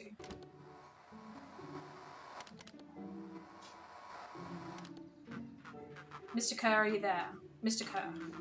Yes, I'm busy. What is it? Apologies, I have the founder on the line. Patch him through immediately. One moment. Hello, sir. It's so nice to hear from you. Skip the pleasantries. Why are we all excited? What happened? Was your report about our new lead researcher of the... What's your report on our new lead researcher of deep engineering? Get him, Angus. Nellie Meowdoodle seems to be integrating nicely. This very moment she's working to help us meet our deadline. She offered to work overtime before I even had the chance to suggest, get him, Angus. What do you got? Have you got a toy? Get it. Get it. Excellent. And you have faith that she's capable to finish the work left by her predecessor? Her work must be complete before the festival. I'll make sure she stays day and night until it's accomplished. Good, you know how I feel about loose ends. Yes, sir. Once she's finished the work, we need to make a determination regarding her long-term prospects in the company. Immediately, sir. I usually have more time to fully bring people into the fold. We're in the end game, Bill. After your failures with Dr. Prescott, can't afford to take any risks. Of course, sir. No loose ends, sir. Once she finishes the work, she'll either leave the office completely committed to Perennial Harvest, or she won't leave at all. Perfect. So if I might suggest, maybe we should delay just for a bit. Oh? It's just we seem to be rushing to hit this festival deadline. Rushing into things has caused some issues in the past. I see. Please understand that I just want what's best for you. I'm eternally grateful for all that you've done for me. Bill, I'll make this very clear for you. Brought you in to make things run smoothly, not to have opinions. Of course, sir. Chin up, Bill. You are only a few days away from having everything you've ever dreamed of. Yes, sir. Thank you, sir. Whoa. Yeah. Just so we're clear, when they said loose ends, they were talking about murder, right? Like actually killing someone? Capital murder? Luca gave Rollo a quick elbow to the ribs. Who is the founder? I was hoping you guys would know. No, as far as we know, Kerr is the top banana at Perennial Festival. He sounded scared of this founder guy. To have an even topper banana on the field? The hell is my mum caught up in? Has she talked about the job much? Not really. She said she was going to come in and continue the work of someone she respected. Luca, do you think that body at the warehouse was person Beck's mum came to replace? That would make sense. Beck, it seems like Nellie's predecessor got loose-ended. I'm getting that impression. Okay, so we need to get your mum out of there before the festival happens. That's 2 days away. Won't she just come home after work? Creep on the radio said they were going to hold her there until then. So if she's not coming out, we got to go in and get her. Beck flicked a large sheet of paper out of her pocket and slammed it on the floor. Maybe this will help. You have blueprints? Well, it's really just a welcome mat from my mum's PH orientation day. But it shows the layout. Which looks like blueprints to me. Look, here's the reception area. There's a big room marked Founder's Office.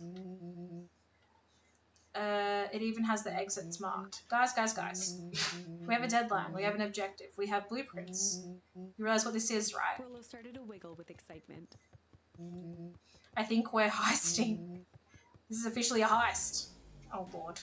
Chapter 6. The Heist. They spent the night's end huddled around that small map, formulating a plan to infiltrate the headquarters of Perennial Harvest. It would be no small feat. A modern facility equipped with all manner of technology. Not to mention the swarm of clipboards that would most certainly be scattered throughout. By the time the sun began to peek through the car window used as a makeshift balcony door, all were in agreement. This could just work.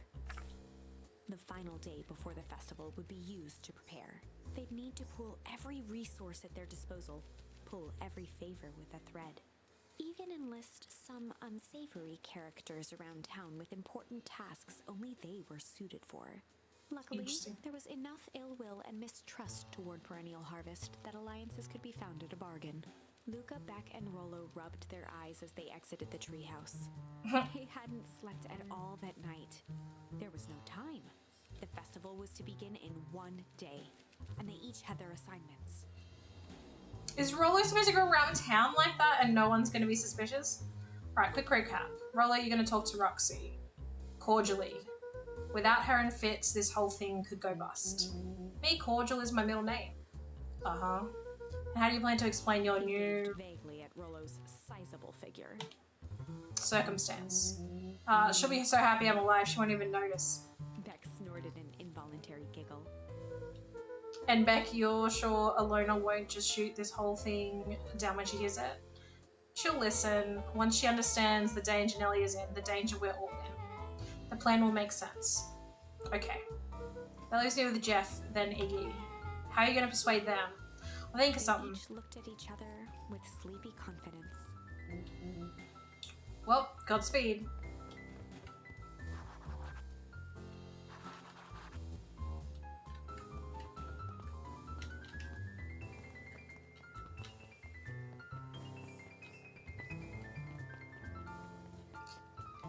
I can't go down, right? Yeah, okay.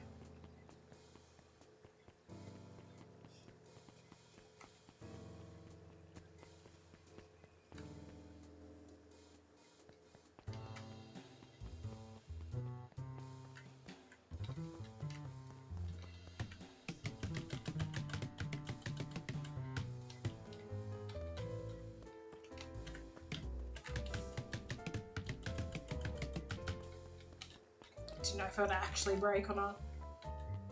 Alright, so where is Jeff?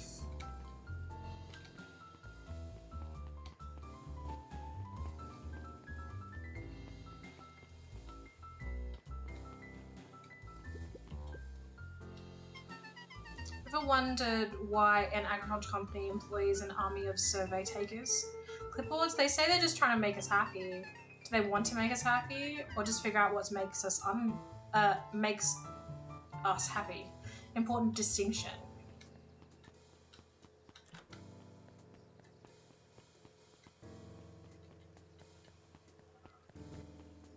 I can't remember where Jeff goes. Found him. Hey Jeff, what can I do you for? Well, I know how much you hate Perennial Harvest. Hate's a strong word. Oh, sorry, I didn't say it was the wrong word. Gotcha. So we're gonna break into their headquarters and I thought you might be able to help. Jeff wheezed out a long snicker. Haha. You see, I knew you kids were alright. Great, so you'll help? And Jeff's face strained instantly. Not a chance. But give me one good reason I should risk my hide aiding and abetting you Looking rascals. into the sullen eyes of his would-be accomplice, Luca blurted out the first word that came to mind. Ooh, there's a few. Fight? I've done a fighting for a lifetime, I'm gonna share. Luca wasn't ready. He shouted out. Yeah, it's all shit. I still ain't helping. Ain't that some shit? Junk? Yeah, what of it? Sonny, I've got more junk than the king has copper. Ain't interested. Jeff's Hide. brow perked up. What'd you say? Go ahead and hide then. Attraction. Ooh. Luca carried on with vigor. Let a bunch of kids do what needs to be done. We're not afraid. Scowl faded with a sigh. So what? Say what you will about old Jeff, and they all do. You'll never hear him say, I hid from nothing. One good stomp of the foot was all Jeff needed to drive his point home. What was it you kids needed? Some sort of disguise. Got just the thing, and while we're at it, that crate, should come in handy. This ain't gonna be free, you know. I was thinking 5 bags of sour gob should cover it. Put it on my tab. Out his open hand to seal the deal. With a firm and dusty grip, Jeff reciprocated. Done. Swing by first thing in the morning. Alright, where is Iggy and that gonna be?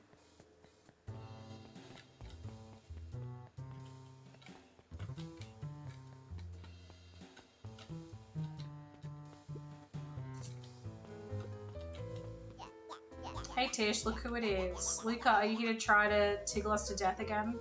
Look, just hear me out. He raised an eyebrow suspiciously. We're listening. Iggy, I know we've both been giant bags of shit to each other. Reluctant shrug. You're not wrong. But lately, life has been kind of strange, you know? Considered the point. Things have been weird around here. So I'm offering a truce and asking for your help. Would you say we break our hostilities, at least for now? Would you like breaking things, even if a truce means less breaking things? What if I told you there was a way to have a truce and break stuff? Go on. Need you to cause a distraction so I can sneak into Perennial Harvest A HQ. wild-eyed grin spread across Iggy's face. My, Luca Van Horn, I'm impressed. After all this is done, maybe you and Tish can come hang out at the treehouse Iggy sometime. glanced over to Tish, who nodded in agreement. Fine. But not because we want to see your crappy treehouse. We just like to cause With a chaos. quick nod, Luca was off.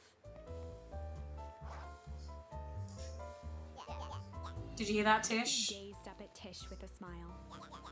You invited us to hang out at the A little treehouse. tear ran down Tish's cheek. Oh, I never expected this day to come. How wonderful. Chapter 7. Into the Hive. A good heist requires preparation. And thorough preparation takes time, something they had precious little of. So far, everything was in order. Jeff, Iggy, and Tish. She spit, all agreed yeah. to do their part. Apparently. Beck radioed Luca that night with a simple and covert message. We are locked and loaded on my end. And Rollo, after a lengthy confession, managed to persuade Roxy and Fitz to help. He stowed away in mission control for the night to avoid attracting attention. Smart. Rollo, being uniquely suited for the role, would be the first to breach Perennial Harvest. The outfit provided by Jeff wasn't perfect, but a convincing disguise is 10% wardrobe, 90% confident. Rollo took a few vigorous breaths and shook out his arms. Stay calm, Rollo. You can do this.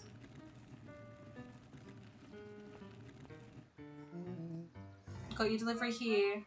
Delivery? I don't have anything in my notes about a delivery. One moment.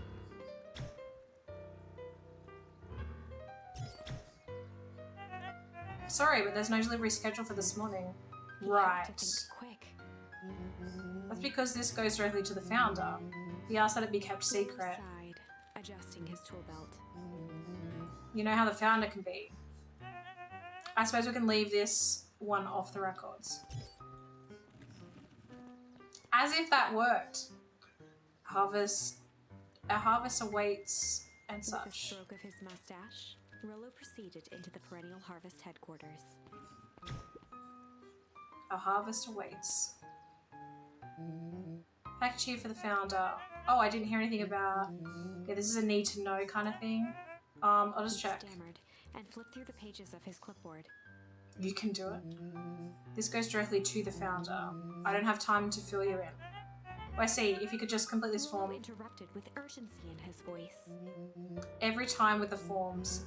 Look, if you want to explain to the founder why I'm late, well, it's your funeral. I'm sorry. What did you say your name was again? Rollo panicked. A harvest awaits. Sir, this is a restricted area. Excuse me, sir. A harvest awaits. Oh my god. Ready to light this candle, Tish. Suck on this, perennial lamb fist.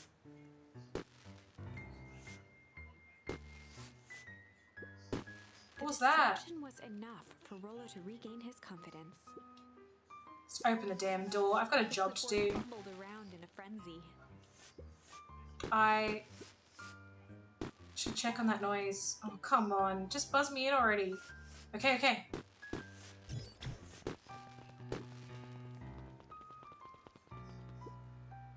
Phew. That was close. Our harvest awaits. Hey, I figure when in doubt, stick with the classics. That was a close one, but you pulled it off. Nice work, Rollo. Alright, everyone knows what to do? Yep, deep engineering is to the north. I'll go with back, in case you need some muscle. I'll head to the east to the founder's office. You two be safe.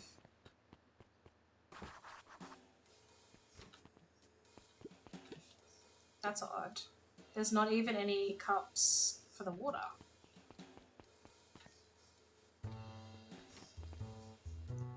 Oh, he said east though.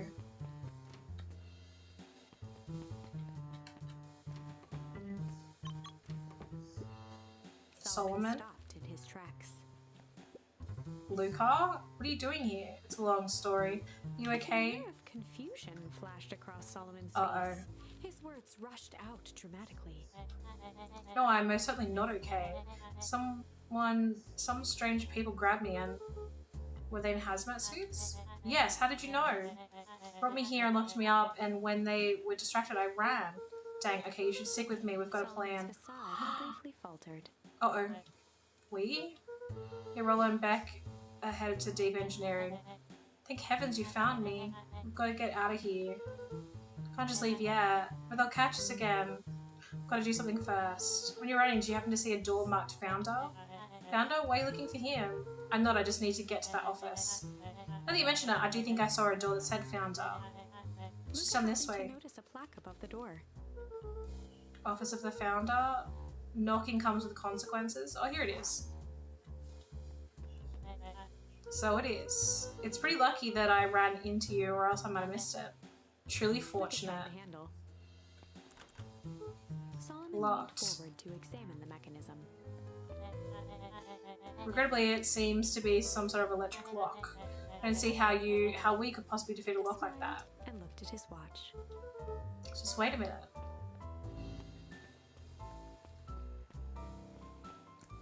Really?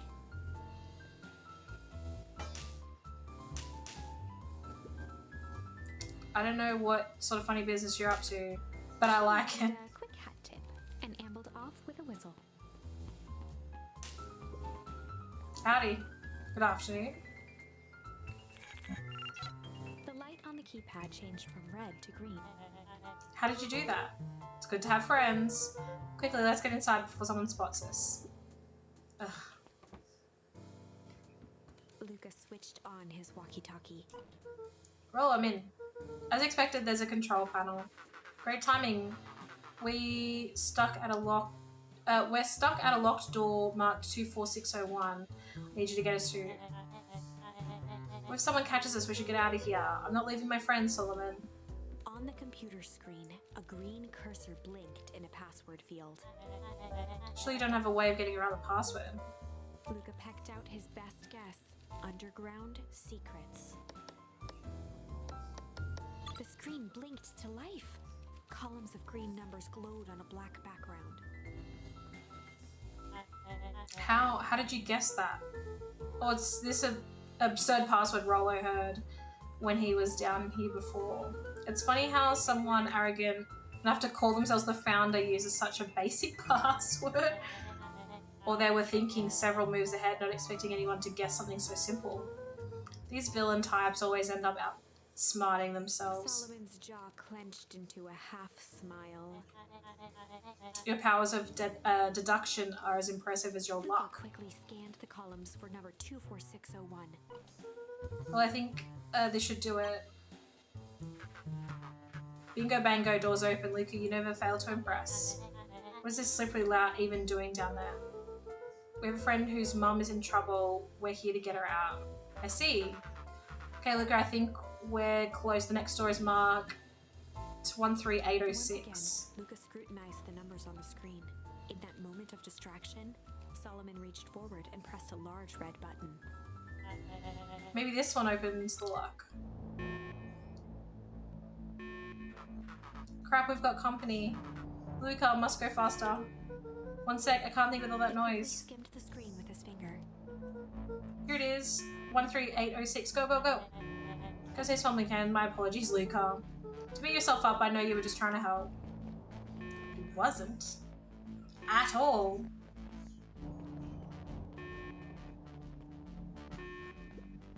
Oh man. No water cups. Rollo.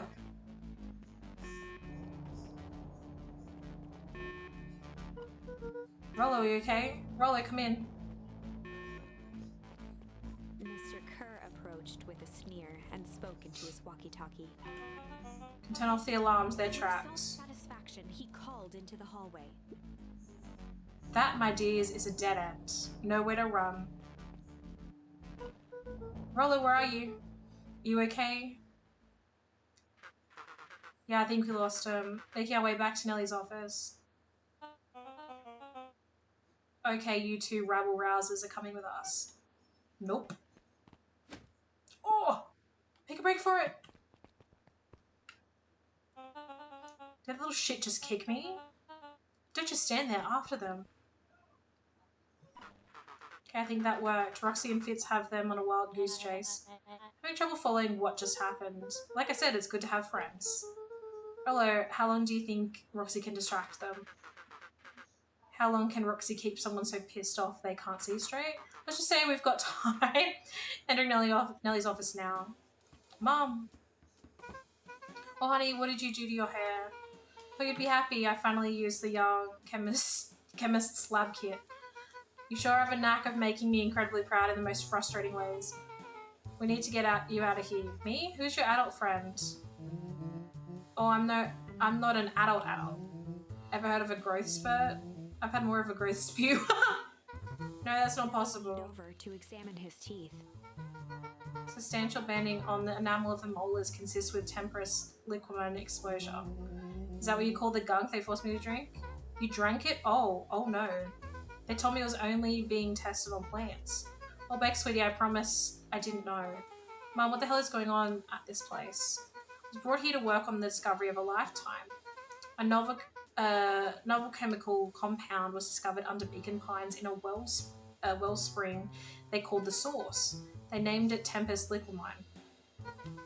It pulls energy from its surroundings in order to fundamentally alter matter's relationship to time.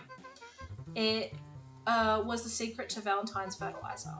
Harvested the source, infusing small amounts of Tempest Liquamine into the product. It worked wonders, drastically accelerating plant growth. Crops would be ready to harvest in a fraction of the time, but it led to complications. The foul harvest. Perennial harvest came into to clean up the mess to succeed where Valentine failed. The Tempest Liquamine is rebellious. Rebellious? You can think of it as a manifestation of change itself. It's volatile by its very nature. So the more you try to force it to do a specific thing, the more it resists, yes. I can relate to that. My role is to finish the work of my predecessor, Dr. Prescott. Harnessing Tempest Liquamine to reliably manipulate an organism's age. Just imagine how many people we could feed. Mr. Kerr was very insistent that we achieve a successful result before today's festival. But you didn't, right? You know how much I love a good puzzle. Poured myself into the problem. It wasn't long until I discovered oddities in Dr. Prescott's notes. Oddities? They contained obvious errors, mistakes that someone of his reputation would never make. So I fixed them, and now I get to replace my entire wardrobe. I really am truly sorry. Those clothes were all hand-me-downs anyway. Since Dr. Prescott figured it out, got cold feet and intentionally sabotaged his own work. I had considered that possibility. I've sent a letter asking him to clarify his thinking. Mum, Dr. Prescott is dead. Kerr had him killed. What? I overheard them talking about it on the radio. That's why we gotta get you out of here. Like now. Wait, the vial. I finally solved the chemical equation allowing direct control of aging. So Kerr picked it up just before you came. All the more reason we gotta hightail it. Look, we got Dr. Modwill. I don't know why I keep saying meow. I think it's the W. It keeps throwing me off. Heading your way now. Roger that, be careful. Alright, everything's on track. And what's your plan for escape? We'll go over everything when they get here. Meantime, maybe we can dig up some more info. Luca tugged on each of the cabinets. Dang, this must be good stuff. They're all locked. Perhaps he's not as careless as you suspected.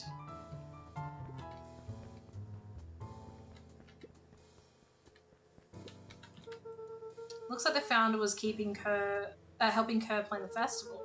Why would such a secretive leader be obsessed with the party? Only time will tell. Held his hand up to the ashtray. Still warm. He must have been in here recently.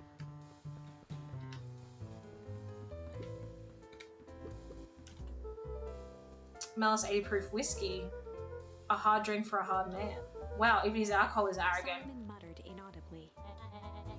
I should just smother you right now. What's that? I said I shouldn't bother you right now. Don't be silly, you're not a bother at all. Let's see what else this bad boy has on it. Security system, time card logs, payroll. You know, for being so evil, this guy sure is Solomon boring. once again muttered under his breath. Just you wait. Huh? Or nothing. I'm really sorry you got dragged into this mess, Solomon. You didn't worry about me. Well, I feel bad either way. We're gonna get you out of this, I With a promise. subtle, quivering lip, a smile crawled across Solomon's face. They heard the trampling of frantic footsteps from the hallway. Lock it, lock it, lock it. Locked. That was close. When we left Nellie's office, it was swarming with clipboards. We barely got away. Did they follow you? Rollo. Before we started tossing blame around. Is it possible someone ordered a pizza? We'd love to hear your thoughts. Definitely not pizza. What now? Don't look at me. I'm officially retired from the heisting business. I'm so sorry for the inconvenience. We just have a few quick questions. Just let me think. Can someone watch the door? Of course. Everyone else hold it up. Oops. I think this little caper has gone on long enough. Solomon, no! Hush now, child, the adults are speaking. Dr. See, I did it again! Maldwell. A brief reintroduction is in order. We've never met in person, but we have corresponded. You see, it was I who hired you. Solomon, the pathetic orphan child, powerful and enigmatic founder. Sharper, who the fallen progenitor who created this town. Perennial harvest, Valentine fertilizer, all connected by a single thread, yours truly. But that's... Her eyes searched the floor in thought. Solomon watched eagerly, waiting for the flicker of epiphany. With a sickened look, she peered into his soul. Ha, yes, now you've got it. Tempest, look mine. You discovered how to reverse the process. Solomon clapped with genuine delight. Very good, Dr. Modwell. Very good. Though the discovery wasn't intentional. Solomon glanced down, examining his youthful form. And the effects went a little too far for my tastes. That's why you needed me to finish Dr. Prescott's work. Which you did admirably. Mr. Kerr, the vial, please. Presented it with a theatrical twirl of the hand. I present to you the eighth wonder of the... Finish, Rollo snatched the vial Yes! from Kerr's palm. Wow, this stuff sounds pretty valuable. Be careful, you fool. You have no idea what you have in your hand. Actually, we do. You just did a whole evil villain monologue thingy about it. Casually tossed the vial to Luca. Gosh, maybe I'll have a Tickled the taste. vial mockingly. Seize him. Luca, over here. Move another inch and I smash She held it. it tightly behind her back. Solomon sighed, speaking in crisp, measured syllables. You have no plan. I'll smash it, I swear. Fine, risk killing us all. Or if you're lucky, nothing happens, then what? We capture you and grant you much less He leniency. pursed his lips with feigned sincerity. But I give you my word, if you hand it over now, none of you will be harmed. Uncertainty washed over Beck. You're a smart girl, Beck. But there's no shame in being outwitted by someone smarter than you. We both know there is only one way this She ends. looked to Nellie shakily. With a dispirited nod, Nellie sighed in defeat. Beck slowly approached Solomon. That's a good girl. Beck, don't do it. We can't trust that jerk. I'm sorry, he's right. Apprehension, Beck conceded. Solomon pocketed the vial and brushed off his shoulder with a sharp flick. Miss Kerr, you have allowed yourself to be humiliated by a group of children. Report to my office tomorrow for a performance review. Blood drained from Kerr's face. Of course, sir. First, you have a speech to make. Trot out there and give me the introduction I deserve. And don't forget to smile. Yes, sir. And to think all of this is thanks to the efforts of Mr. Van Horn. I don't understand how is all of this because of me. Ha, I said Mr. Van Horn, silly child. Dr. Walt Van Horn. Your father was always a thorn in my side. I offered him an opportunity to be part of something great. But the fool was blinded by righteousness. He even broke into my laboratory in an attempt to sabotage my Solomon work. shook his head with gratification. But the universe has a funny way of correcting course.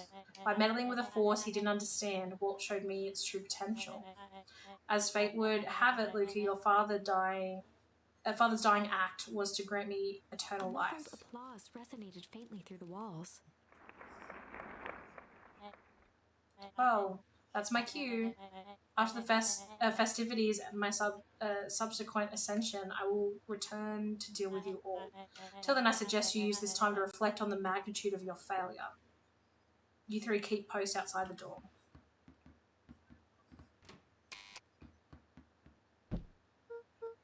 Well, crap.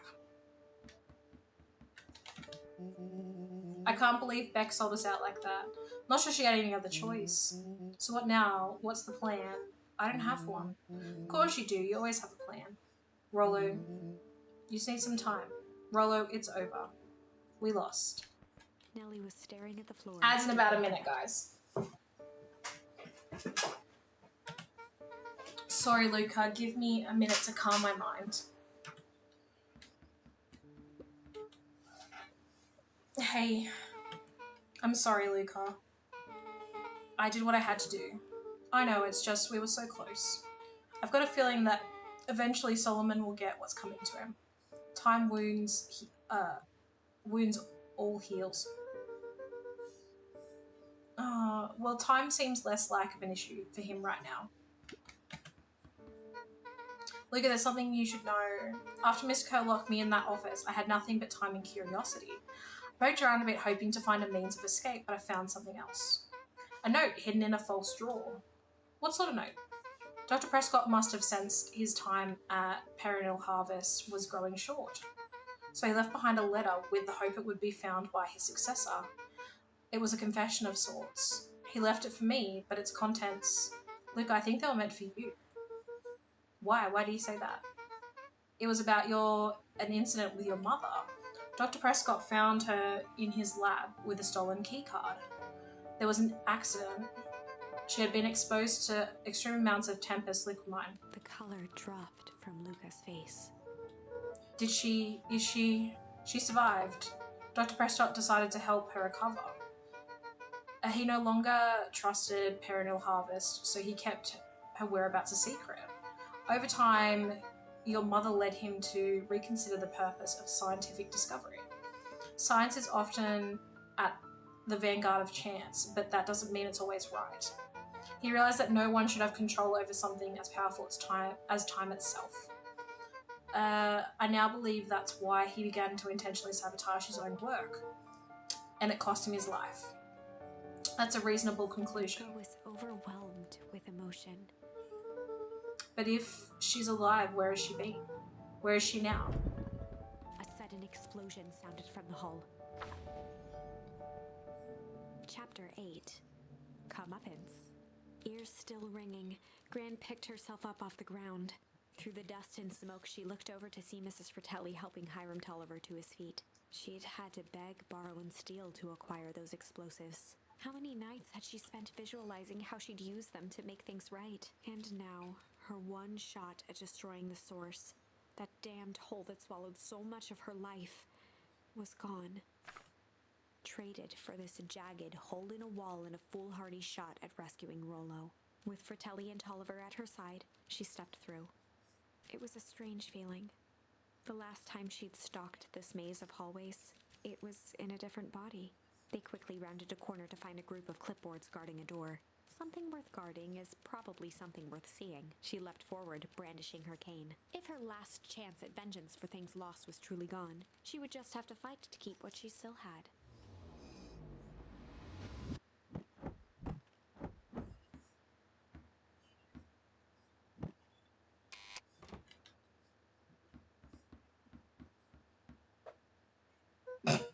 Gran, what are you doing here? Luca, what are you doing here? We're here to save Nellie. We're here to save Rollo. Hey, Mrs. Lucas Gran, that's awful nice of you, but I'm fine. Oh no, what did they... Gran, there's no time to explain, we have to go now. Come on everyone, we've got a party to crash. They made their way out from deep within Perennial Harvest, just as Solomon finished up his speech. Thankfully we can dispense formalities from here on out. Solomon pulled a glass vial from his pocket. We've got to stop In one him. smooth motion, he downed its contents. Too A slow. triumphant smile grew across Solomon's lips. No! Well, I guess that's it, we lost. Wouldn't be so sure about that. With a mischievous look, Beck elbowed Luca. Remember when I had the vial behind my back? I might have tweaked his wonder potion with a little... Ooh. I might have tweaked his wonder potion with a little change. Little pocket change? Your unlucky penny. Yeah, I plopped it in the vial when no one was looking. What's that gonna do? No idea. That's the beauty of science. Now we observe. You can all call me Sharper His Valentine. body and face began to contort and expand as he disappeared into a belching green mist.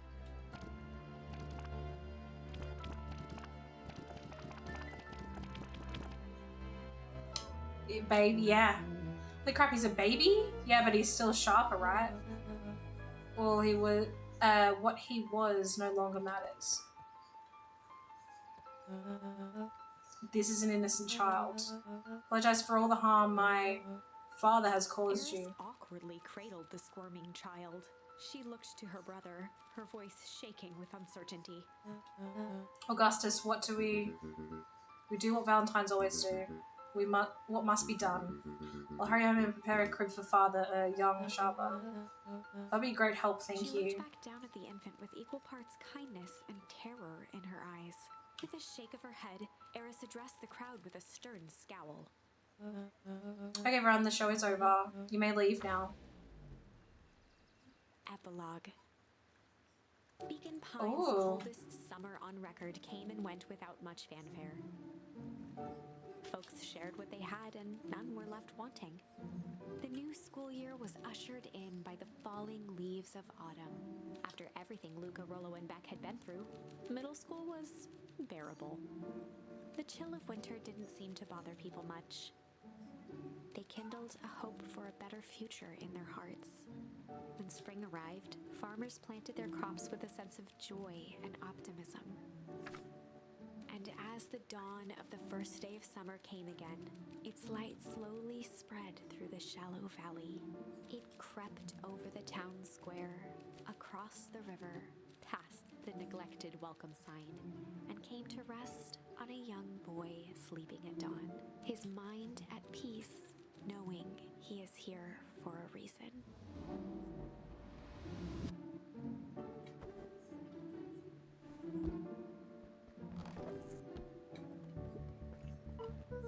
Rollo, are you up yet?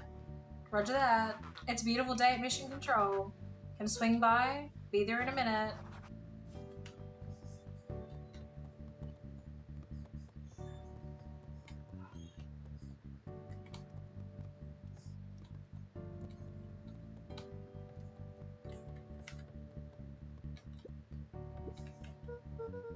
Mom, I'm ready to go now.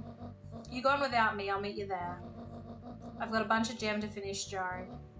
It's funny, I only started making jam as a way to send messages without anyone noticing, and now I enjoy it.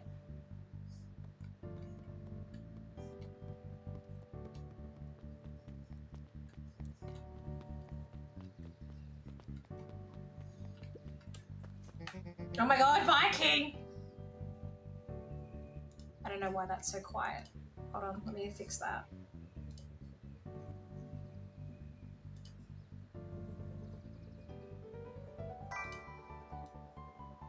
Welcome her biggest fan 000. Hey everyone! Viking, thank you so much for the raid! I was wondering how long you were going to be on for today. Oh, you finished it with Call of Duty? Nice, nice. Welcome in everyone. Thank you, your biggest fan, for the follow as well. Want to come show some love? Have a good day. It's time for bed. No dramas, man. Thank you so much. I don't know how much longer we'll be on, guys. I think we're actually finishing up this game. But thank you so much for the raid, dude. I really appreciate you. Welcome in everyone. For those of you who don't know me, my name is Kinder Raptor. I'm a variety streamer from Australia. And right now we're playing some Beacon Pines. It's kind of a puzzly, cozy, creepy kind of game. I've actually really enjoyed how, like, the style of the game, which is, it's really cool. We play a little bit of everything here. We got Fortnite, COD. I'm better at COD than I am at Fortnite. Casper says, welcome into. What else have we got? Mad Max, Ghost of Tsushima, Shadow of Mordor. We've got Saints Row. Just started Baldur's Gate 3. Never played it before. It's really fun. Also played Pokemon. I'm playing Pokemon Yellow. We got up to the Elite Four at the minute, but yeah, if you like the sound of any of those, drop a follow. But there's no pressure. I honestly do play a little bit of everything. But if anyone needs to raid and run like Viking, please do so. Go take care of yourselves first. But yeah, if you want to hang around and see us finish this game, you are more than welcome. I hear you and Rollo have big plans for that little treehouse. Yeah, it started getting crowded after we revoked the max capacity 1 Rollo, 1 Luca rule. So we decided to expand, but at least we've got some help with that. How's the internship at Nellie and Alona's shop going? It's been great. I'm hoping it helps me get into the School of Agriculture up at State. Also, Nellie said she'd write a letter of recommendation, which would be huge. I just can't help but worry about leaving Rolo. He's grown up so fast, but he's still my little brother. He had a heck of a growth spurt. I don't just mean grown literally. This morning he was up and finished his chores before I even had breakfast. Well, some of that might be his excitement about the treehouse renovations. Don't tell him this because it'll go to his head, but I'm really proud of that little punk. I'm sure he feels the same way, but he's just too dang proud to tell you. I know.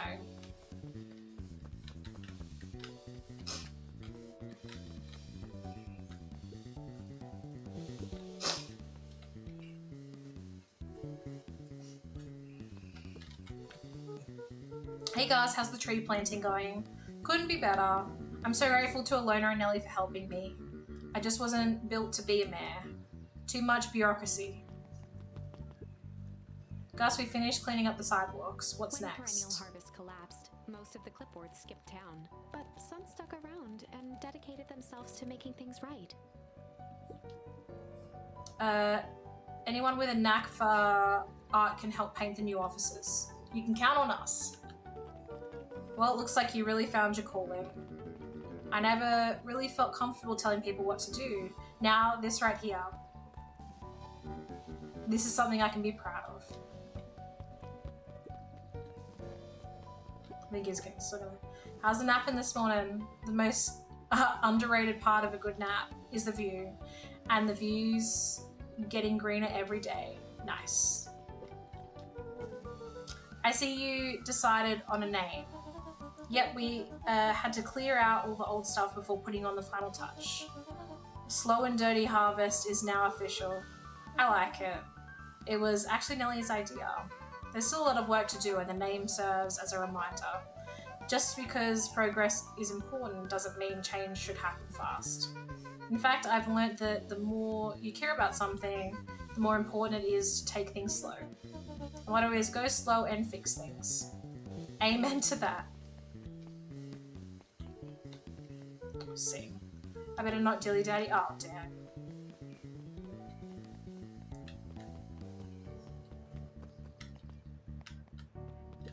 I don't think... Will you get this? I managed to reel in an actual fish this morning. Seriously?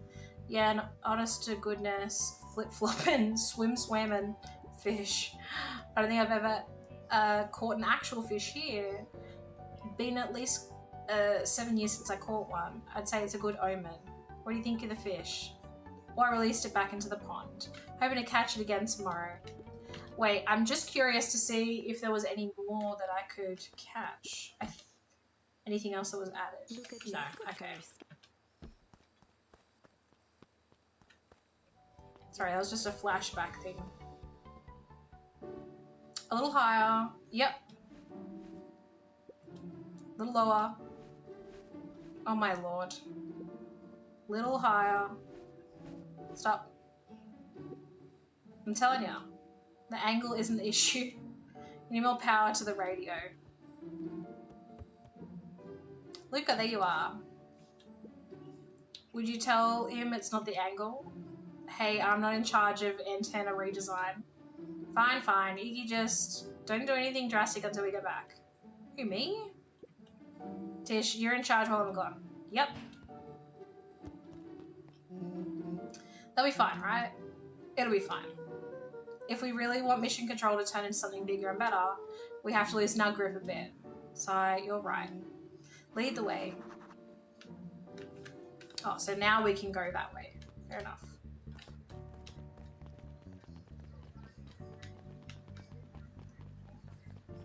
Oh, I wonder what the mansion will look like now. Ha! Young Mr. Van Horn. How's old Solomon Sharper doing? Young Sharper seems to enjoy nature more than I thought. So we do a lot of strolling these days. Has he, you know, tended to crawl out of his crib and plot world domination? Yeah. Thankfully, no. I spoke at length with Dr. Modwell, and she feels that Sharper's infant mind was not developed enough to retain his previous memories. For all intents and purposes, the child is unmolded clay. Let's hope he is a little nicer the second time round. That's the objective, yes. But really all I can do is try and hope.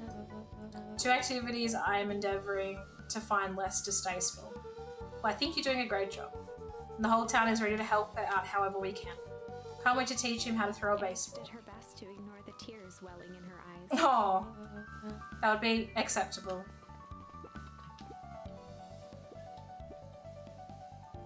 Patrick Seed Montesquieu, aka William Kerr, performed a stirring rendition of The Iceman Cometh, the state correctional facility. I hear that there wasn't a dryer in the house. Well, I hope he has plenty of time to work on his craft.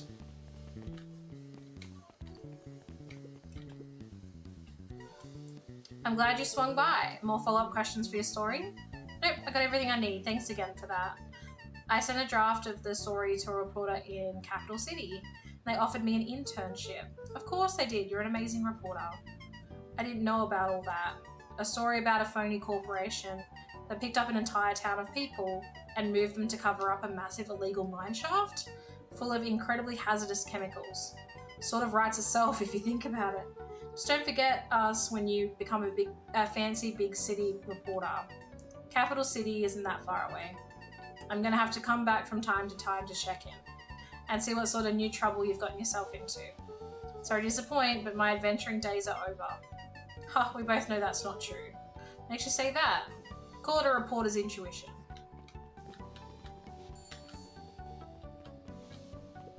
Lucas squinted at the faded photo of him, and his memories of that day came. Okay, I'm just curious to see. Oh my god, I can talk to so many more people. Good afternoon. Sorry, these allergies have been killing me. I haven't been able to smell a thing all day. I almost sold Miss Hatch a gallon of spoiled milk this morning. Anything that helps clear out the darn sinuses. Whatever it takes, I just want to be able to smell again. This is another flashback sequence. Ooh. Spicy. Oh my lord.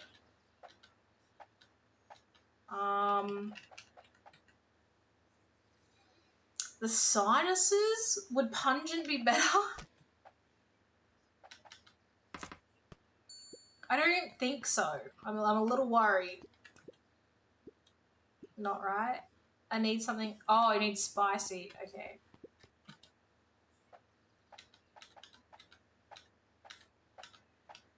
So is it incendiary?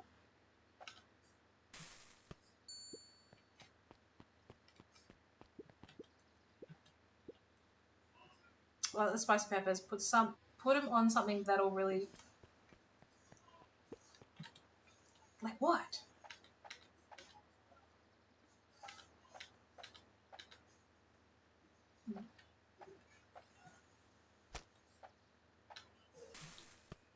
I think it's gonna be wrong.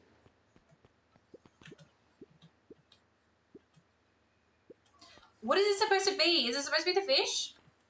Because that's gross.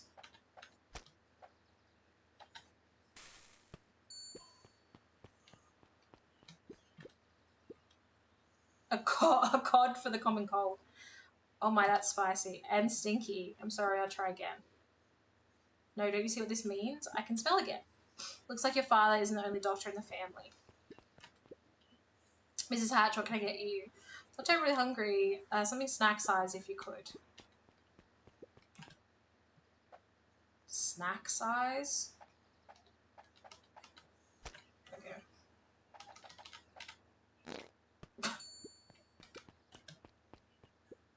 I call it the novella. Lovely. I have a coupon here for 1 free burger. What'll it be? Well, I have a lot of mouths to feed, so give me the biggest burger you have. They must eat a lot, huh? You have no idea. Oh, and throw some lettuce on top. Can do.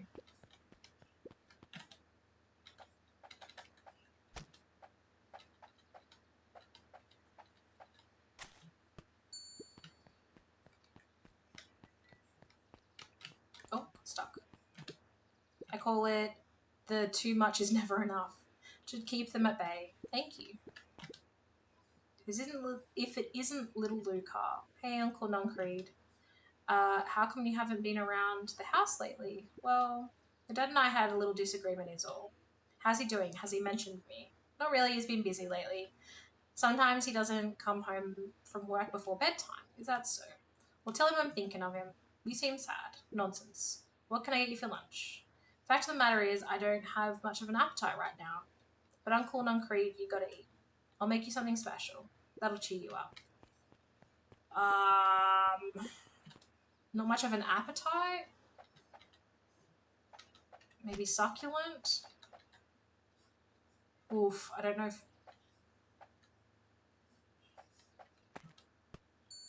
Should be indulgent and indulgent, maybe. Seems I can't muster much of an appetite. Hang on. Make something itchy. Oh, fuck.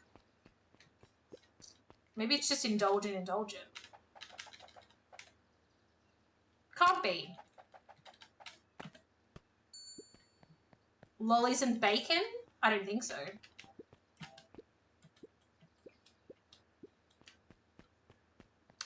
Okay.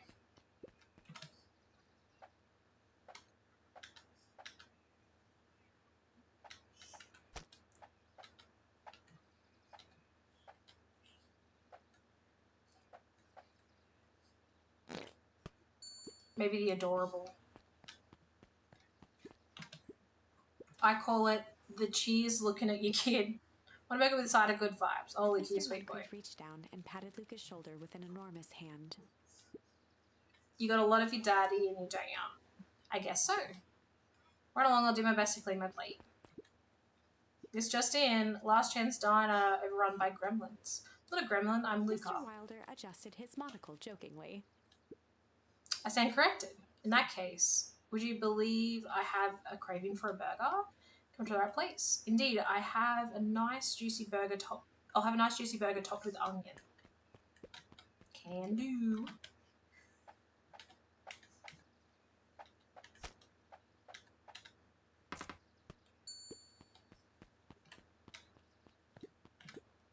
Here you go. I call it the Wilder. You know I love a good byline. Many thanks.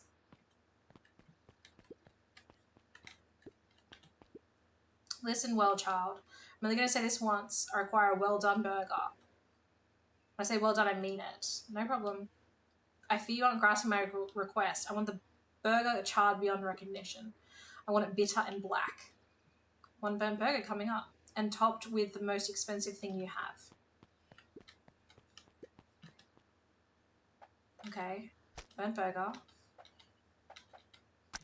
Are those fish eggs? No way. May I present the row you burn.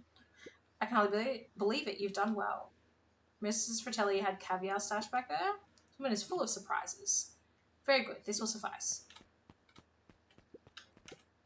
Alright, it looks like we've got everything we need.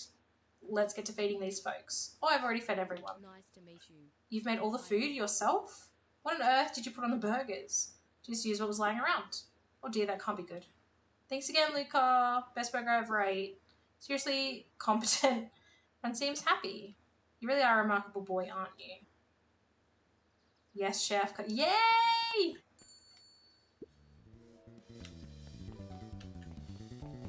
Mrs. Fratelli glowed with a carefree smile.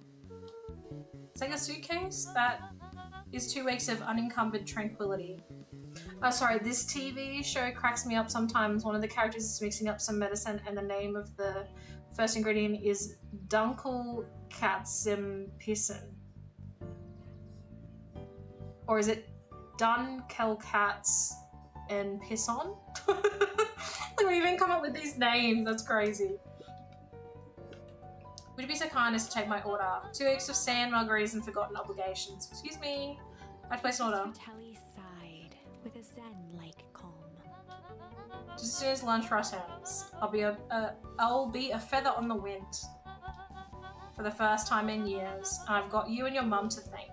Why is that? She didn't tell you yet. You two are gonna fill in for me at the diner while I'm gone, just like old times. It's fine. I'll wait. Nice. I think that was I can't remember what I was supposed to be doing.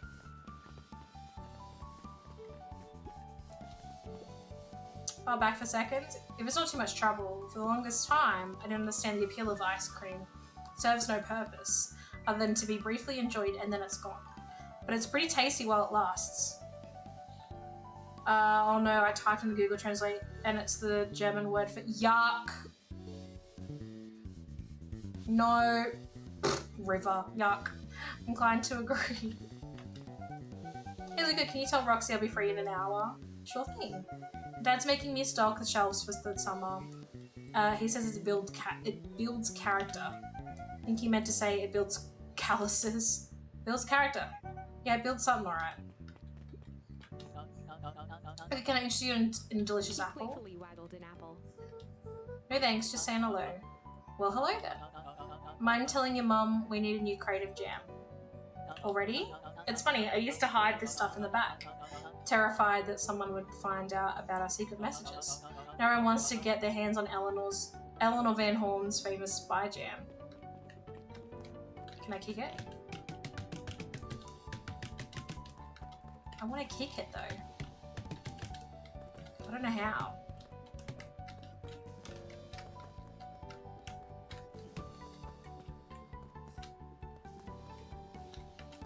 Damn it.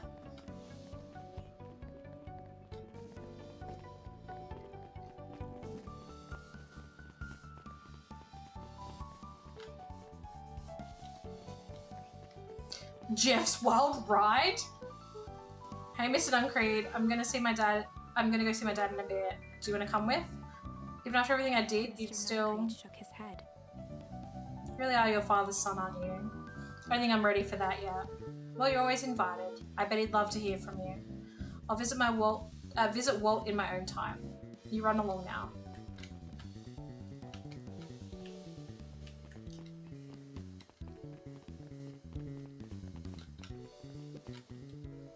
With perennial harvest gone, the transportation tubes were left unused. Come on. No one is too big, no one is too small. For Jeff's Wild Ride. Maybe not completely unused. It's one piece of candy for the ride of your life. Who's next?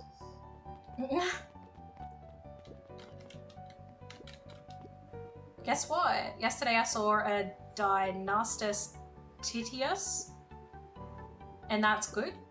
It's great. I haven't spotted one of those in years. At this rate, Beacon Pines is going to become the bug capital of the county.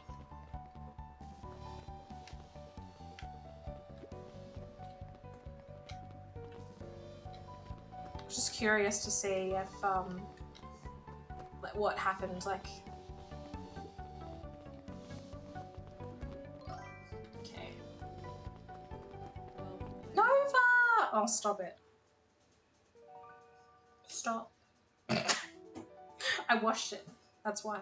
Wait, I can probably look nicer. Hold on.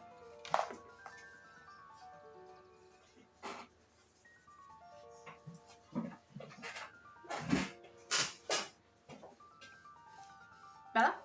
Wait.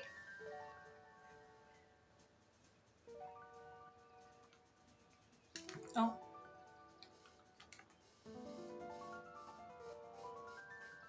Better?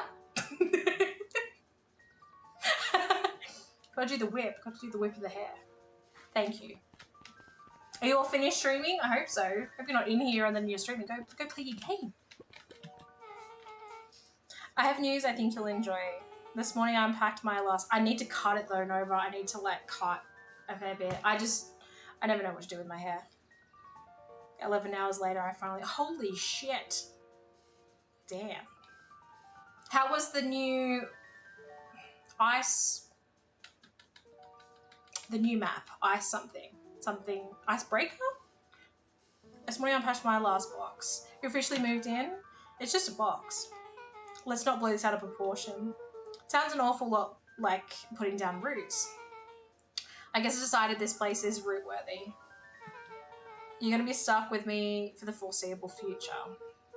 I do have to warn you, most years aren't going to be as interesting as this one. I think I'll manage. Ready? Before we go, there's a bit of a surprise. Oh, the plant. So pretty. My mum prepared this tree especially for you. They didn't have to do that. It wasn't just them. Just about the whole town pitched in. We all owe you. It should do okay in the cold of the... Oh, we can plant it, yes! And thrive as things warm up. That's perfect. Oh, yay! It was fun. We haven't got there yet doing the... Oh, okay, cool. I wasn't sure if you had to do tasks before you got there.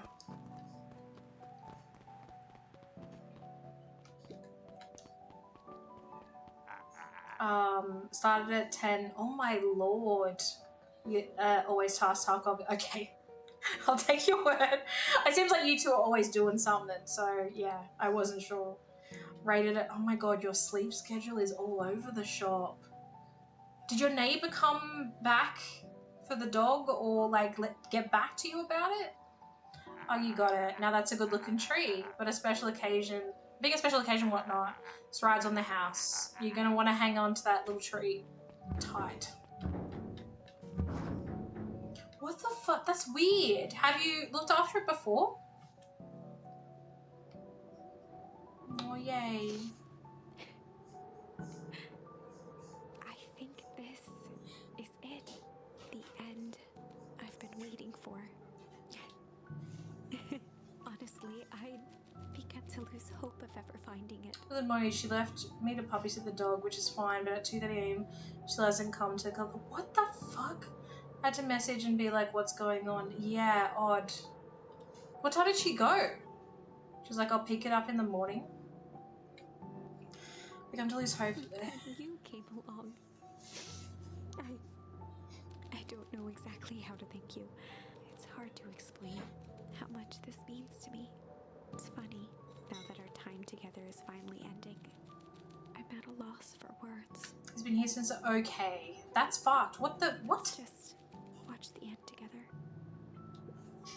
Done. A good little tree. The best little tree. Thank you, children. This means a lot. Yeah, thanks for everything. Shucks, I only did what any super awesome best buddy would have done. Should probably give you some time alone now. You good? Yeah, I am. It's been a wild year. How are you feeling? Everyone keeps asking me that. I'm fine, really. Pa always says the only thing fitter than a fiddle is a cello. I feel like a dang cello. Well, if you ever stop feeling like a cello, I'm here for you. I know, you don't even have to say it. You two make an awesome pair. Excuse me? We're a trio now. Yep. Thanks. There's just one thing missing now that you're a part of our group. Missing? Let me tell you a little story about a man named Hank Atomic. Oh god.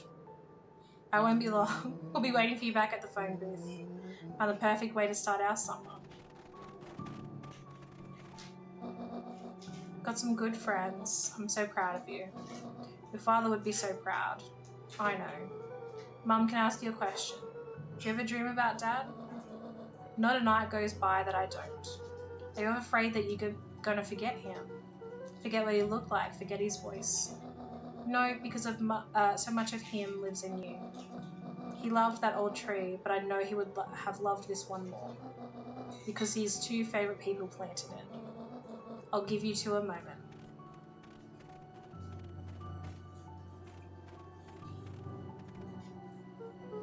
Hey Dad. Dr.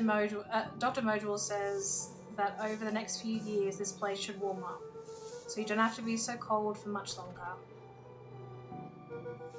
I think I finally understand why you left that night.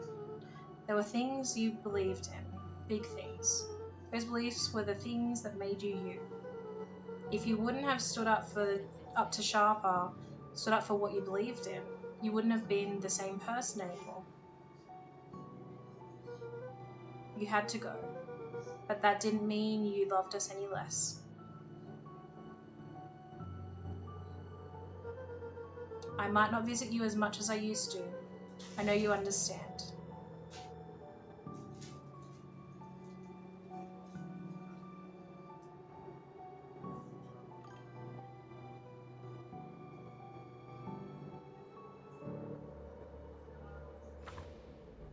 So thinking I'll telling her, yeah, no, stand up for yourself, don't do it. Oh, I'm gonna try and get some sleep. I got you tab. No worries, thank you, Nova. I think we've finished the game now as well, so I'll be raiding out as well. Oh, that was such a good story. The art style was crazy. Oh my god, that panda's so cute, Nova.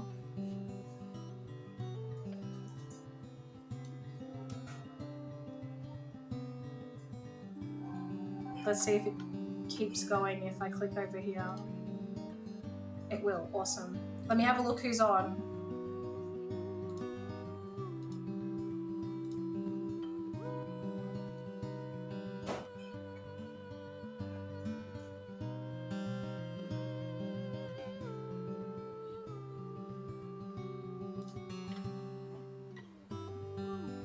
The music in this game has been crazy good too.